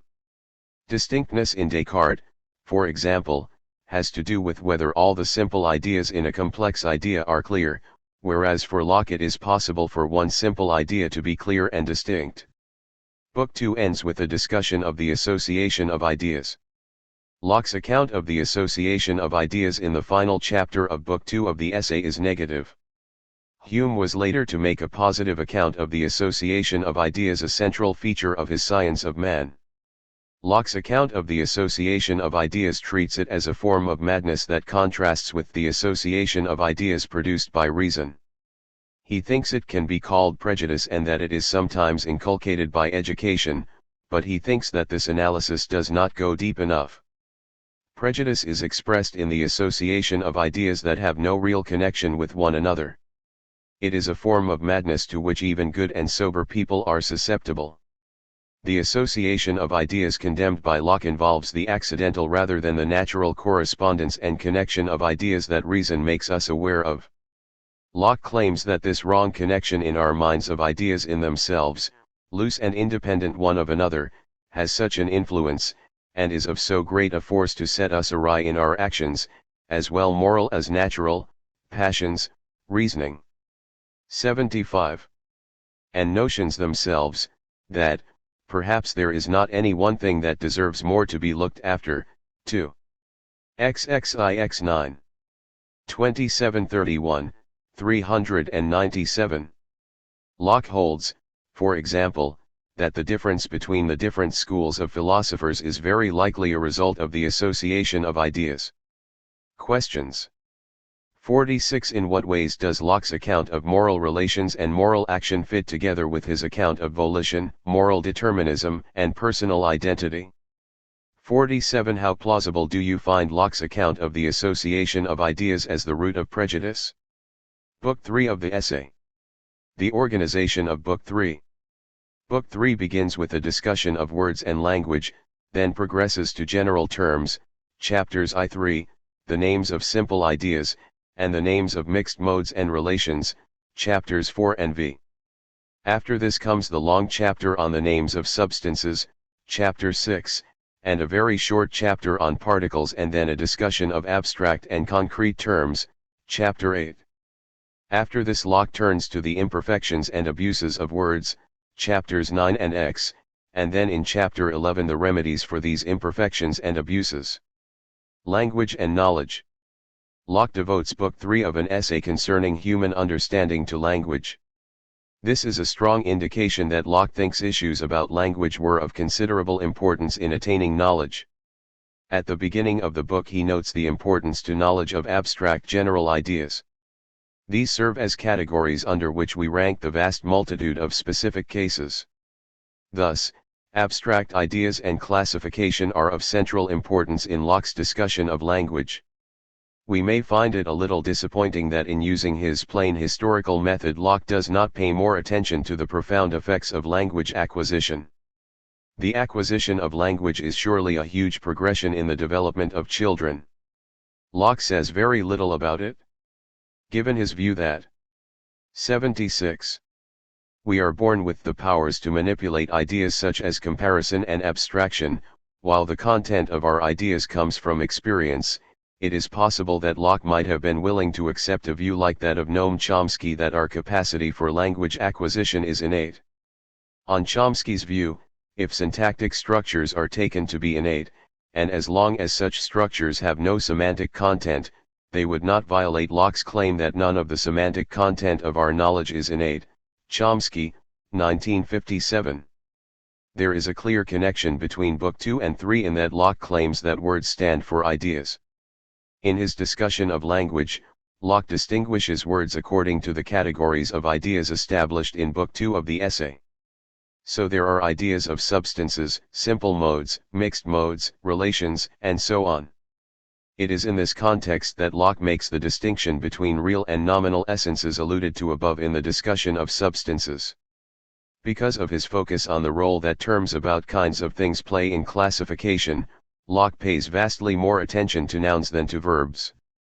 He also recognizes that not all words relate to ideas.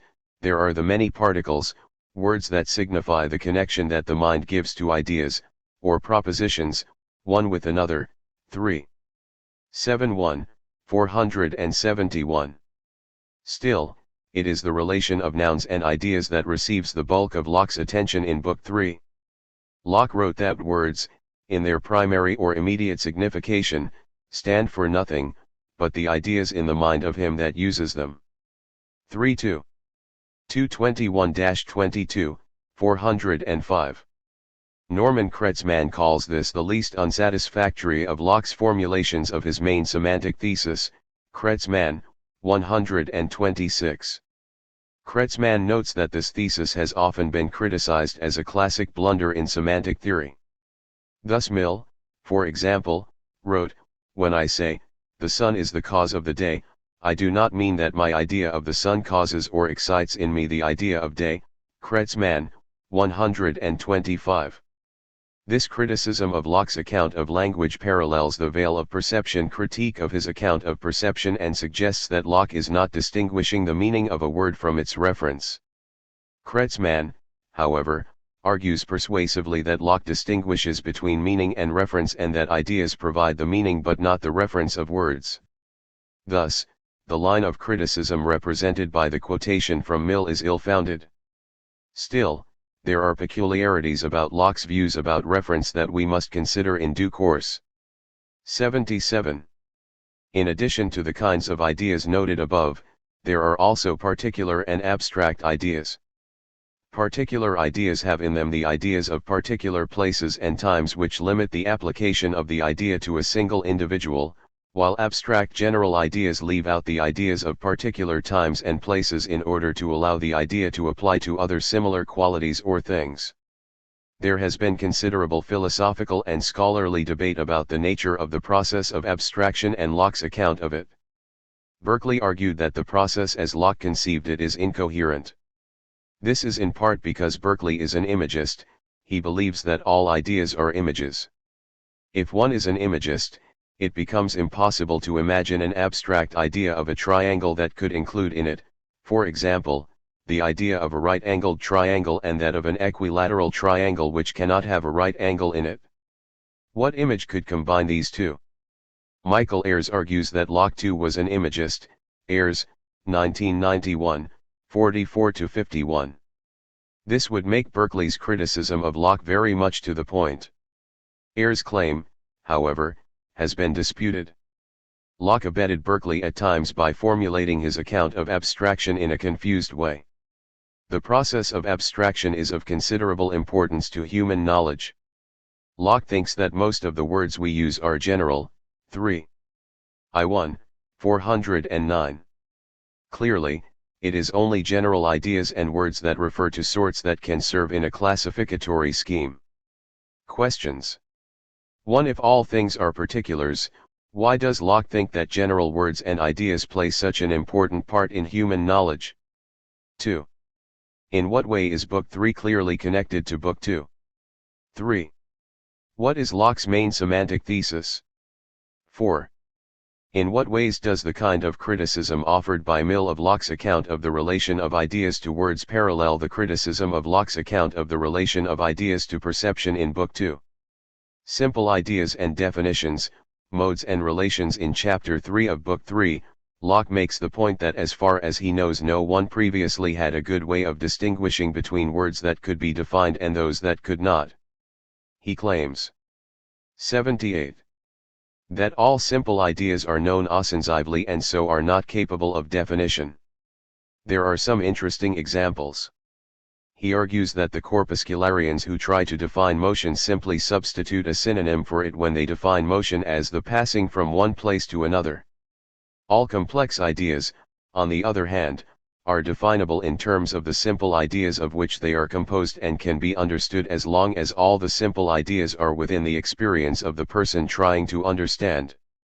This distinction seems like a nice step in Locke's project of determining what we can know and what we cannot know.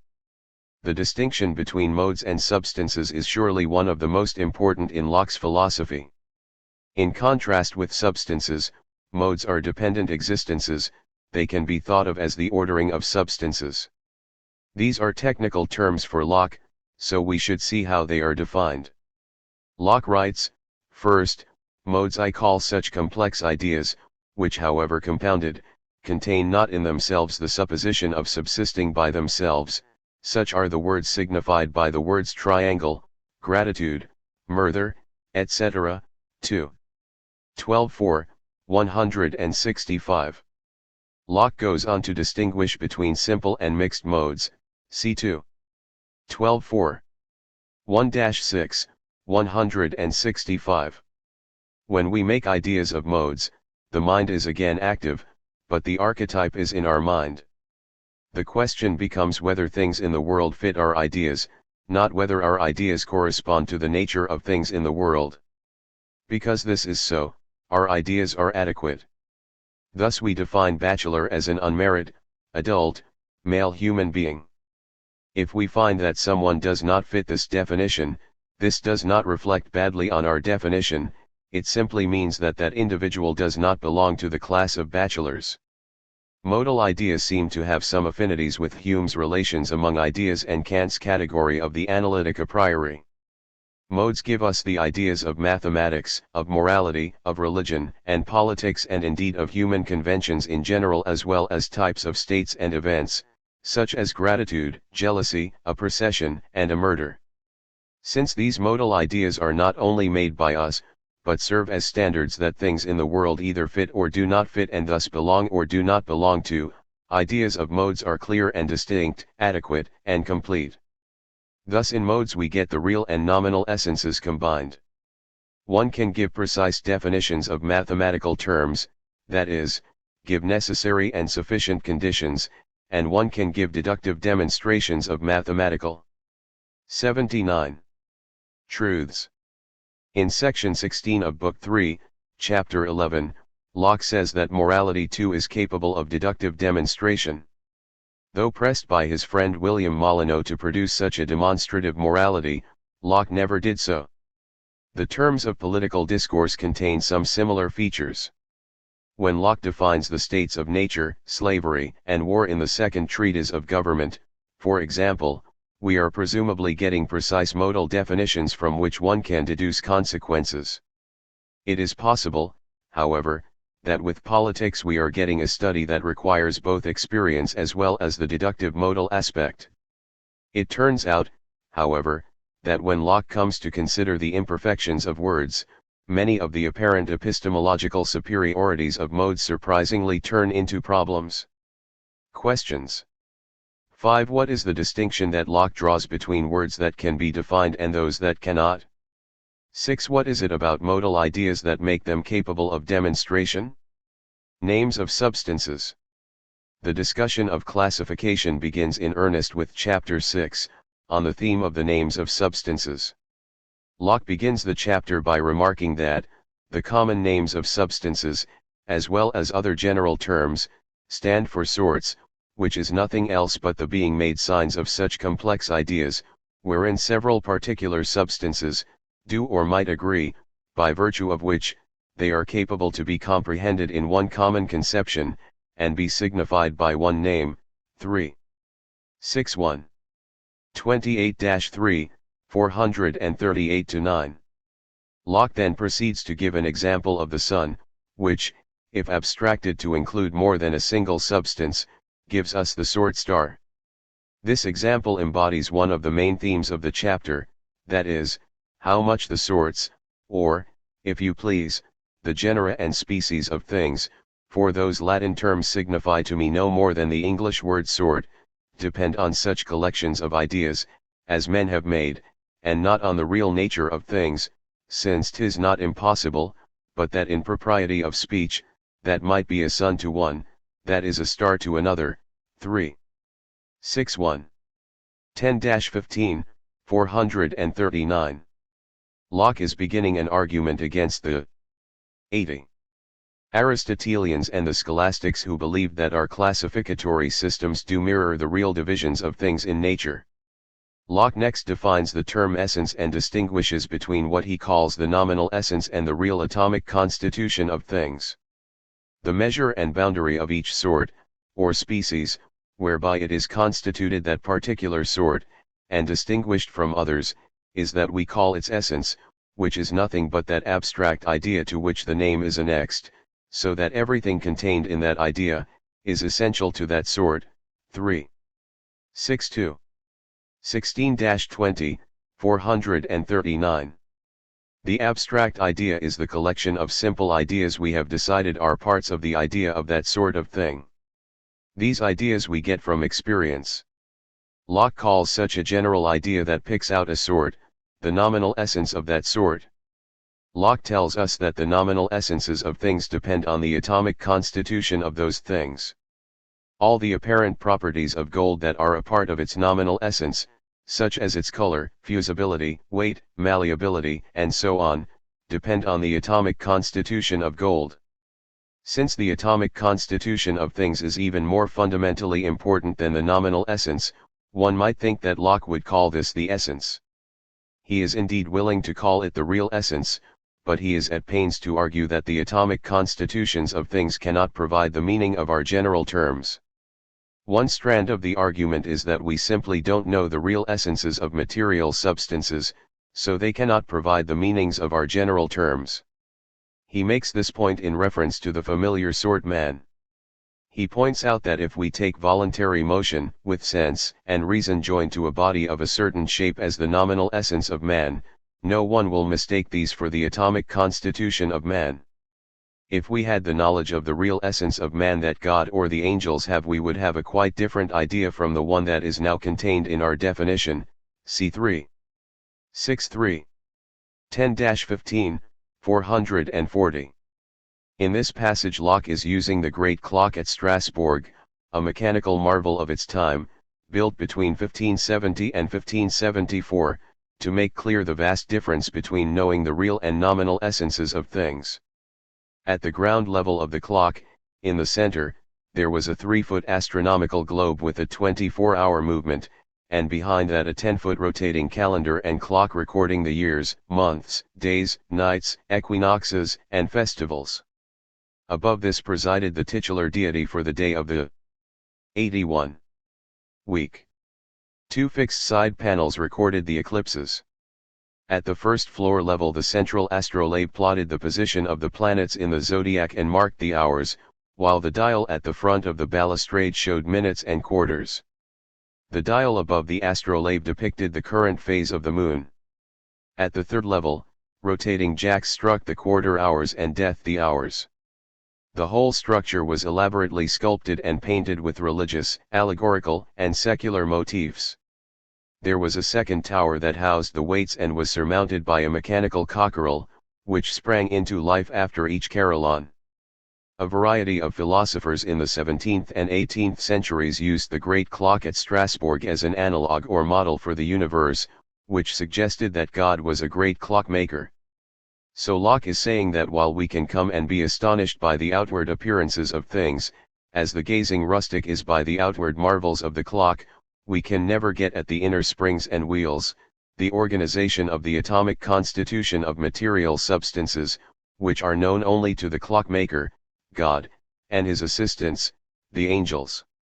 The analogy is also worth noting, because it resonates with Locke's endorsement of natural religion and the teleological argument that we shall come to in the discussion of the abuses of language. In section 4 Locke argues that individuals viewed without reference to a sort have no properties that are essential to them. Locke regularly takes inseparable as a synonym for essential.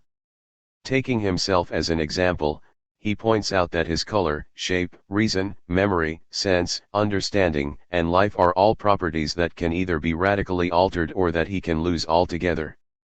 So, he argues, none of these properties are essential until the mind refers them to some sort. Only when John Locke is considered as a man does losing reason or memory or life mean that he has lost some essential property, he would no longer be counted as belonging to the sort man. So, the only basis for denominating some property as essential is relative to our abstract idea of a sort. What about real essences then? Apart from their fundamental explanatory character, why should we call the atomic constitution of a material object its real essence since it does not determine our classificatory system? Locke makes a distinction between the real essence as determined by a nominal essence and the atomic constitution of an individual. The properties in the real essence cause 82. The apparent ones we perceive and use for classification. So although we do not experience them directly, they may legitimately be called the real essence.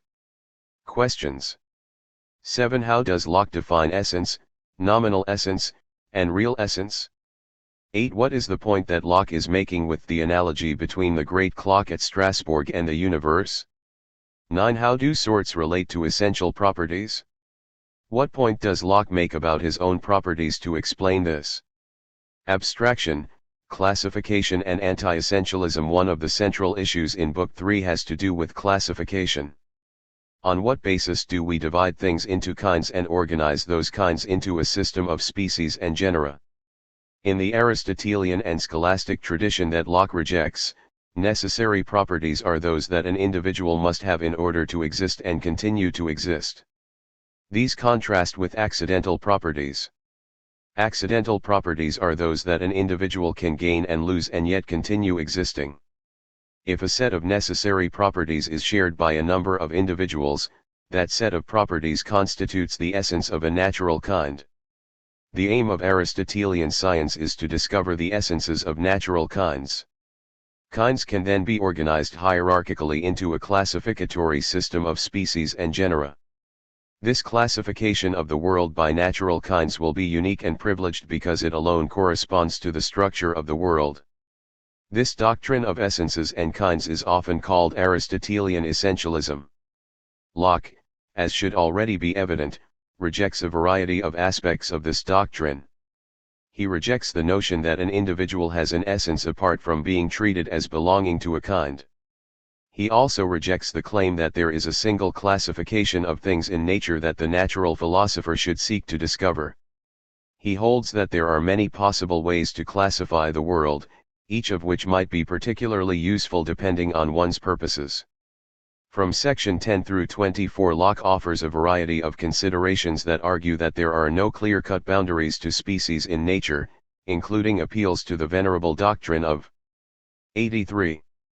The Great Chain of Being, accounts of remarkable borderline cases between species and so on.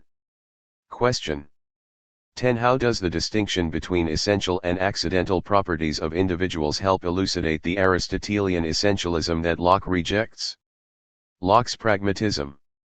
Locke holds that language was made for communication and quick dispatch of affairs. Locke's pragmatic account of language and the distinction between nominal and real essences constitutes an anti-essentialist alternative to Aristotelian essentialism and its correlative account of the classification of natural kinds. He claims that there are no fixed boundaries in nature to be discovered, that there are no clear demarcation points between species, there are always borderline cases. There is scholarly debate over whether Locke's view is that this lack of fixed boundaries is true on both the level of appearances and nominal essences, and atomic constitutions and real essences, or on the level of nominal essences alone. On the first view, Locke holds that there are no natural kinds on either the level of appearance or atomic reality, while according to the second view, Locke thinks that there are real natural kinds on the atomic level, but that we cannot get at them or know what they are. On either of these interpretations, the real essence cannot provide the meaning of names of substances. In the first case, there is only an epistemological problem that prevents us from discovering the Aristotelian natural kinds in nature. On the second view, there are both epistemological and metaphysical reasons for rejecting the Aristotelian doctrine of natural kinds. See Uzgalis, 1988. By contrast, the ideas that we use to make up our nominal essences come to us from experience. Locke claims that the mind is active in making our ideas of sorts and that there are so many properties to choose from that it is possible for different people to make quite different ideas of the essence of a particular substance. This has given some commentators the impression that the making of sorts is utterly arbitrary and conventional for Locke and that there is no basis for criticizing a particular nominal essence. 84. Sometimes Locke says things that might suggest this, see, for example, 3. 912. 2230, 482-3.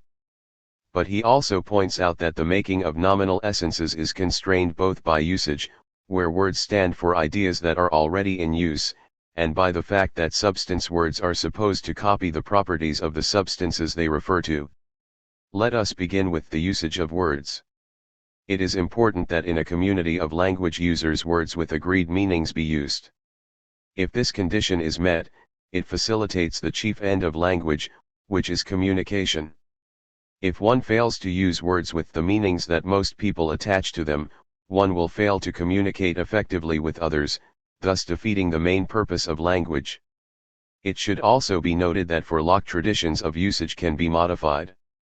Otherwise we would not be able to improve our knowledge and understanding by getting more clear and determinate ideas. In the making of the names of substances there is a period of discovery as the abstract general ideas are put together, such as the discovery of violets or gold, and then the naming of those ideas and then their introduction into language. Language itself is viewed as an instrument for carrying on the mainly prosaic activities of everyday life. Ordinary people are the chief makers of language, c3. 625. 29-3, 452-3. These ordinary people use a few apparent qualities, mainly ideas of secondary qualities, to make ideas and words that will serve their purposes. Natural philosophers come along later to try to determine if the connections between properties that ordinary folk have put together in a particular idea in fact exist in nature. Natural philosophers are seeking to find the necessary connections between properties in nature. Still even scientists, in Locke's view, are restricted to using observable, and mainly secondary, qualities to categorize things in nature. Sometimes the scientists may find that the ordinary folk have erred, as when they called whales fish. A whale is not a fish, as it turns out, but a mammal. There is a characteristic group of qualities that fish have which whales do not have. There is a characteristic group of qualities that mammals possess in common with whales. To classify a whale as a fish is therefore a mistake. This is not a Lockean example, but he gives a precisely similar one about whether bats are birds at 3:11:7. 7-19, 511. Similarly, we might make an idea of gold that only includes being a soft metal and gold in color. If so, we would be 85. Unable to distinguish between gold and fool's gold. Thus, since it is the mind that makes complex ideas, they are the workmanship of the understanding, one is free to put together any combination of ideas one wishes and call it what one will. But the product of such work is open to criticism, either on the grounds that it does not conform to already current usage, or that it inadequately represents the archetypes that it is supposed to mirror in the world. See 2. XXXII 18. 20-25, 391. We engage in such criticism in order to improve human understanding of the material world and thus the human condition. In an interesting essay on Locke's philosophy of language, Paul Guyer argues that Locke's anti-essentialism derives from Locke's account of abstraction alone. Guyer writes, Locke's conclusion that species are the workmanship of the understanding is derived solely from the logic of his analysis of the force of general terms, and has nothing to do with substantive claims about the kinds of similarities that actually obtain among individuals in nature or with specific limits in our scientific knowledge of natural objects. Guyer, 130. Guyer's point is that on Locke's account of abstraction we are forced to choose among a multitude of possible similarities and differences in making the particular abstract idea that we are making. So, any general idea must be the workmanship of the understanding. Later in the article Guyer writes, Locke never denies that there are objective and perfectly well-defined similarities and differences among particular objects at any level of description. He merely argues that no such similarities or differences constitute the boundaries of species unless we choose to use them for that purpose. Guyer, 137. For this reason, Guyer holds that Locke's more detailed discussion of the names of substances has misled his contemporaries and recent commentators. This is because Locke actually does address the similarities and differences between individuals on the macroscopic and microscopic levels, whereas Guyer holds that there is no reason for him to do this. But there is reason to think that Locke may need to do this.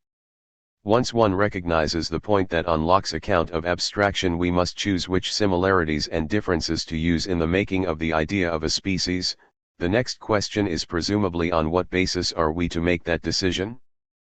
Perhaps the decision is arbitrary, or perhaps it is determined by our various purposes.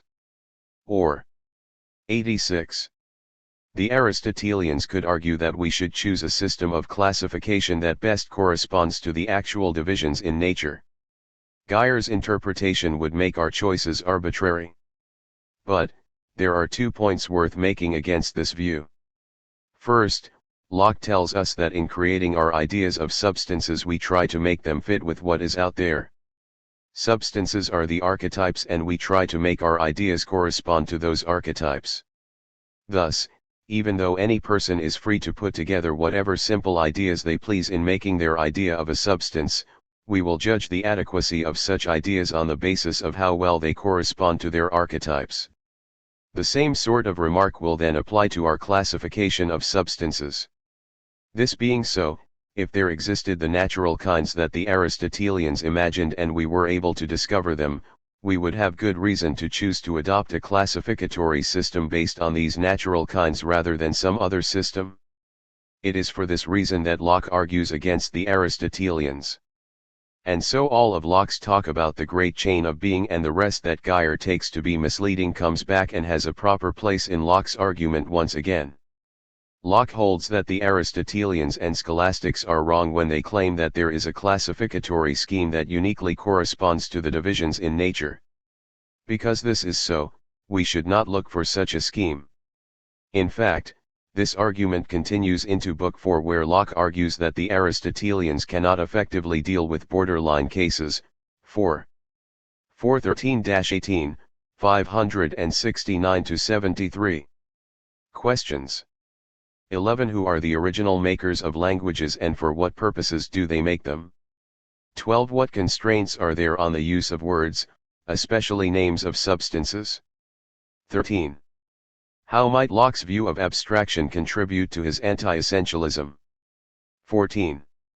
What arguments does Locke give against the claim that there are clear boundaries between species in nature?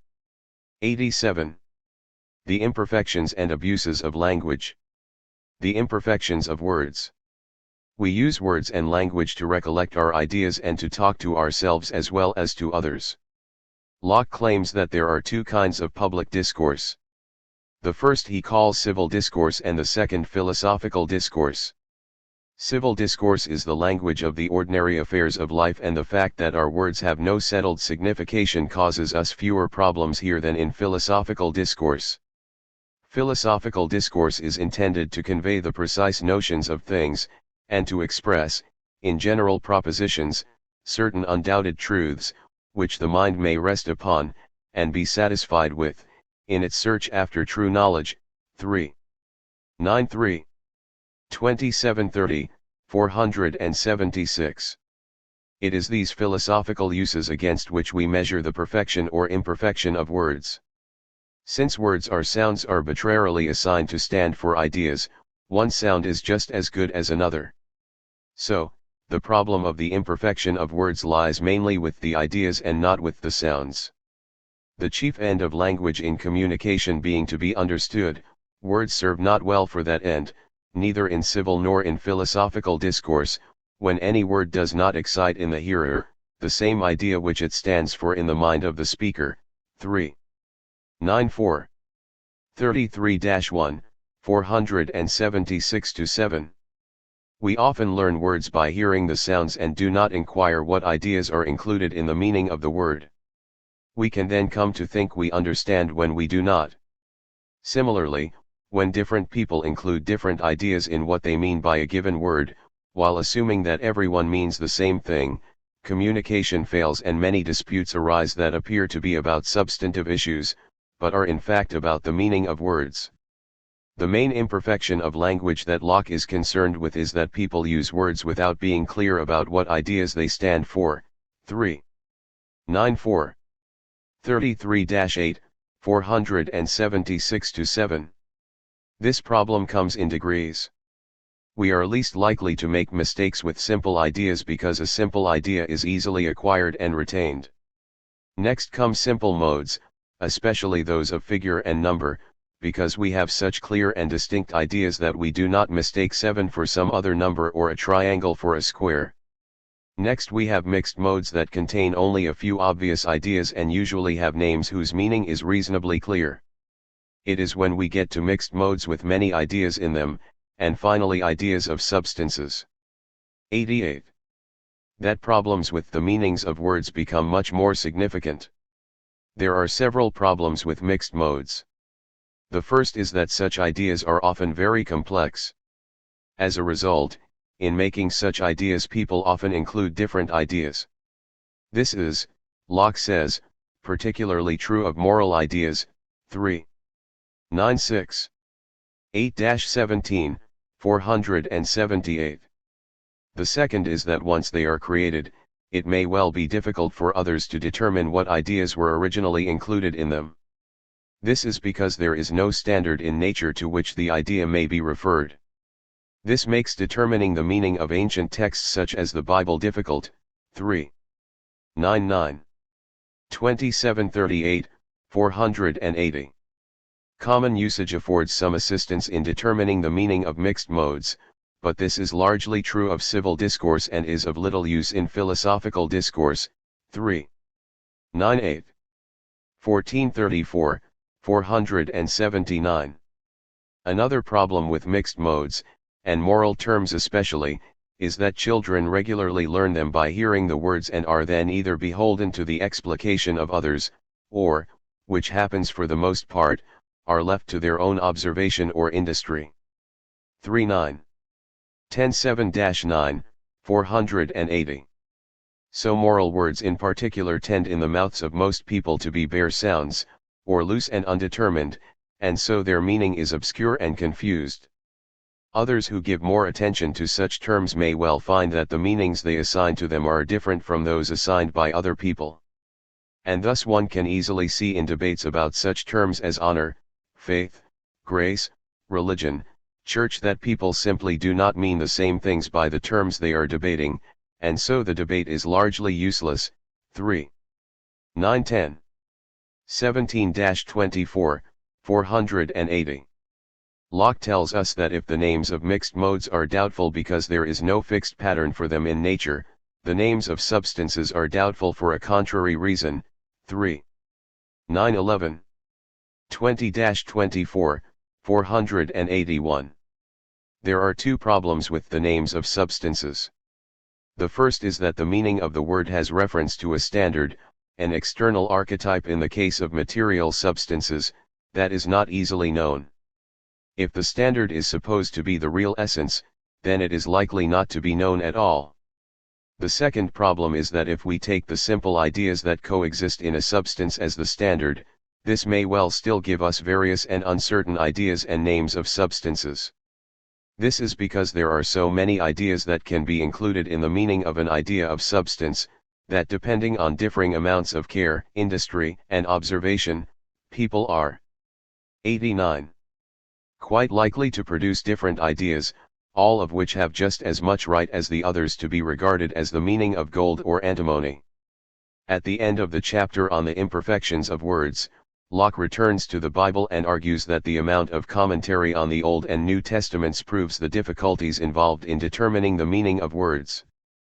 He contrasts the difficulties of interpreting the Bible with the plainness of the proofs of God's existence and the obedience due him that come from natural religion, that is the study of nature. C3. 923. 12-19, 490. Abuses of words.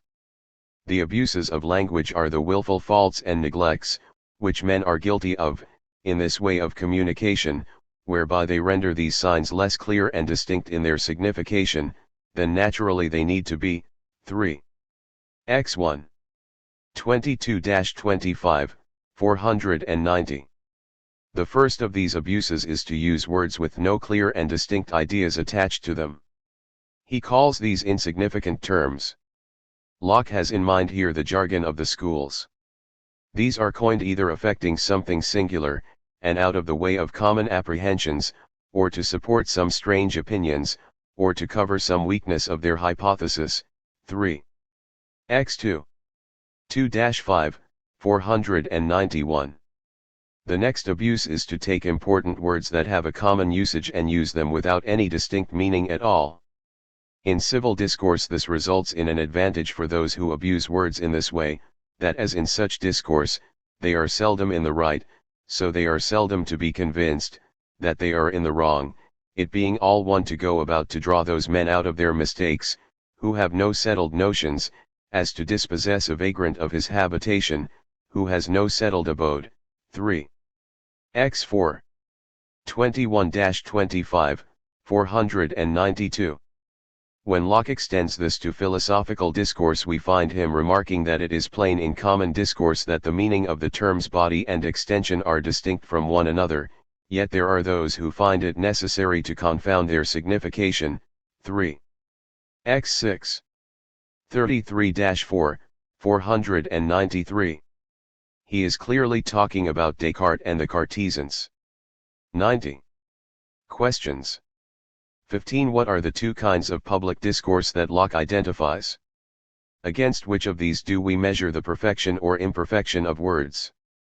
16. When Locke says that each of the various ideas of gold that people put together is just as good as the next, has he forgotten that one such idea might be demonstrated to be more adequate than another? 17 Locke claims that the Bible and other such revelations are ambiguous because of the numerous ancient modal notions in them. He goes on to claim that the teleological argument for the existence of God and other related proofs do much better at establishing God's existence and the obedience due to him. Do you agree with him? Why or why not? 18 What is the difference between imperfections and abuses of language? 19 What is the abuse of language that Locke thinks the Cartesians commit in conflating the terms body and extension? Remedies for imperfections and abuses. The remedies for the inconveniences and abuses of language that Locke offers in Chapter 11 of Book 3 follow naturally from the nature of those inconveniences and abuses. He notes that reforming language is a pretty hopeless enterprise and that those who love controversy will hardly be interested in having their disagreements curtailed, so his efforts at reform are addressed to those who pretend seriously to search after or maintain the truth. He claims that they should think themselves obliged to study how they might deliver themselves without the obscurity, doubtfulness, or equivocation to which words are naturally liable. 3. XL 3. 25-29, 509. Locke then offers a series of rules that build on one another. The first is that words need to mean something. So, don't use words without meaning. As noted above, Locke thinks there are people who violate this rule both in civil and in philosophical discourse. 3. XL 8. 1631, 512. The second rule is that it is not enough to have some ideas to provide the meaning for words. If they are simple they should be clear and distinct, and if they are complex they should be determinate, that is, one should know what all of the ideas in the complex are. This is important for modal words and 91. Especially for moral terms, as these have no settled object in nature from which the ideas are taken. 3. XL 9.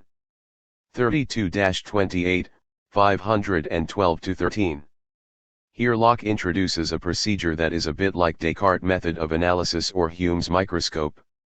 In Hume's case the procedure is to take a complex idea and trace all of its simple ideas back to the impression from which they derive. Locke wants us to be able to reduce a complex idea such as justice into its component parts. If one of the parts is not clear and distinct, then the whole complex will be confused. Locke expects that many people will reject this requirement as too difficult, but he claims that unless it is done it will be a source of confusion and obscurity in one's own thinking and wrangling with others. In respect of the names of substances, one must go beyond the requirement that one should have determinate ideas and that one must be sure that names must also be conformable to things, as they exist. 3. XL 10. 31, 513. Presumably conformable here means just what it did in 2.xx, where he defines the term as either things causing or being patterns for, resembling, ideas. Thus such ideas will be real rather than fantastical. Locke remarks that it would be good if this were extended to common conversation and the ordinary affairs of life, but then turns this reflection around, remarking, vulgar notions suit vulgar discourses, and both, though confused enough, yet serve pretty well the market, and the wake. Merchants and lovers, cooks and tailors, have words wherewithal to dispatch their ordinary affairs, and so, I think, might philosophers and disputants too, if they had a mind to understand, and to be clearly understood. 3. XL 10. 6-9, 514. So, we are back to the original point that it is particularly in philosophical discourse that these rules need to be followed, at least by those who are seriously pursuing the truth. The third rule is that one should follow common usage in applying words to ideas. Locke remarks that, words, especially of languages already framed, being no man's private possession, but the common measure of commerce and communication, 'tis not for anyone, at pleasure, to change the stamp they are current in. 3. XL 11. 13-16, 514. The next rule is that where common usage fails for one reason or another, he who introduces a new word, or uses an old one in a new way, or where common usage is insufficiently precise, must declare what the meaning of the word is. 3. XL 12. 34 carat 13, 514 to the power of fifth. 92. Locke next turns to definitions and picks up the point he made in chapter 3 of book 3 that simple ideas are not subject to definition, while mixed modes are subject to definition and substances are in some ways subject to definition and in others not. 3. XL 13. 14-21, 515. Because simple ideas are not capable of definition, we either have to display their meaning to those who do not understand by talking about some subject in which one finds that quality, or by ausenzion, that is by actually pointing out some instance of that quality. It is in respect of the difference between morality and natural philosophy that the difference between modes and substances displays its importance for Locke. Because moral terms are mixed modes, they are all capable of precise definition, and Locke claims that, because they are capable of precise definition, morality is as capable of demonstration as mathematics. Natural philosophy, by contrast, is concerned with substances, and so such discourse is rarely if ever going to reach the level of demonstration. In substances, both showing and defining may well be necessary. Beyond this, since our ideas of substances are supposed to correspond to the nature of things, we cannot rest with common usage but must inquire into the natural history of that sort of thing in order to make our ideas conform with reality. One useful way of proceeding would be for those engaged in this kind of inquiry to list all of the simple ideas that they find in a particular sort of substance. This would eliminate much of the ambiguity attendant on people using different lists of greater and lesser length. Locke suggests that producing a dictionary would be of great use, but remarks that it is probably impractical. 3. 1125. 7-10, 522. Similarly, he argues that as pictures often serve better to inform one of what plant or animal a word stands for than do lengthy definitions, this is also true of artifacts and clothing. The fifth rule is to avoid equivocation. One should use the same word in the same way.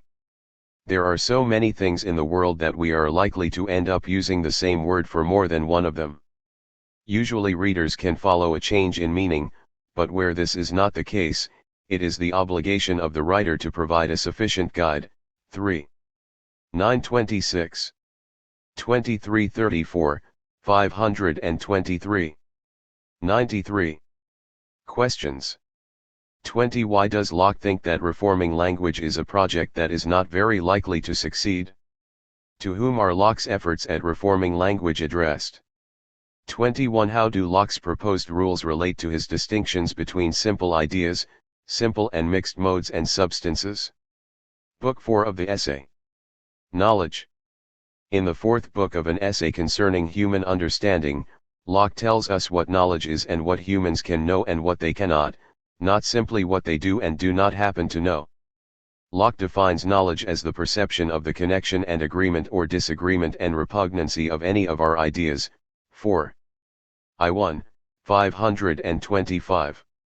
This definition of knowledge contrasts with the Cartesian definition of certain knowledge in Meditation 3, whatever I conceive very clearly and distinctly is true, Descartes, 87. Locke's account of knowledge allows him to say that we can know substances in spite of the fact that our ideas of them always include the obscure and relative idea of substance in general. Still, Locke's definition of knowledge raises a problem analogous to those we have seen with perception and language. If knowledge is the perception of the agreement or disagreement of any of our ideas, are we not trapped in the circle of our own ideas? What about knowing the real existence of things? Locke is plainly aware of this problem and addresses it at several points in Book 4, most notably in chapters 4 and v. We might wonder how Locke's account of knowledge compares with that offered in contemporary philosophy. Is it, for example, a version of the justified true belief account of knowledge? On this account X knows that P, where X is a person and P is a proposition, if and only if, 1. P is true, 2. X believes that P, and 3. X is justified in believing that P. The answer is that Locke's account of knowledge does require that what is known be true and believed, but Locke's account of justification requires certainty, while the account of justification offered by most proponents of the justified true belief account today is significantly weaker and consequently would allow much of what Locke calls probability to count as 94. Knowledge. Still, Locke is not simply trying to give the necessary and sufficient conditions for knowledge. Rather, in addition to denning knowledge, he is trying to determine what abilities and powers we have or lack, along with the way the universe is, that make knowledge possible in some cases and impossible in others. This is a deeper and more interesting inquiry than the one aiming only at the definition of knowledge. Kinds of agreement and disagreement of ideas.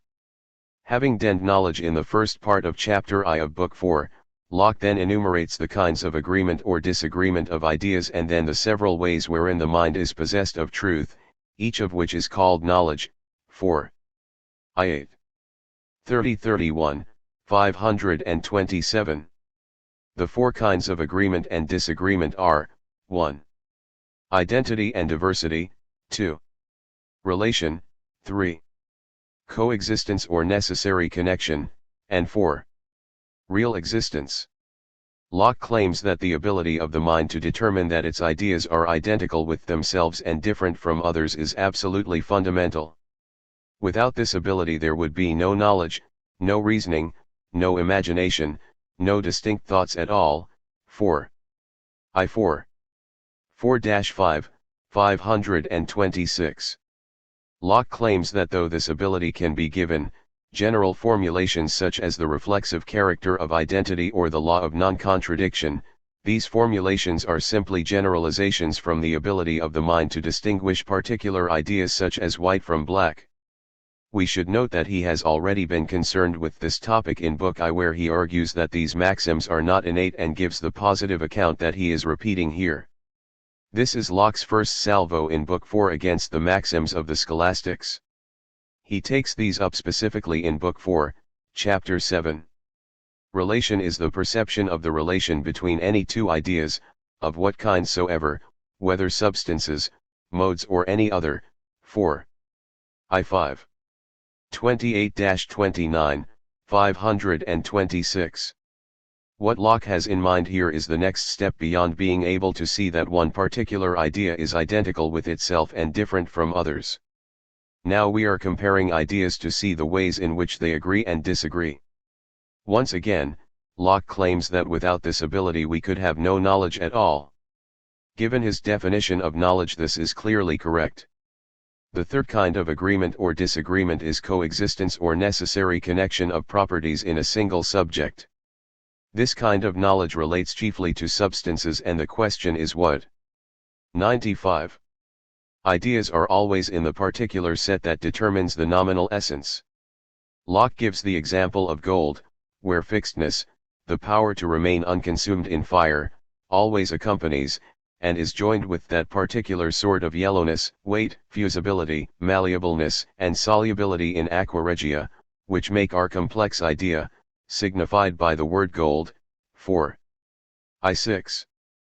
5-8, 527. Presumably perceiving this kind of agreement and disagreement of ideas gives us the knowledge of nominal essences of substances. Finally, in section 7, he mentions a fourth kind of knowledge.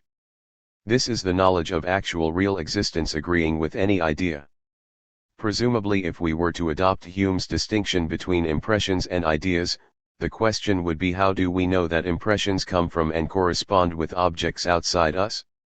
Locke returns to this topic in Chapter 2, Section 14, and then again in Chapter 11. Turning to the several ways in which the mind possesses truth, Locke distinguishes between actual and habitual knowledge. Actual knowledge is that state in which the mind views the agreements or disagreements of its ideas or their relations to one another. Habitual knowledge, by contrast, is that in which a man has seen the agreement or disagreement of the ideas in which a proposition consists, so that whenever he remembers it he without doubt or hesitation, embraces the right side, assents to or is certain of the truth of it. 4. I8. 2-4, 528.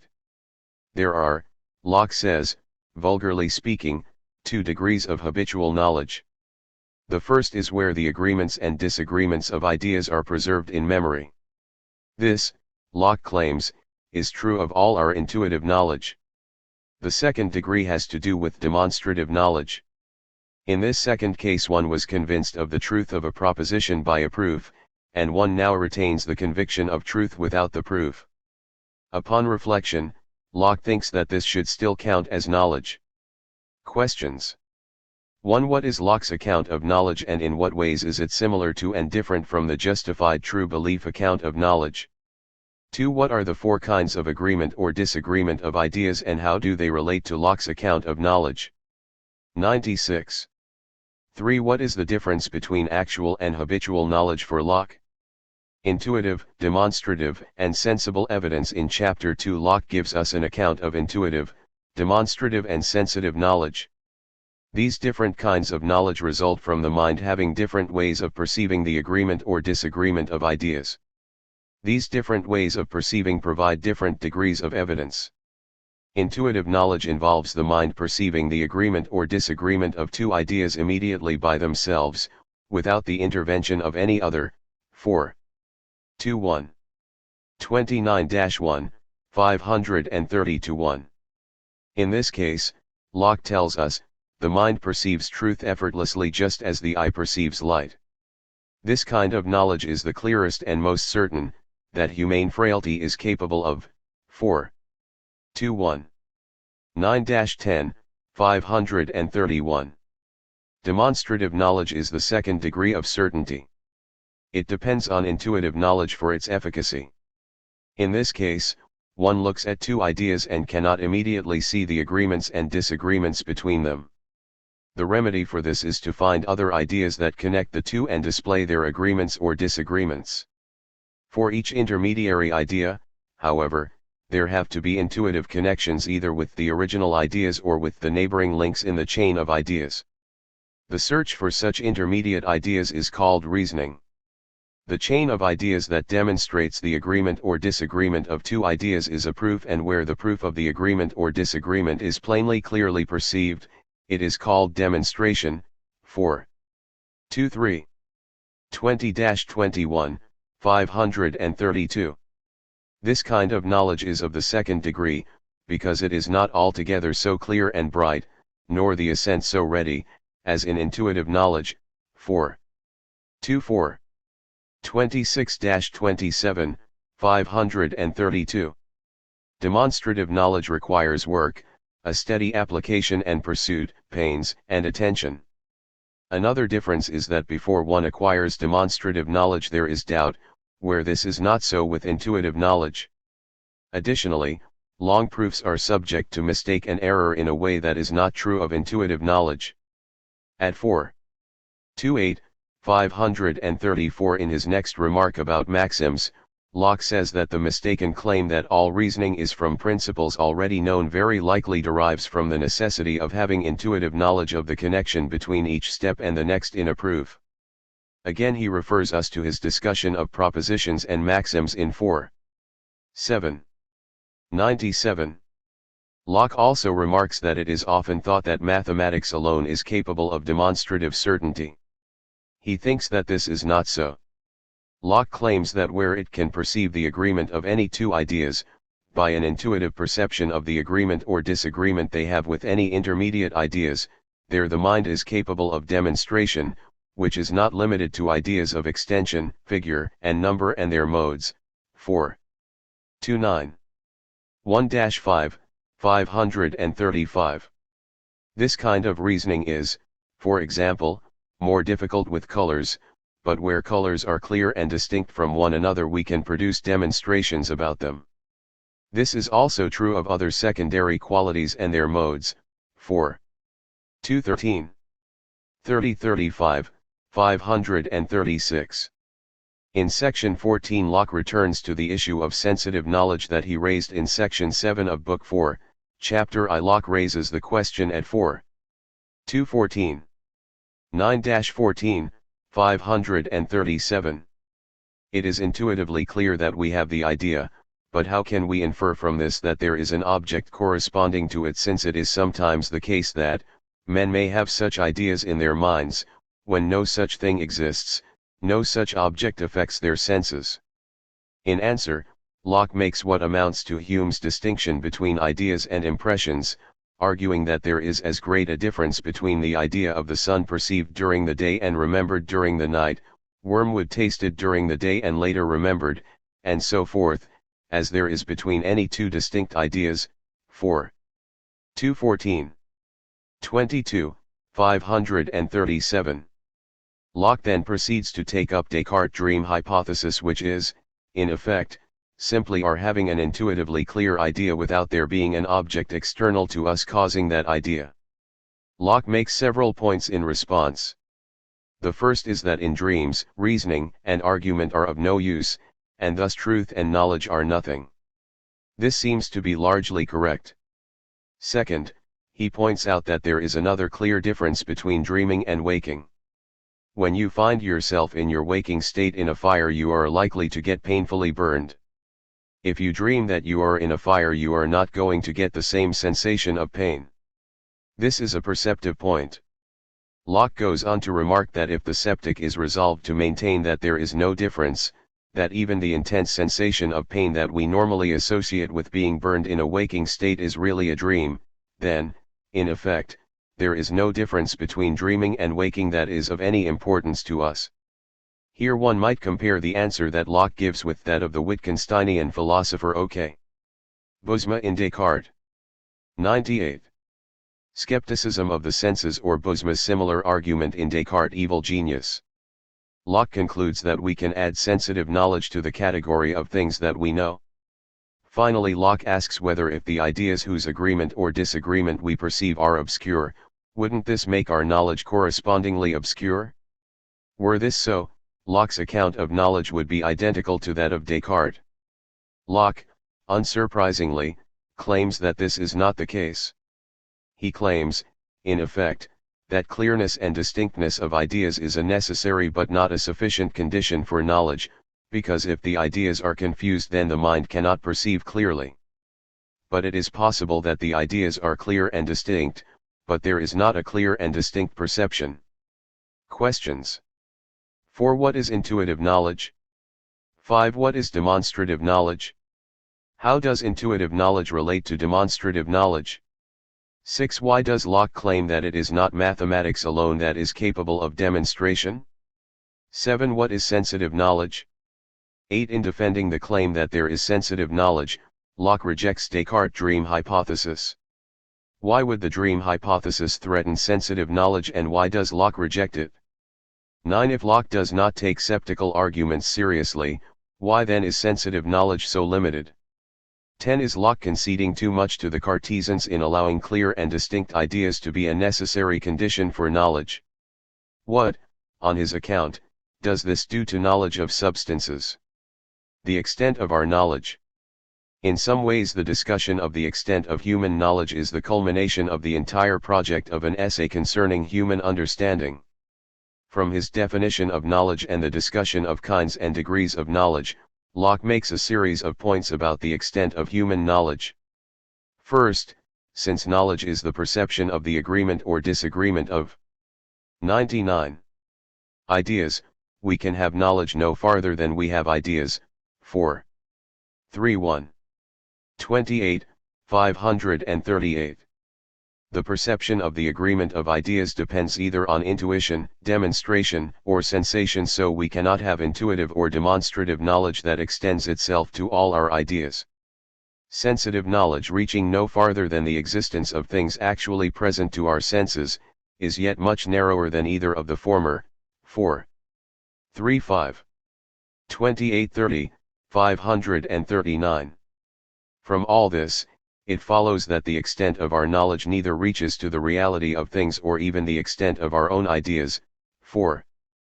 3:6. 32:33, 539. Other creatures, perhaps angels, may have much more expansive knowledge than we do, limited as we are to our few and not very acute senses.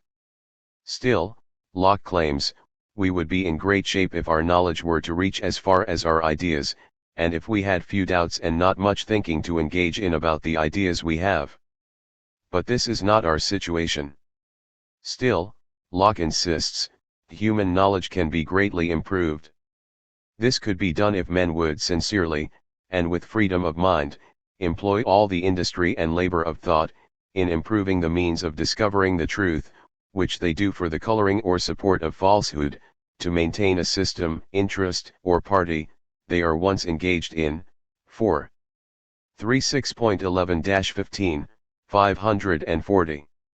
Locke then returns to the theme that we are probably not going to resolve some issues about the ideas that we do have. 4. 46. 15-19, 540. The first example he gives is the mathematical problem of squaring the circle. This is a really bad example, because mathematicians had already concluded that it was impossible to do this. Thus, this is one of those questions where Locke's project of defining the limits of human knowledge to end disagreement worked, but Locke did not know this. If a skeptic were to say, "You will never know if there is a circle with the same area as this square," the proper answer would be, "You are quite right. Let's talk about something we can know." The second example is that of thinking matter. Locke claims that while we have the ideas of thinking and matter, we shall perhaps never be able to know whether God has not given to some systems of matter, fitly disposed, a power to perceive and think, or else joined and fixed to matter, so disposed, a thinking, immaterial substance. 4. 36. 26-1, 540-1. Locke goes on to claim that it is just as hard to conceive the one possibility as the other, and that while he can see a contradiction in God being material, he can see 100. No contradiction in an immaterial God superadding the power of thinking to matter. This example struck the 18th century like a bombshell and was hotly debated for roughly the next 100 years. There are a number of good accounts of these controversies, including those of Yolton, 1983, Fox and Martin and Baresi.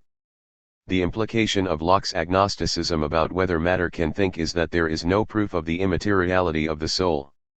Locke is quite unperturbed about this. He claims that all the great ends of morality and religion are well enough secured, without philosophical proofs of the soul's immateriality. 4. 36. 6-8, 542. This doctrine is not needed to explain the resurrection of the dead and the punishments and rewards that will follow. So, there is no great necessity to determine the issue one way or the other. There is thus a connection here with Locke's account of personal identity in 2. XXVII. There Locke claims that it does not matter what kinds of substances compose persons, whether simple or compounded, material or immaterial. Returning to the issue of the extent of our knowledge in 4. 37, Locke takes up the 4 kinds of agreement and disagreement of ideas he had identified in 4. Here we get a more detailed account of what we do and do not know. As for identity, Locke claims that we have intuitive knowledge that all of our ideas are identical with themselves and different from all others. So, our knowledge of identity is as wide as our ideas.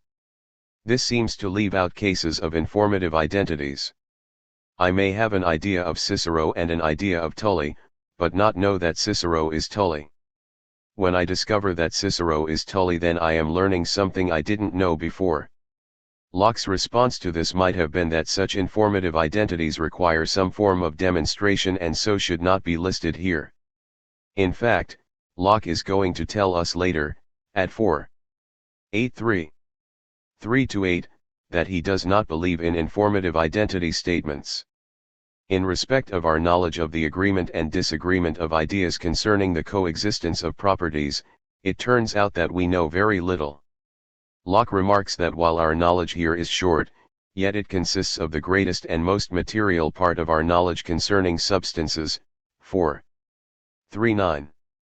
6-7, 544.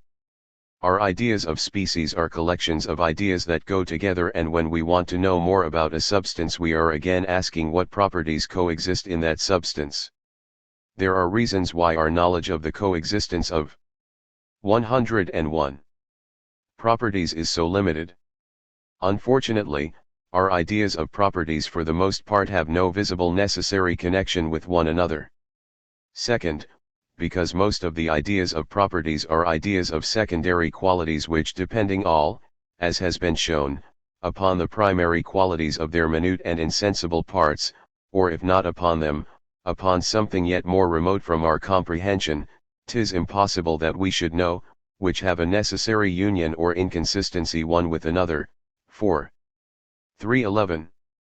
2933, 544. This particular formulation is interesting, because Locke is allowing that there may be something yet more remote from our comprehension that is responsible for our experience of substances. Given the advances in physics over the next 300 years, this formulation seems to be the most prescient Locke gives. Finally, there is no discoverable connection between the ideas of secondary qualities and the primary qualities that cause them. In the case of primary qualities, we can conceive how the size, figure, and motion of one body should cause a change in the size, figure and motion of another body. 4. 313. 16-17, 545.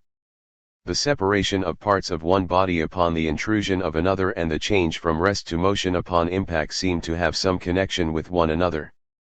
And if we knew more about particles, there is likely much more that we could discover.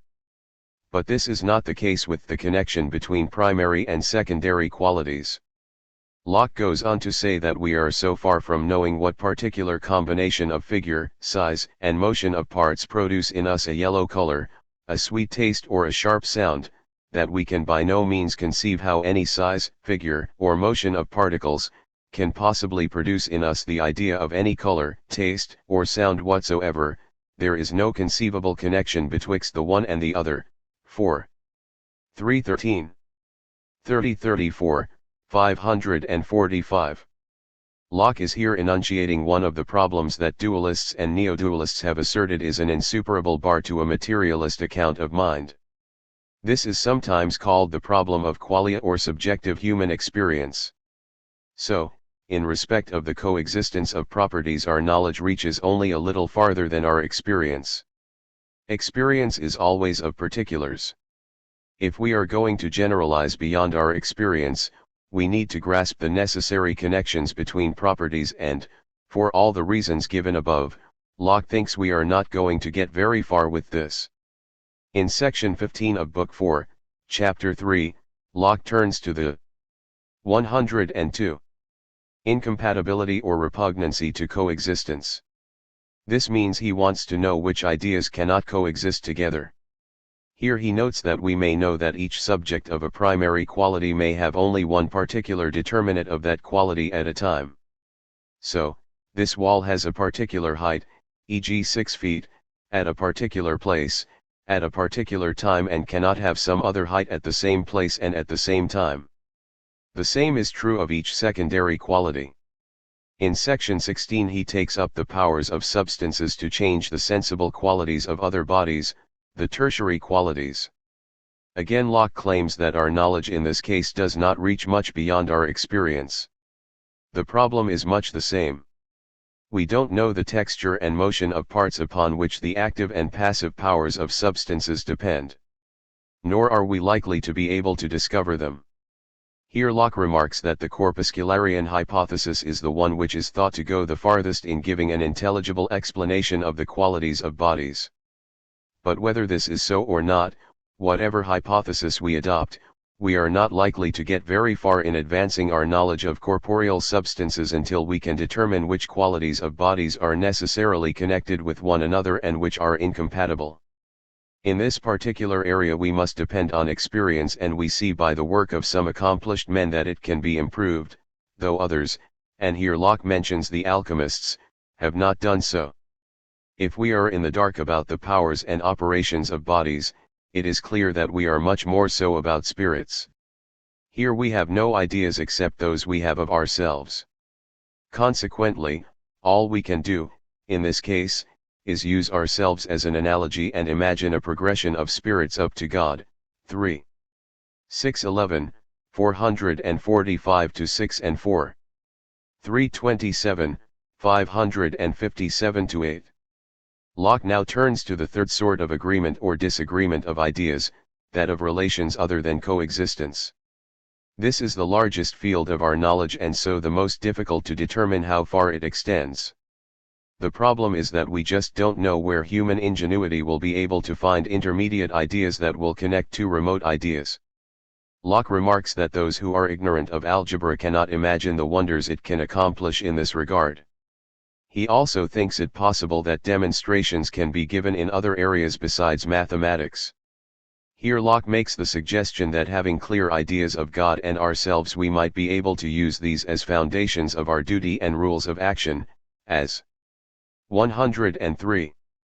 Might place morality among the sciences capable of demonstration, 4.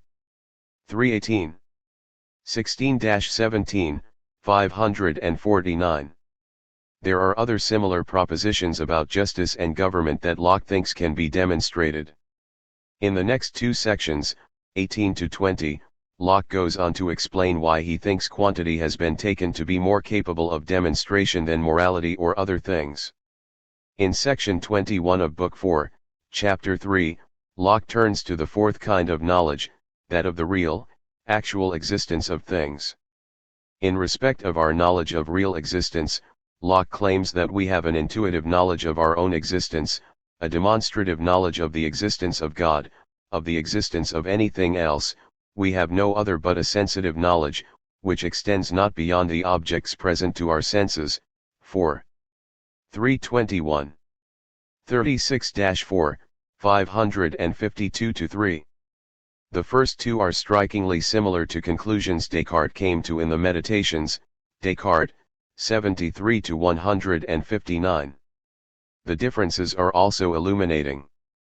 Descartes starts from the claim of knowing his own existence to a claim of knowing that his essence is to be a thinking thing in a similar way. Locke rejects the Cartesian claim to be a thinking thing for excellent reasons.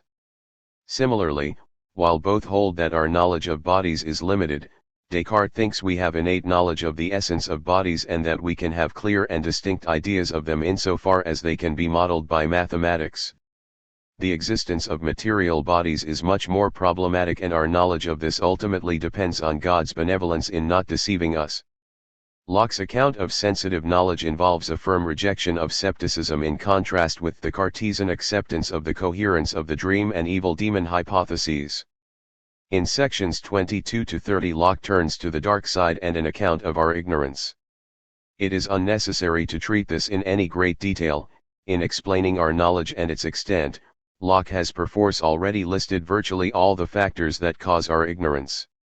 It is, however, worth noting that to make clear the extent of our ignorance Locke displays what he regards as the vast extent and grandeur of the universe in which we inhabit such a tiny place. In section 31 he announces that he is now going to consider a different parameter measuring the extent of our knowledge, namely universality. It turns out that things are universal only insofar as they are abstract. So, we know essences only by contemplating our 104 own abstract ideas. Existence, on the other hand, is known by experience. Questions. 11. How does the extent of ideas place a limit on human knowledge? 12. Why does making the distinction between the degrees of knowledge, intuitive, demonstrative and sensitive, still further narrow the reach of human knowledge beyond the limit placed by the extent of ideas? 13. In 4.3.6 Locke gives examples of issues about our own ideas that we will very likely not be able to resolve. What are these? 14. Do you agree with Locke that the hypothesis that matter can think is just as plausible as the one that God can connect an immaterial soul to a body? 15. In 4.3.7 Locke returns to the four kinds of agreement or disagreement he identified in 4i. He now gives us a more detailed account of what we can and cannot know. So, what does he think we can and cannot know? 16. Does Locke think the problem that we cannot conceive of how primary qualities cause particular subjective experiences in us is a bar to a materialist account of mind, or does he think it applies to all theories, materialist and dualist alike? 17. Clearly Locke was much too pessimistic about our knowledge of the coexistence of properties and powers of material substances. Where was Locke correct and where did he go wrong? The reality of knowledge. In Book 4, Chapter 4, Locke takes up the issue of the relation of ideas to reality. Since he has defined knowledge as the perception of the agreement or disagreement of our ideas, the relation of ideas to reality becomes crucially important. For, if our ideas have nothing to do with reality, then as Locke says, 'tis no matter how things are, so a man observe but the agreement of his own imaginations, and talk conformably, it is all truth, all certainty. Such castles in the air will be such strongholds of truth, as the demonstrations of Euclid, 4. 4.1. 4-8, 563. Another way to put the problem is 105. That Locke seems to have a coherence theory of knowledge. But what is needed is not just coherence, but correspondence. Where is the correspondence? In section 2 Locke accepts the problem as genuine. In section 3 he restates it. The mind doesn't know things immediately but only by the intervention of ideas. Our knowledge is only real insofar as there is a conformity between our ideas and the reality of things. But what shall be here the criterion? How shall the mind, when it perceives nothing but its own ideas, know that they agree with things themselves? 4.4. 329-32, 563. Locke thus sees that he has the same problem as the one he complained about in Malebranche, but presumably, as J.L. Mackie remarked, Locke thinks he has the resources to solve that problem. So, what ideas can we know conform to reality? First, Locke tells us that there are simple ideas that we ourselves cannot make. These are the natural and regular productions of things without us, really operating upon us, and so carry with them all the conformity which is intended, or which our state requires. 4. 4.4. 5-7, 564. Locke is using the term conformity much as he did in the discussion of the real versus fantastical ideas in Book 2, Chapter XXX. So ideas of secondary qualities conform to reality as much as the ideas of primary qualities do, though the primary qualities resemble the things that cause them while the secondary qualities do not. And Locke says this conformity between our simple ideas and the existence of things, is sufficient for real knowledge. 4. 4.4. 15-16, 564. The second class of ideas that we can be sure conform to reality are all our complex ideas except those of substances. These are ideas of modes. Since these ideas are not intended to copy anything, not referred to the existence of anything, as to their originals, cannot want any conformity necessary to real knowledge. 4. 4.5. 19-20, 564. Since things conform to these ideas, rather than the ideas representing things, in this case we cannot miss of an undoubted reality. 4. 4.5. 34-35, 564. The first example of such modal ideas is mathematics. Locke claims that in this case we do not doubt that we have real knowledge about ideas that may be only in our minds. Insofar as real existing things agree with these ideas, we may have true knowledge of them as well. Our moral knowledge is also capable of being real. 106. Knowledge for analogous reasons. Locke had previously made this point in 3. XL16. The reader may be inclined to object that all this discussion of modes has largely avoided the question of the real existence of objects. Locke makes this objection for the reader at 4. 4.8. His reply is that the reason that he seems to pay so little heed to the real existence of things is that most of those discourses, which take up the thoughts and engage the disputes of those who pretend to make it their business to inquire after truth and certainty, will I presume, upon examination be found to be general propositions, and notions in which existence is not concerned. 4. 4.8. 3-7, 566. He again makes the point that things and people have to agree to mathematical and moral ideas, not the other way round. Locke raises yet another objection, namely that if moral ideas are simply modes, then anyone can make up whatever ideas they want, and thus what strange notions there will be of justice and temperance. What confusion of virtues and vices, if every one may make what ideas of them he pleases. 4 927-29, 566. Locke claims that this will simply amount to misnaming, and that when we see what ideas the names stand for, the demonstrations of the properties that follow will sort themselves out in both mathematics and morality. In section 10, Locke turns to our ideas of substances. Here Locke admits that since these ideas are referred to external archetypes or external patterns and may differ from those archetypes by having more or different ideas than are united in them, some of our ideas of substances may not be real. Real, as Locke is using it here, fits his official definition in 2XX, that is, conforming to reality. Conforming implies regular causation, but not necessarily resemblance. In the construction of mixed modes, all that is really required is coherence or consistency. But here we need correspondence with the real pattern of qualities as well. Our knowledge does not reach very far because we don't know the real essences of substances that are the cause of the strict union of qualities in those substances. Without this we are limited to what we learn from experience. To make our knowledge of substances real, our ideas must be taken from the real existence of things. Whatever simple ideas have been found to coexist in any substance, these we may with confidence join together again, and so make abstract ideas of substances. 107. Whatever have once had a union in nature, may be united again. 412. 3-7, 569. In the remainder of this chapter, sections 13 through 18, Locke is defending his claim, developed in Book 3, that the abstract ideas that we make of particular kinds of substances are the species or nominal essences of those kinds. Locke claims that in adopting his view we should think about things with greater freedom and perhaps less confusion than we do. 413. 11-12, 569.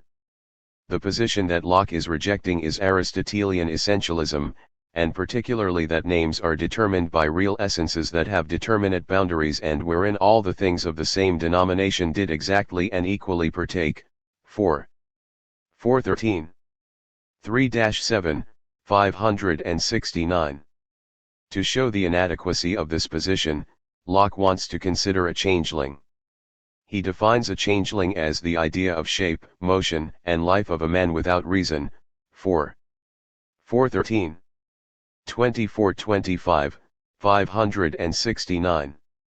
He asks rhetorically whether a changeling, that is a man without reason, is not a new species, one that would be as distinct from the already existing species of man and beast as the idea of an ass with reason would be. And if asked what are these things between man and beast, Locke would answer changelings. If it were then asked if this is a different species, what will become of them in the next life, Locke's response is first that this is God's business to determine and not his, second, that the force of the question is built on one or another of two false suppositions. The first is that a human shape guarantees immortality. Shape is surely not the determinant of immortality. This would altogether leave out the soul or spirit. The reply to this is that shape does not make one immortal, rather it is the sign of a rational soul within, that is immortal. 415. 19, 571. Locke's response to this is that he wants to know who made it so, for just saying it will not make it so. Locke then offers some counter-examples to this second false assumption. It would follow, if having a human shape is the sign of a rational soul within, that either a dead man or a sculpture having a human form should have a rational soul. The claim that a human shape is the sign of a rational soul makes even less sense when one considers that a changeling, while it has the shape of a man, displays less reason in its actions than do those of some beasts. Locke next considers the objection that the changeling is the child of rational parents and should therefore be considered as having a rational soul. But if this were so, Locke argues, no one would dare 108. To destroy ill-formed and mishaped productions, 4. 416. 34, 571. But, Locke's opponents respond, these are monsters. Locke proceeds to compare changelings with monsters. The first has a defective mind, it lacks reason, while the second has a defective body. So, Locke asks, will a defect in a body determine that something is not human, while a defect in the mind, the far more noble and perhaps essential part, will not? This would again make shape the measure of man. Clearly Locke has already rejected the notion that shape alone should determine whether something is human. Locke thinks that people actually do think this way while at the same time disowning their opinion. Locke starts with the claim that the well-shaped changeling has a rational soul, though it appears not to. Now start changing the shape. Make the ears a little longer and more pointed, and the nose a little flatter than ordinary, and then you begin to boggle. 4. 416. 13-16, 572. Continuing the process of altering the face, making it less and less human and more animal-like, an opponent will conclude that it is a monster. Since it is a monster, the opponent will conclude that it does not have a rational soul and so must be destroyed. But, what is the criterion for determining that a being with such a shape has a rational soul while the one next to it does not? For till that be done, Locke says, we talk at random of man, and shall always, I fear, do so, as long as we give up to certain sounds, and the imagination of settled and fixed species in nature, we know not what. 4. 416. 31-34, 572. Locke goes on to remark that those who argue that a misshapen foetus is a monster, in fact are doing just what they are arguing against, making a new species between man and beast. This shows that one should give up the Aristotelian/scholastic doctrine of a fixed number of natural kinds. This example is of some importance, because scholars have proposed that Locke's nominal essence theory, and in particular his account of man, has certain problems. In particular, it opens the possibility that racists, for example, might define human being as they please. Professor Harry Bracken, for example, has made just such a charge, Bracken, 1973. But the result of the arguments in sections 13 to 18 is that it is the acceptance of the Aristotelian/scholastic doctrine of fixed species, a doctrine that cannot deal with intermediate forms and borderline cases, that leads us to talk inconsistently or, as Locke says, at random of man. Locke thinks that his own procedure of allowing for the creation of intermediate 109 species will allow us to argue about what should go into our account of man and thus avoid these inconsistencies and the inability to produce criteria to distinguish one species from another. We will see more of this when we reach Book 4, Chapter 7, of Maxims. Questions. 18. What is the problem of the reality of knowledge? How does it parallel the problems raised about ideas and perception and ideas and language, in Books 2 and 3 respectively? 19. What is Locke's response to the problem? 20. Locke claims that although moral ideas are modes, and thus different people can put together their own moral ideas, this is no real problem. This is because what they are doing is simply misnaming, like calling a square a triangle. Is this claim plausible? 21. Why is the problem of the reality of knowledge more difficult in the case of substances than with mixed modes? Truth and generality. In Chapter V, Locke discusses the nature of truth. He defines truth as the joining or separating of signs, as the things signified by them do agree or disagree one with another. 4. V2. 7-9, 575. The joining and separating here is the making of propositions, and so strictly speaking truth belongs only to propositions. There are mental and verbal propositions and so the corresponding two sorts of truth. Locke goes on to discuss the relation between these two sorts of proposition and why it is difficult to deal with them separately. These propositions affirm or deny the agreement or disagreement of ideas or words, and insofar as they do this correctly or incorrectly are either true or false. If the proposition is of ideas, then this is a mental truth, if of words, then a verbal one. Locke makes some further distinctions between purely verbal and trifling truths and real and instructive truths. The latter are the object of real knowledge. In 4v7, Locke returns to the vital issues raised in the previous chapter about real knowledge. He remarks that the same doubt that occurred about knowledge is likely to occur here about truth. If truth is as Locke has defined it, then the knowledge of truth is not so valuable a thing as it is taken to be, nor worth the pains and 110 time men employ in the search of it, since, by this account, it amount to no more than the conformity of words, to the chimeras of men's brains. 4v7 5-8, 577. If all we have here is the consistency of ideas, it will be as much true that a centaur is an animal as that a man is an animal. Locke says that he might give the same answer to this problem of distinguishing real from chimerical truth as he did in the previous chapter to distinguish real and imaginary knowledge, but he goes on to make a distinction between verbal and real truths. Our words derive meaning only from our ideas, but since they also refer to things, truth is merely verbal when they stand for ideas in the mind, that have not an agreement with the reality of things. 4v7 33-4, 577. As a consequence, both truth and knowledge can be separated into verbal and real. Verbal truth has only to do with the agreement or disagreement of our ideas, while for real truth we not only have agreement of ideas but the capacity of having an existence in nature. 4v7 2, 578. So real truth requires correspondence, or at least the capacity for correspondence, as well as consistency of ideas. How should we think of this correspondence? It might be either in terms of Hume's distinction between ideas and impressions, a distinction that Locke makes but does not name, or between impressions and things.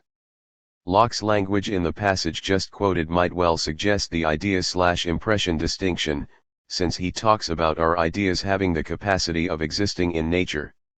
On the other hand, this may be yet another case where what Locke means, though he doesn't say it clearly, is that our ideas must correspond, or conform or agree, to use Lockean terms, to qualities capable of having an existence in nature. In either case, we again have a clear difference between Locke's representative realism and that of Malebranche, discussed earlier in the section on resemblance and representative theories of perception in Book 2. It is the causal element in Locke's theory that allows him to distinguish between a horse and a chimera.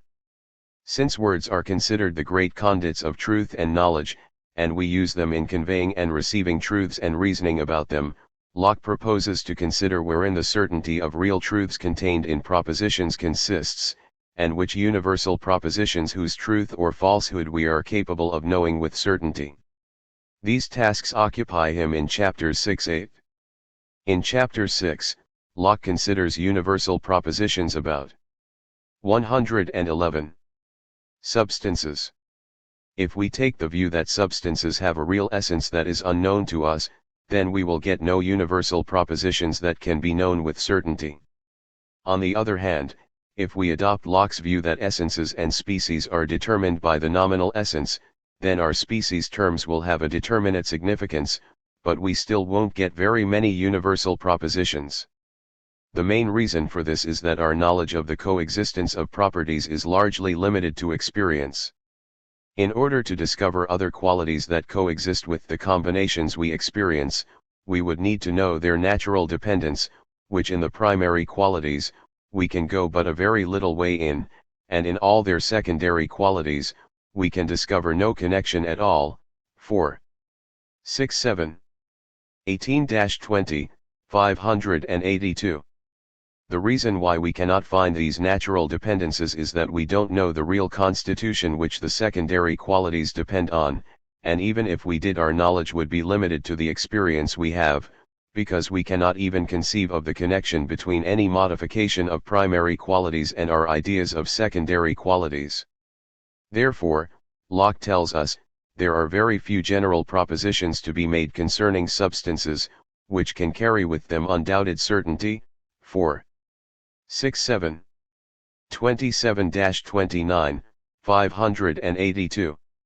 In sections 8 and 9 Locke uses the example of gold to illustrate these points, and he continues to use that example into sections 10 and 11 to show that without knowing the necessary coexistence of properties, there are very few universal propositions about substances that we can know with certainty. In section 11 Locke notes that the more ideas of qualities we include in our complex idea of a substance, the more precise and determinate the meaning of that word becomes, but the inclusion of more ideas of qualities does nothing to increase the universal certainty of propositions about other qualities not contained in our complex idea. What we need to know about substances is which properties necessarily coexist or are repugnant to one another. If we could begin by knowing the real constitution of gold and what constitutes its qualities and what texture makes it, for example, malleable, fused and fixed, we would do much better in this regard. But this is not our situation. All that can be said is that if someone could discover the necessary coexistence or repugnancy of any set of properties of gold or any other substance, they would then be in a position to make universal propositions about that substance that would be as certain as any mathematical proposition. Locke 112 remarks that if we had the ideas of how the real constitution of substances actually produce the sensible qualities we find in them, and how those sensible qualities flowed from the real constitution, we would not need the existence of gold or experiments on it. We could deduce from our ideas just what properties would coexist or be repugnant to that substance just as we do in mathematics. But we are not even close to being in such a state. In a passage remarkable for its grandeur of vision and its insistence on the interconnected character of everything in the universe, Locke goes on to argue for the importance of a knowledge of coexistence of properties. He begins by noting the unobvious connections between things that we usually take to be independent existences. Without the influence of other bodies, gold and water might lose characteristics that we think of as essential to them. Without air to breathe, most living things would quickly die. Were the earth a little closer or farther away from the sun, most of the animals would perish. Locke goes on to note that when we look at the constitution of a fly or an elephant, we completely fail to find an explanation of the qualities and powers we find in them. He conjectures that to understand these aright we might have to look not only beyond this our earth and atmosphere, even beyond the sun, or the remotest star our eyes have yet discovered. For how much the being and operations of particular substances in this our globe depend on causes utterly beyond our view, is impossible for us to determine. 4. 611. 8-12, 587. It is possible, Locke continues, that the great parts and wheels of the structure of the universe may be so interconnected that a slight change in a star vastly removed from us might cause things in this our mansion to put on quite a different face or cease to exist. This passage does not fit very well with the picture of Locke, the physical and social atomist who does not see the connections among things. These considerations, Locke tells us, show how unlikely it is that we will ever discover the real essences of things, so we should not be surprised that our general knowledge of substances is very narrow and scanty. Things are even worse with our ideas of spirits than they are with material substances. We have no idea how they think or how they move bodies, and if we examine our ideas of bodies, things are only likely to get worse in this regard. 4. 614. 19-26, 589. Locke goes on to point out that even with as familiar a substance, 113, as man, our ability to make firm generalizations about this kind of substance is strictly limited by our ignorance of the real constitution from which its qualities and powers flow. Thus, such propositions as all men sleep by intervals, that no man can be nourished by wood or stones, or that all men will be poisoned by hemlock are at best probable. We must in these and the like appeal to trial in particular subjects, which can reach but a little way. 4. 615. 13-14, 590. Locke concludes this chapter by noting that we can only have certainty about general propositions when we can discover the agreements and disagreements of the ideas these propositions express. Experiment and observation will only give us knowledge of particulars. So 'tis the contemplation of our own abstract ideas, that alone is able to afford us general knowledge. 4. 616. 4-5, 591. Questions. 22. Why does the problem of the reality of knowledge extend to truth? 23. How might he give the same answer to the problem about truth raised in 4v7 as the one he gave about knowledge in the previous chapter? How does adding the distinction between verbal and real truths extend that answer? 24. Why does Locke take up the nature of universal propositions? 25. What universal propositions about substances does he think are possible? What are the chief limits on our making such propositions? Maxims and tautologies. Chapters 7 and 8 deal with matters which are not useful for knowledge, but which the scholastics treat as important. In particular, Locke treats of general maxims or axioms in Chapter 7 and trifling propositions in Chapter 8. In the chapter on maxims, Locke returns to a subject that first appeared in Book I. Maxims, or axioms, are supposed to be first principles of the sciences. If they are not innate, as Locke argues they are not in Book I, then they are at least self-evident general truths. But, Locke says, there are many more truths besides these that are self-evident. To show these he examines the truths we get from the four types of agreement or disagreement listed in 4.2. Identity, coexistence, relations and real existence. For any 114. Determinate idea, it is a self-evident truth that it is identical with itself, and it is also self-evident that it is different from any other determinate idea. It does not matter in this case whether the ideas be more or less general or comprehensive. In terms of the coexistence of properties, we have very little intuitive knowledge and therefore very few self-evident truths. The only one Locke mentions is that two bodies cannot be in the same place. 4.7.5. 16-17, 594. As to relations, the axioms of mathematics, which are modal truths, supply a number of self-evident truths. But Locke claims that there are vastly more specific examples that have a clearer self-evidence than the general truths. Finally, in respect to real existence, we have intuitive self-evident knowledge of our own existence and demonstrative knowledge of the existence of God. Beyond that, we have no self-evident knowledge of the existence of things. So there are no maxims about the real existence of things. In sections 8 to 10, Locke discusses the influence of these maxims on the other parts of our knowledge. He claims that the received opinion is that they are ex precognitus, et preconcesus, from what are known and conceded beforehand. 4.7.8. 3-4, 595. See also glossary in the essay, 838.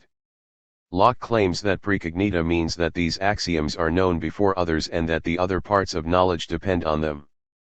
Locke denies that either of these claims are true. First, maxims like "'tis impossible for the same thing to be and not to be" are generalizations from particular instances and not things from which the truth of particular instances are deduced. Second, these maxims are not the foundation of all our knowledge, since there are many other self-evident truths. At this point Locke makes a famous remark about the difficulties of abstraction. He points out that it is more difficult to make general ideas than one might think. Take, for example, the abstract idea of a triangle. Locke asks, does it not require some pains and skill to form the general idea of a triangle, for it must be neither oblique, nor rectangle, neither equilateral, equicrural, nor scaleneon, but all and none of these at once. 4.7.9. 4-9, 596. Berkeley was later to seize on this account of abstraction to argue that it is incoherent. There are more charitable readings than the one Berkeley adopted. Leaving this aside, Locke's point is simply that dealing with abstractions is not as easy as it might look, and that maxims are not the truths known to the mind before all others. 115. In fact, there are many other self-evident truths that provide a basis for inference. In sections 11 and 12, Locke considers what maxims are useful for and what they are not useful for.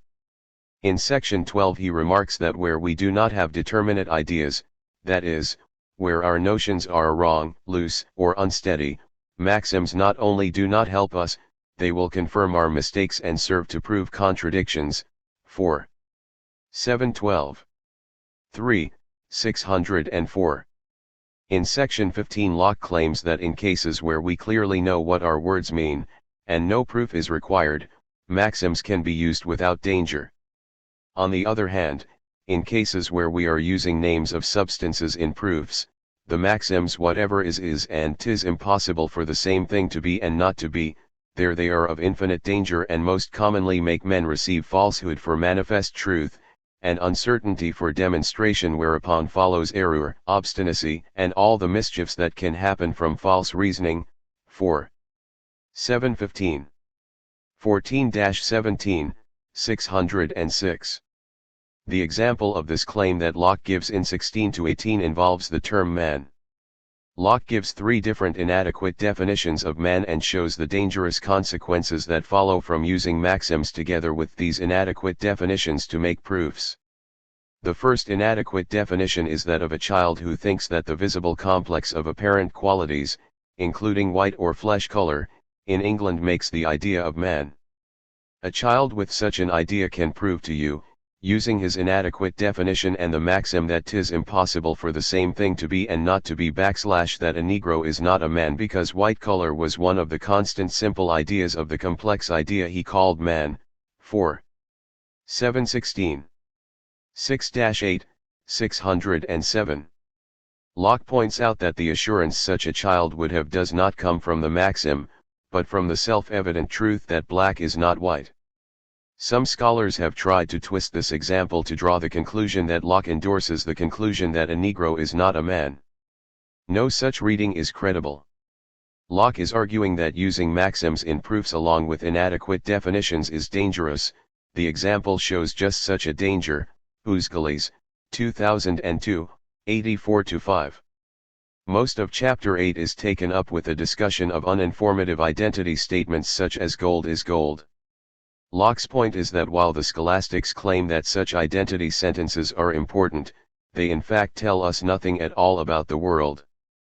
But what about informative identity sentences, such as the morning? 116. Star is the evening star? At 4. 8-3. 3-10, 612. Locke notes that others use identity to refer to propositions wherein the same term is not affirmed of itself and basically says that this is not how he is using the term identical propositions. If Locke is indeed rejecting the notion of informative identity statements, he is missing one of the more useful tools for dealing with the mind/body problem. Locke next turns to cases where a part of an idea is predicated of the whole, as when we say that man is an animal. Locke thinks that such sentences are uninformative to one who knows what a man is. Such sentences are only useful in cases where the person being spoken to does not know the whole. In section 8 Locke suggests that, in reference to substances, if such truths are certain they are trifling, and if they are instructive are uncertain, and such as we can have no knowledge of their real truth, how much soever constant observation and analogy may assist our judgments in guessing. 4. 8-8. 9-11, 615.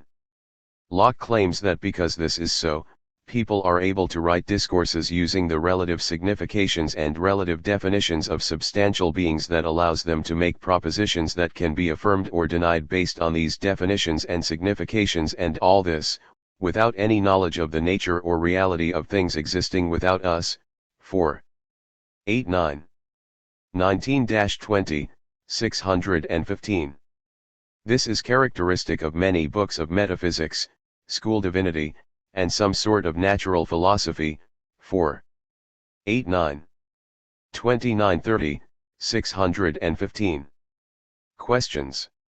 26. What are Locke's initial objections to the claim that maxims are the first principles of the sciences? 27. What are Locke's objections to the claim that maxims are non ex precognitus, et preconcisus? L. 28. Under what conditions can maxims be used without danger? 29. Under what conditions is using maxims dangerous? What is the example that Locke gives? 30. In Chapter 8, why does Locke claim that identity statements are not useful? Real existence. In chapters 9 through X in Book 4, Locke returns to issues about knowledge of real existence for the third time and along by now. 117. Familiar lines. Chapter 9 has to do with our knowledge of our own existence, X about the existence of God, and 11 about our knowledge of other things. In Chapter 9, Locke explicitly endorses the cogito, Descartes' famous "I think therefore I exist." It should be clear by now that while Locke has no problem with the existence of the self, he is completely unwilling to follow Descartes' next step in the Meditations, where he claims to establish that his essence is to be a thinking thing, Descartes, 80-3. In Chapter X, Locke gives a proof for the existence of God that differs in important ways from the proof that Descartes gives in Meditation IIP. It does not depend on an innate idea of God. Rather, Locke's proof depends on the impossibility of insensible and unthinking matter producing sense and thought. Since we are creatures that have sense and thought, Locke holds that there must be some eternal being that has these powers and capacities, otherwise you would have something arising from nothing. Locke defends his proof against various objections, mainly those from materialists. In Chapter 11, Locke turns to our knowledge of the real existence of material things.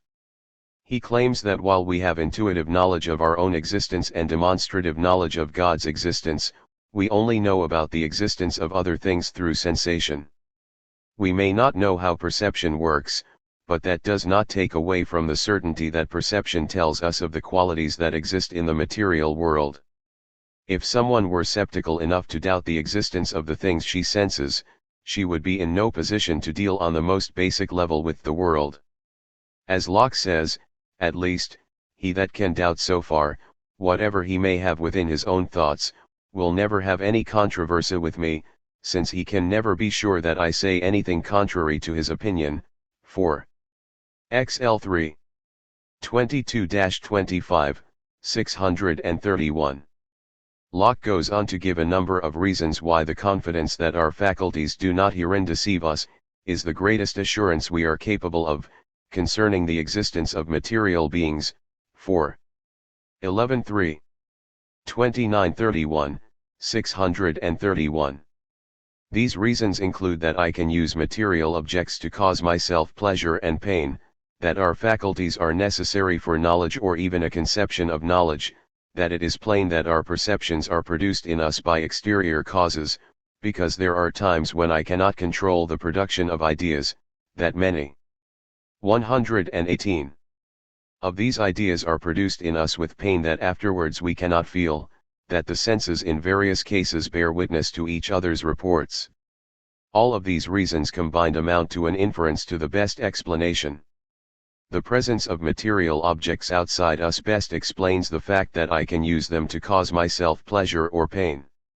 Locke also answers the skeptic by claiming that while our faculties may not be suited to the full and perfect comprehension of material objects, leaving no doubts or scruples, they are sufficient for our preservation. It is also the case that, such an assurance of the existence of things without us, is sufficient to direct us in attaining the good and avoiding the evil, which is caused by them, which is the important concernment we have of being acquainted with them. 4. 11-8. 9-12, 635. Locke goes on to say that the reason why it is only present perception that gives us certainty of the existence of the material things we perceive at that time is that once we no longer perceive a thing, it could cease to exist. Thus, it is not because of worries about skeptical arguments but because of facts about the world and perception that Locke asserts that our knowledge of sensible things is sharply limited. Memory also provides us with a guarantee that things we previously perceived really did exist when we perceived them. We only have faith and not knowledge that finite spirits exist, for we do not perceive them. Questions. 31. In dealing with the real existence of material things, Locke, in effect, suggests that radical skepticism is incoherent. What is the argument for this conclusion? 32. How adequate do you find Locke's inference to the best explanation resolution of the problem of real existence? The improvement of our knowledge. In chapter 12 of Book 4, Locke concludes his discussion of knowledge by considering how our knowledge could be improved. He returns once again to the topic of maxims.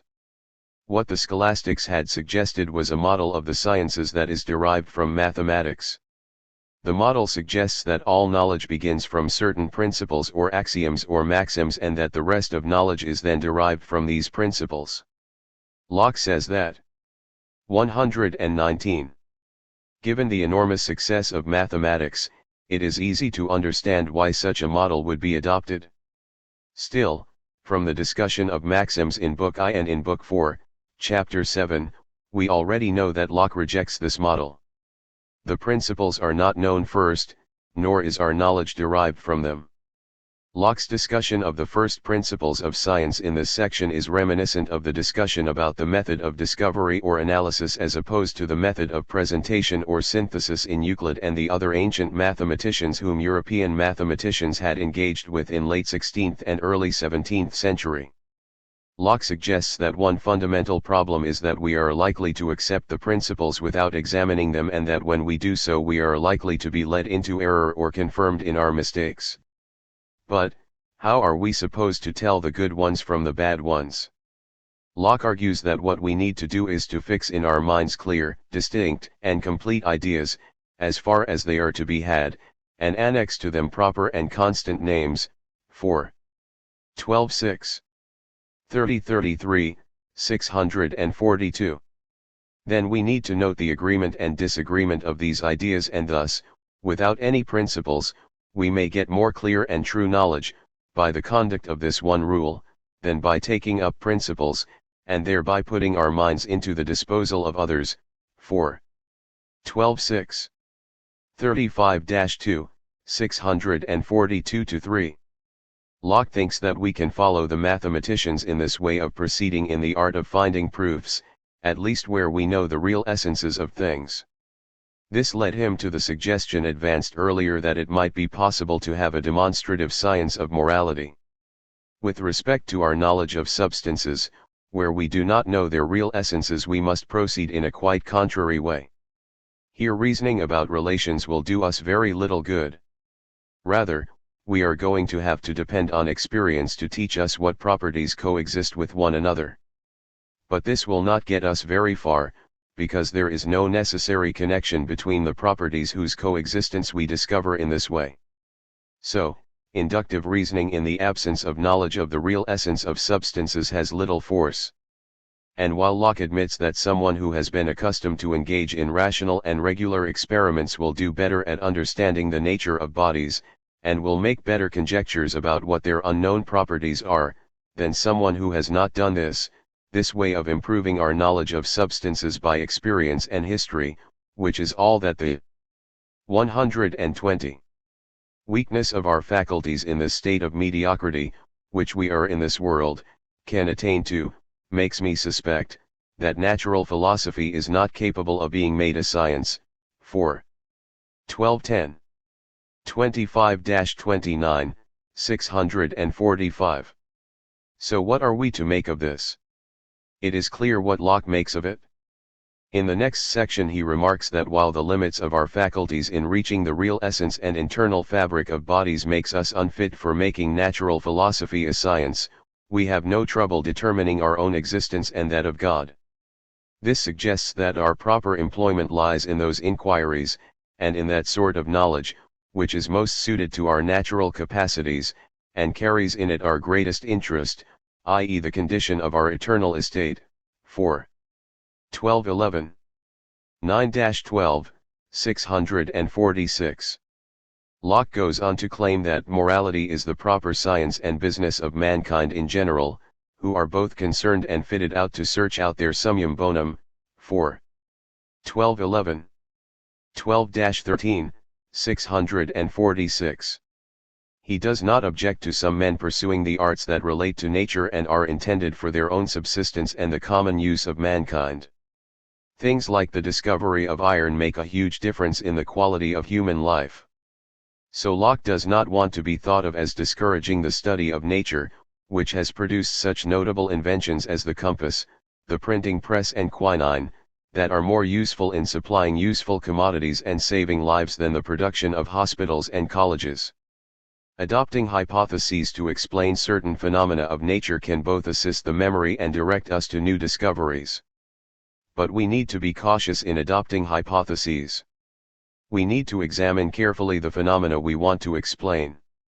We need to make sure that while our hypothesis explains, it does not conflict with some other relevant phenomenon. Locke does not want us to expect too much from the study of nature and above all to avoid the methods that the scholastics had introduced, and that he had earlier rejected. Questions.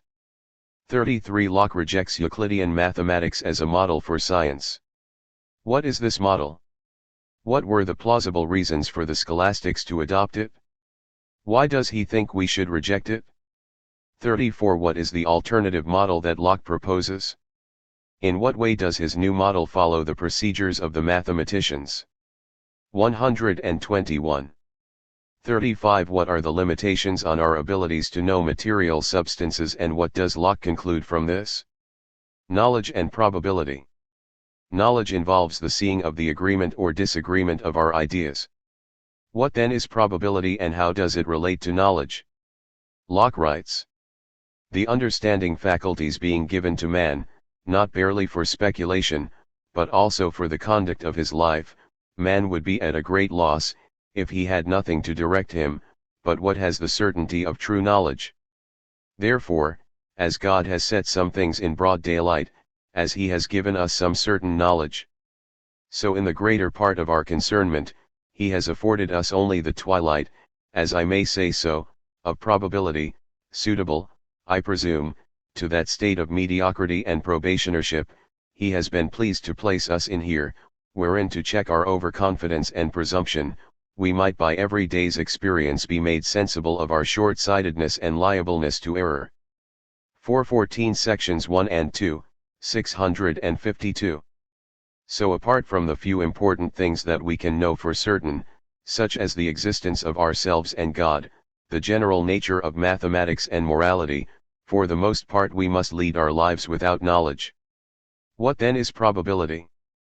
Locke writes, as demonstration is the shewing of the agreement or disagreement of two ideas, by the intervention of one or more proofs, which have a constant, immutable, and visible connection one with another, so probability is nothing but the appearance of such an agreement or disagreement, by the intervention of proofs, whose connection is not constant and immutable, or at least is not perceived to be so, but is or appears, for the most part to be so, and is enough to induce the mind to judge the proposition to be true, or false, rather than the contrary.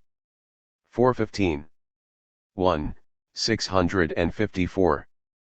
Probable reasoning, on this account, is similar in certain ways to the demonstrative reasoning that produces knowledge, but also different in certain crucial respects. Locke's account of demonstrative. 122. Knowledge provides a model for his account of probability. So, the fundamental principle of rational inquiry, that one should proportion assent to a proposition to the evidence for that proposition, holds in both realms. Just as Locke makes a distinction between actual and habitual knowledge, he makes a similar distinction about beliefs and probability. 4. 16.1. 2-18, 658.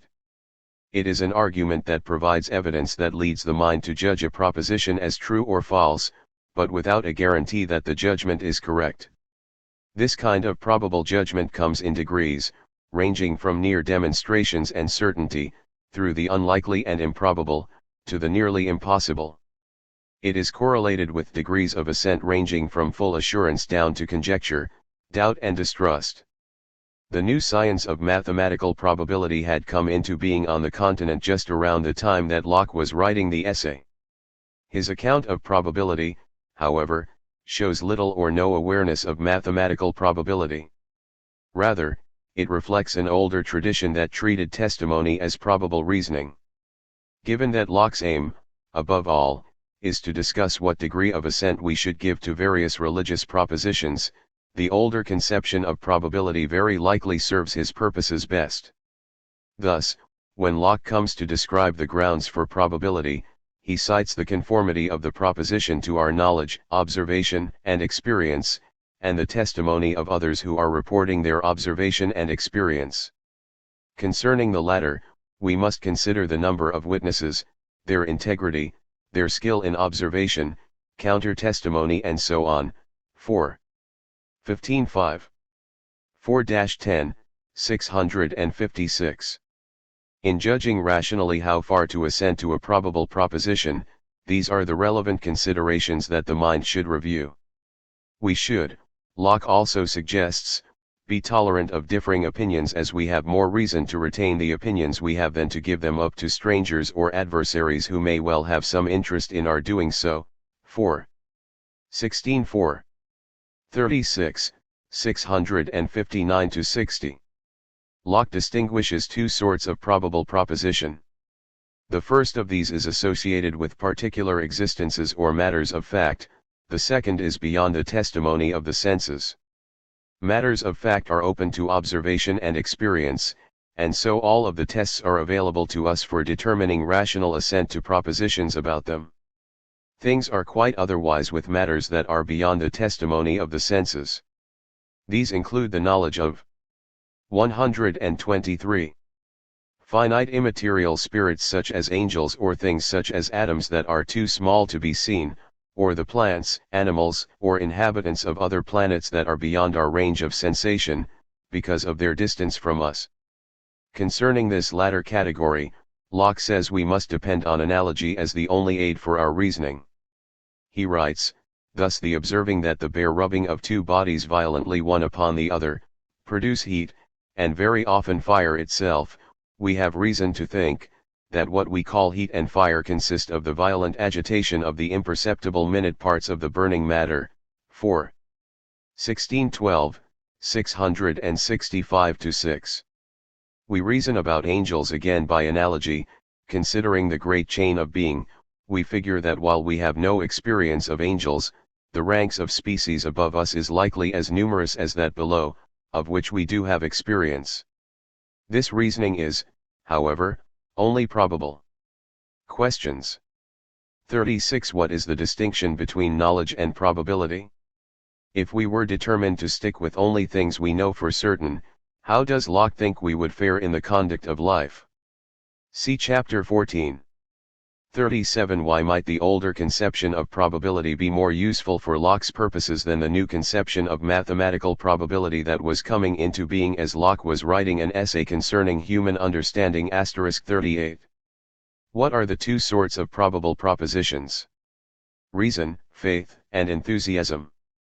The late 17th century in Britain saw the culmination of a movement towards rational religion that encompassed many competing groups, from the Anglican latitudinarians to some dissenters to the deists. Locke's account of the epistemology of religion in chapters 18 through XX of an essay concerning human understanding is an application to religion of the account of knowledge and probability developed in the first 17 chapters of Book 4. It is worth recalling that James Tyrrell reported that the original impetus for the writing of the essay was difficulties raised in a discussion about morality and revealed religion. Locke claims that there are truths above reason, but none contrary to reason.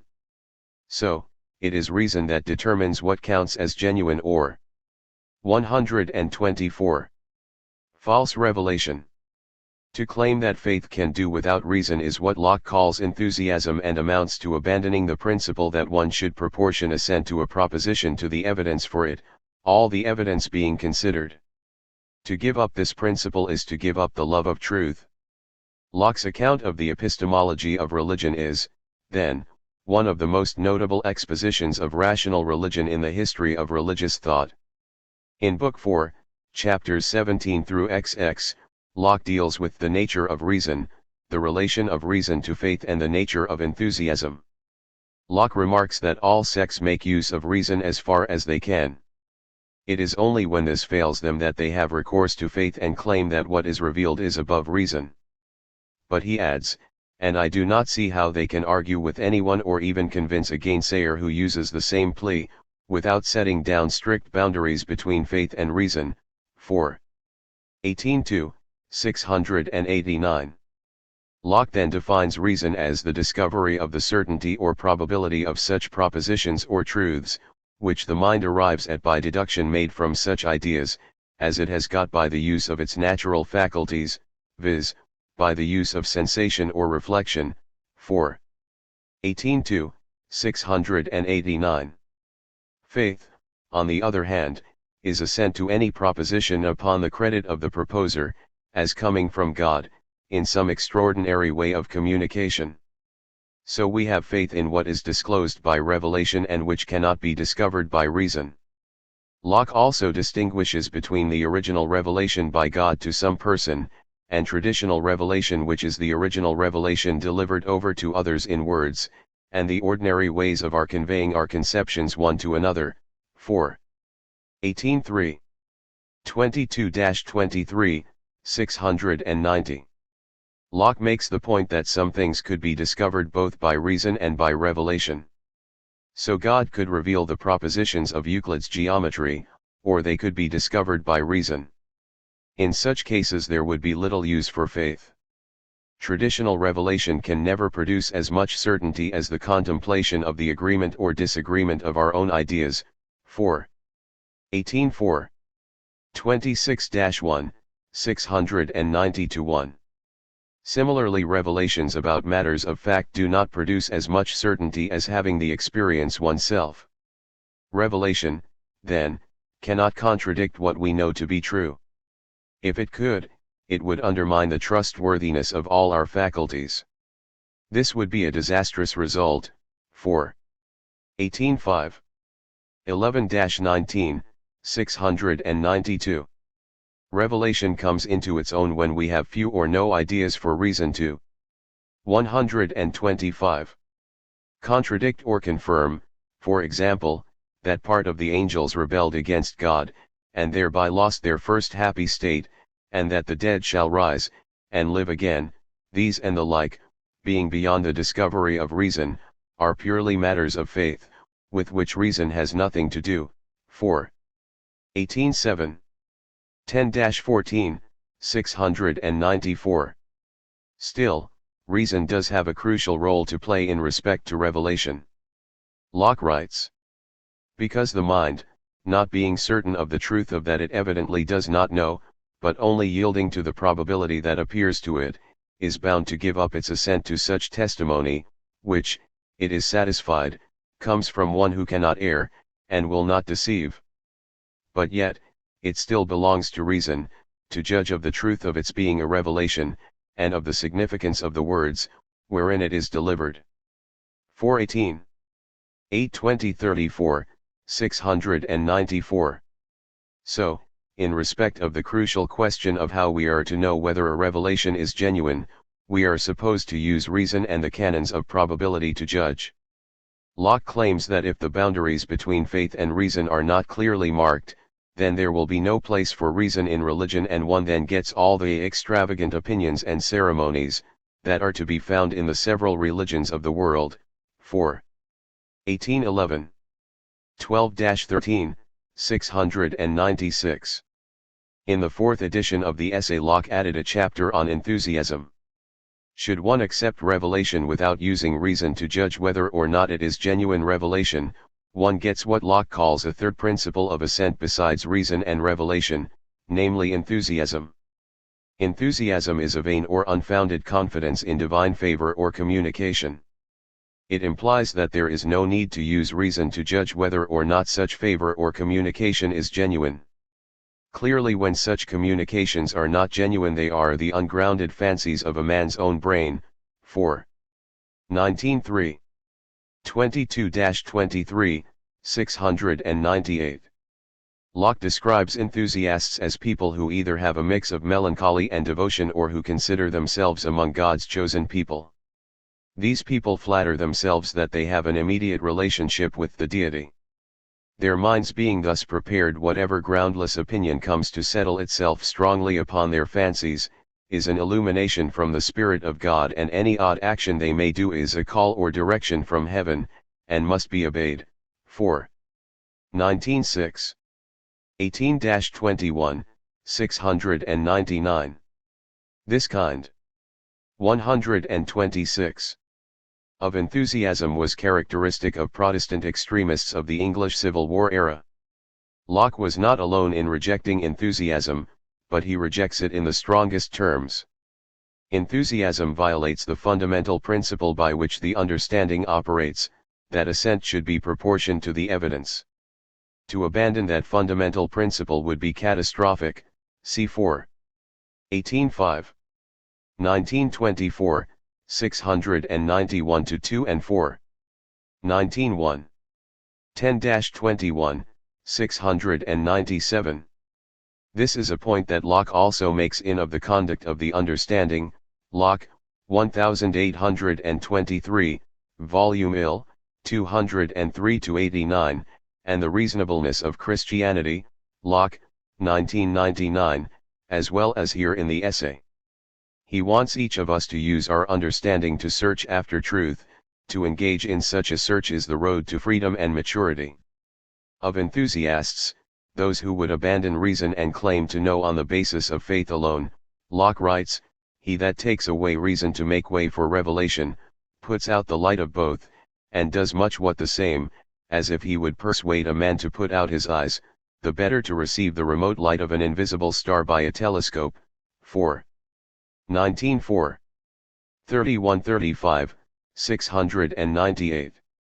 Rather than engage in the tedious labor required to reason correctly, enthusiasts persuade themselves that they are possessed of immediate revelation, without having to use reason to judge the veracity of their revelation. This leads to odd opinions and extravagant actions to be found in several religions of the world. 4. 18:2. 12-13, 696. Thus, Locke strongly rejects any attempt to make legitimate the principle of inward persuasion not judged by reason. Questions. 39. What is Locke's account of reason? 40. Under what conditions do religious sects appeal to reason? 41. What are things above or beyond reason? 42. What is the distinction between original and traditional revelation? 43. What is the relation between faith and revelation? 44. What, on Locke's view, is the relation between reason and traditional revelation? Could traditional revelation overrule reason? Why or why not? 45. What is enthusiasm? How is it different from having faith? 46. Why does Locke think that enthusiasm is catastrophic for human understanding? 127. 47. In what ways does Locke's account of religion depend on the views of knowledge and probability developed previously in Book 4? Wrong assent. In Chapter XX, Locke talks more generally of the causes of error. He thinks that while the causes of error or wrong assent are many, this multitude of causes can be subsumed under 4 general causes: not having proofs, an inability to use proofs, not having the will to use them, and having a wrong measure of probability. In explaining the first general cause of error, Locke says that he does not mean by not having proofs simply those cases where there are no proofs. Rather, he means to include those cases where people do not have the time and opportunity to find those proofs that already exist, or do not have the convenience and opportunity to make experiments and observations themselves, tending to the proof of any proposition, nor likewise the convenience to inquire into, and collect the testimony of others. 4. XX2. 3-6, 707.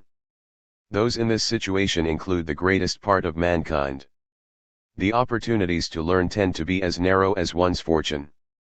A man who drudges all his life in some laborious trade is as likely to know as much about what is going on in the world as a pack horse who is driven back and forth in a narrow lane knows of the geography of the country. Still, Locke says, even those in this condition do not want to leave their greatest concernment, their happiness or misery, to the chance of where they were born and leave themselves in the power of the current opinions and licensed guides of every country when it is apparent that there is considerable difference of opinion between guides and countries. 4. XX3. 1-2, 708. Locke thinks that even people who labor most of the time have the faculties and can find the time to inquire about such important religious truths. This can either be taken as a good Protestant point about one's responsibility for one's own salvation, or perhaps more radically as requiring the study of comparative religion, what shortly came to be called free thinking. Conclusion: the division of the sciences. Having completed his discussion of religious truths, the essay ends rather abruptly with a brief chapter on the division of the sciences. Locke claims that the nature of bodies and minds constitutes 128 branch of science. He sees this as an enlarged sense of natural philosophy. Secondly, there is the realm of human conduct in which what we need is the skill of right applying our own powers and actions, for the attainment of things good and useful. 4. XXI3. 18-19, 720. Ethics is most important here as it is the seeking out of those rules and measures of humane action, which lead to happiness, and the means to practice them. 4. XXI3. 20-23, 720. Finally, there is the doctrine of signs, the business whereof is to consider the nature of signs the mind makes use of for the understanding of things, or conveying its knowledge to others. 4. XXI4. 27-29, 720. This involves an investigation of ideas and words that Locke calls logic or critique. Locke claims that each of these provinces of knowledge is completely different from the others, and so this represents the first and most general, as well as natural division of the objects of the understanding. 4. XXI5. 16-17, 721. Questions. 48. What are Locke's views on the duty of ordinary people to search for religious truths? 49. What are the three different kinds of sciences in Locke's division of sciences, and how do they reflect the structure of an essay concerning human understanding? 129. Chapter 4. Reception and Influence. Locke's an essay concerning human understanding was both popular and controversial from the first publication of the 92-page summary in the Bibliothèque Universelle et Historique for January through March 1688 and throughout the first half of the 18th century. Hans Arsleff remarks that Locke is the most influential philosopher of modern times. Arsleff, 1994, 252. He notes that besides initiating the vigorous tradition known as British empiricism, Locke's influence reached far beyond the limits of the traditional discipline of philosophy.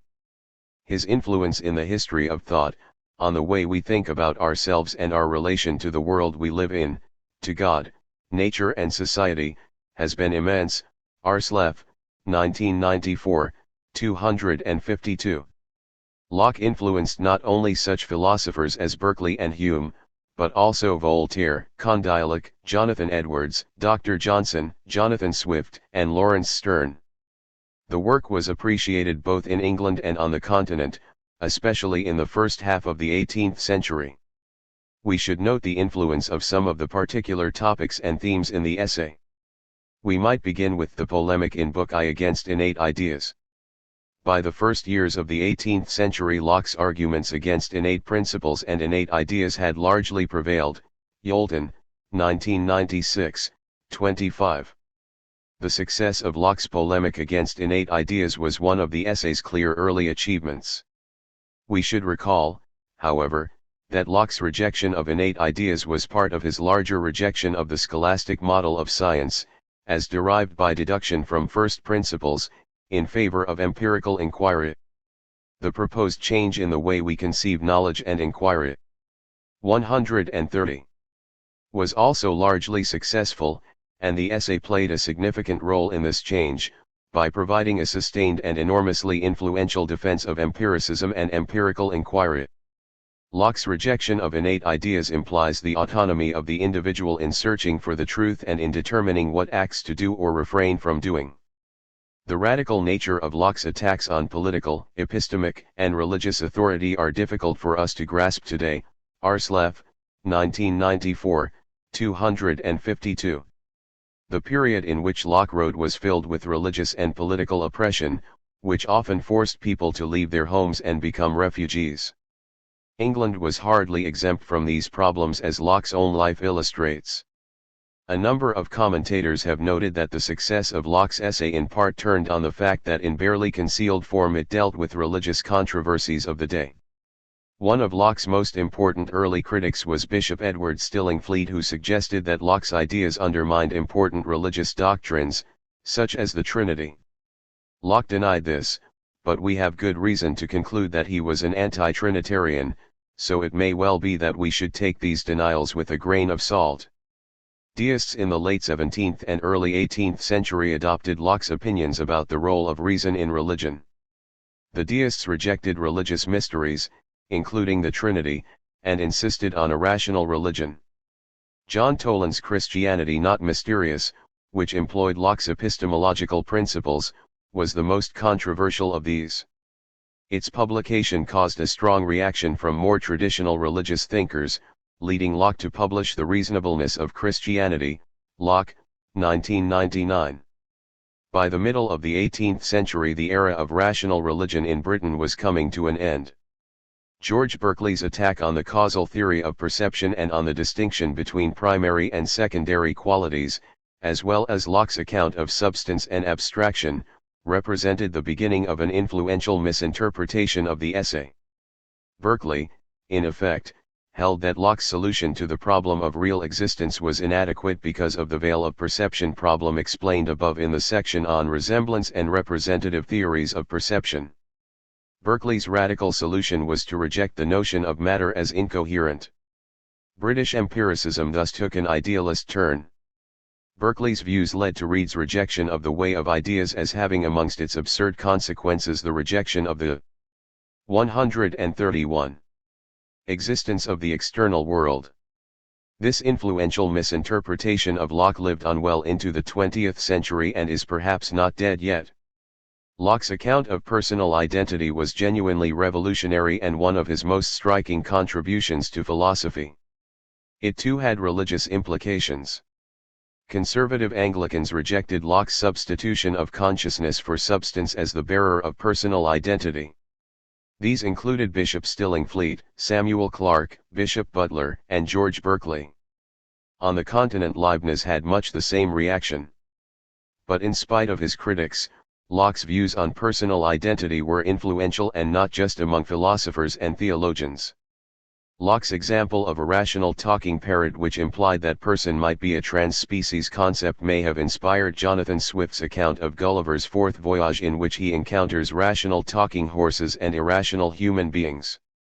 Swift and his friends went on to parody the debates in the early 18th century about personal identity in the memoirs of Scriblerius, and Locke's account of personal identity went on to influence English literature in a variety of ways. Even among the philosophers and theologians, Locke's revolutionary account was regularly attacked and defended over the remainder of the 18th century, and this debate was largely recapitulated in the 20th century. The extent of the influence that Locke's account of language has had over the centuries is a matter of scholarly debate. Norman Kretzmann holds that Locke's views, while not original, had a powerful influence on the Enlightenment view of the connection of words and ideas. Kretzmann, 123. Noam Chomsky, in Cartesian linguistics, traces important ideas in linguistics back to Descartes and the school at Port Royal rather than Locke. Chomsky, 1966. This is largely a matter of the importance of nativism in Chomsky's thought.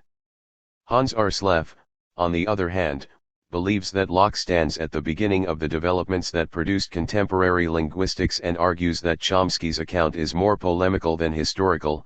Arslev, 1982, 101-19. Locke's account of the relation of real and nominal essences turned out to be wrong in important ways, and shows that he vastly underestimated the progress science would make. This is the most significant and far-reaching mistake in the essay, though given the 132 state of science at the end of the 17th century, it is quite understandable why Locke would make it. On the other hand, Locke's emphasis on the human origins of language and the making of language and classificatory systems for pragmatic purposes continues to inform even contemporary empiricist metaphysics.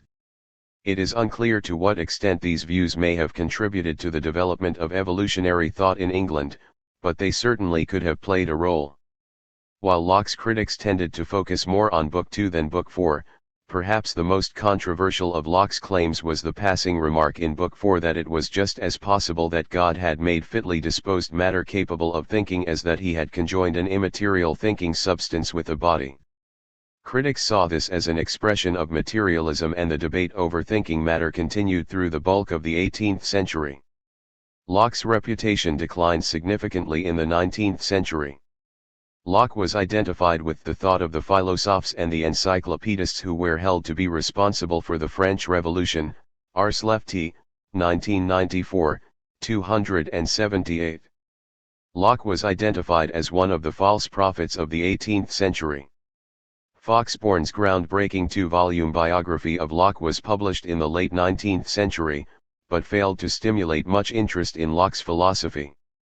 In the 20th century, Locke's reputation underwent a great revival that continues unabated into the 21st. The availability to Locke scholars of the Lovelace Papers and the recognition that Locke needed to be read in his historical, religious, political, and scientific context has provided much better insight into the development of the thought in the essay than was possible earlier. The project of producing a new critical edition of all of Locke's works, begun by the Clarendon Press in 1972 with the Niditch edition of the essay, is now well underway.